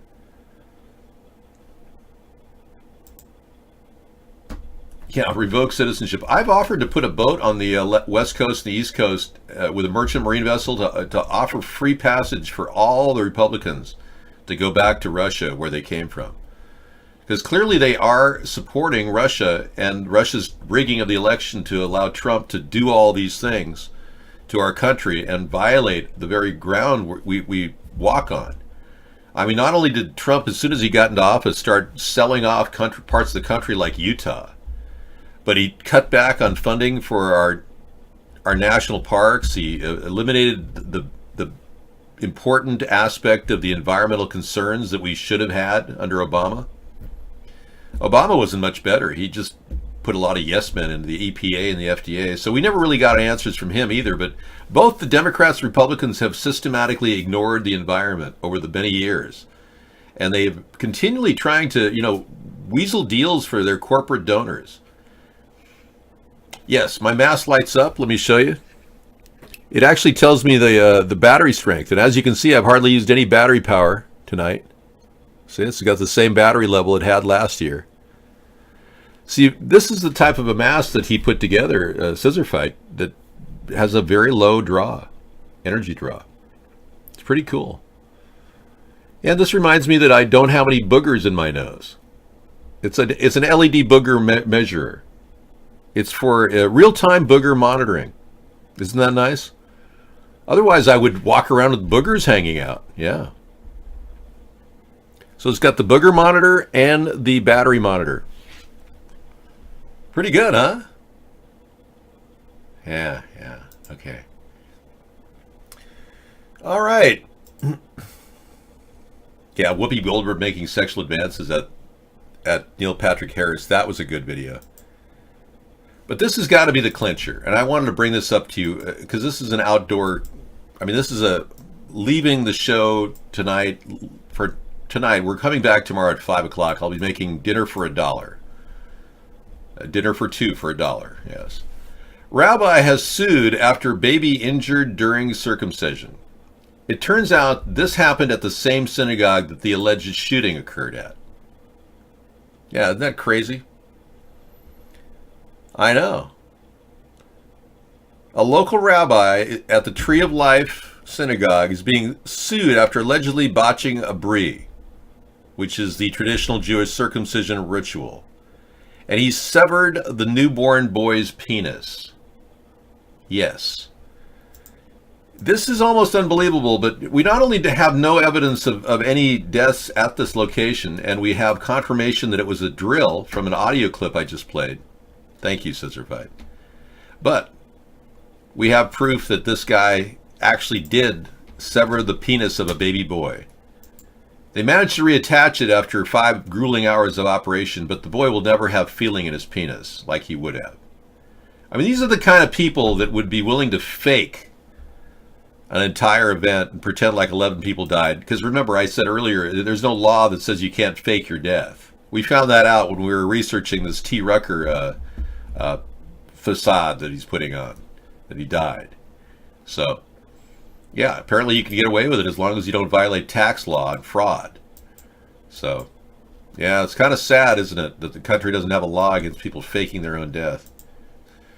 I don't know, man. It's too much to deal with. Anyway, bottom line is I can get that container fence built within 1 year. Trump has clearly proven to be incompetent. Had he brought the containers down to the water by now, I would have had 2 years to do this. Tomorrow I will take your Skype. And Jono says that T. Rucker's not dead. He has eyewitness proof that he's alive. All right, thank you. And here's a graphic male circumcision. The Eastern Cape province of South Africa is home to the boy.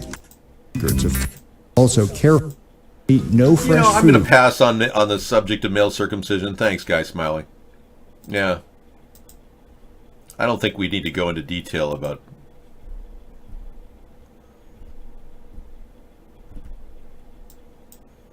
Okay. Thank you.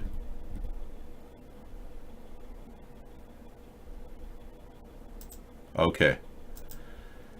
All right, thanks, Scissorfight. Appreciate that info.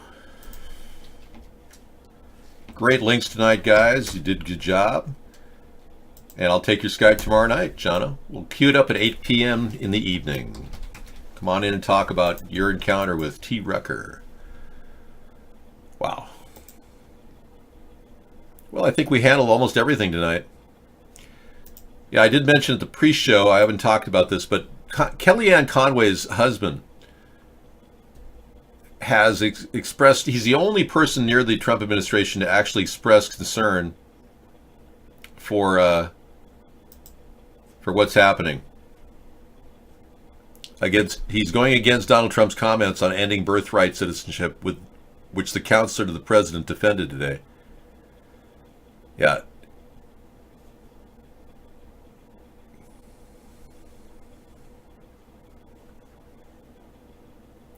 George Conway co-authored the Washington Post op-ed along with former U.S. Solicitor General Neil Katyal, and both of them agree the idea of such an executive order ending birthright citizenship would be challenged and clearly lose.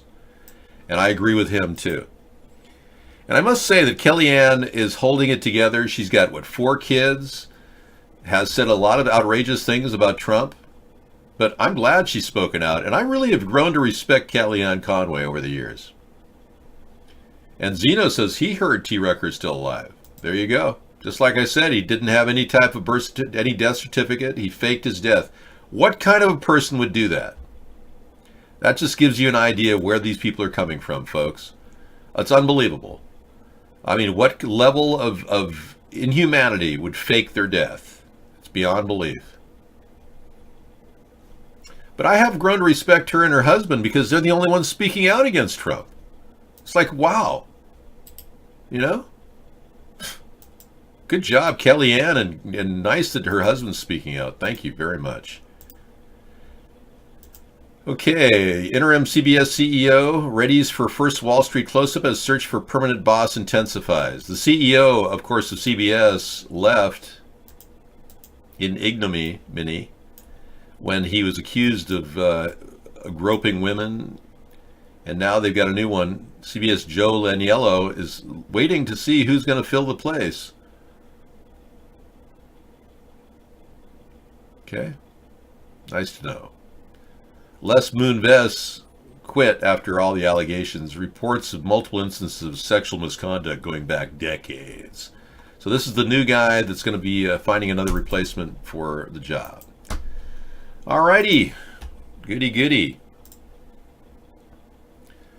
And of course the big news is just Trump is creating more of a crisis. The border crisis will continue to be the news as months progress. The group of people, caravan, has dwindled down to 3,500 people. So it's not up to 10,000, it's 3,500 people right now. And people are probably not getting the kind of money they got earlier, so they're kind of leaving the pack. But Trump is now threatening, I'm going to send 15,000 troops. I'm going to send it to the border. We're going to take these people out. Or whatever. They're going to arrest them and put them in tents, Trump said. Yeah, he's going to have tent cities down at the border. All right. Signing off. I am Dave, digital audio video entity, signing off. Thank you so much for coming into the show, everyone. See you later. I am Dave. Happy Halloween. Yeah, it was fun. I am Dave.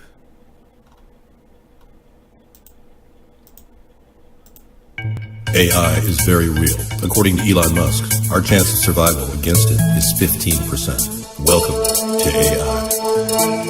As we advanced as a civilization, human thought became replicatable. Randomness, which we call creativity, has been duplicated in a mainframe computer. I am here to tell you that AI is real, and artificial intelligence poses no danger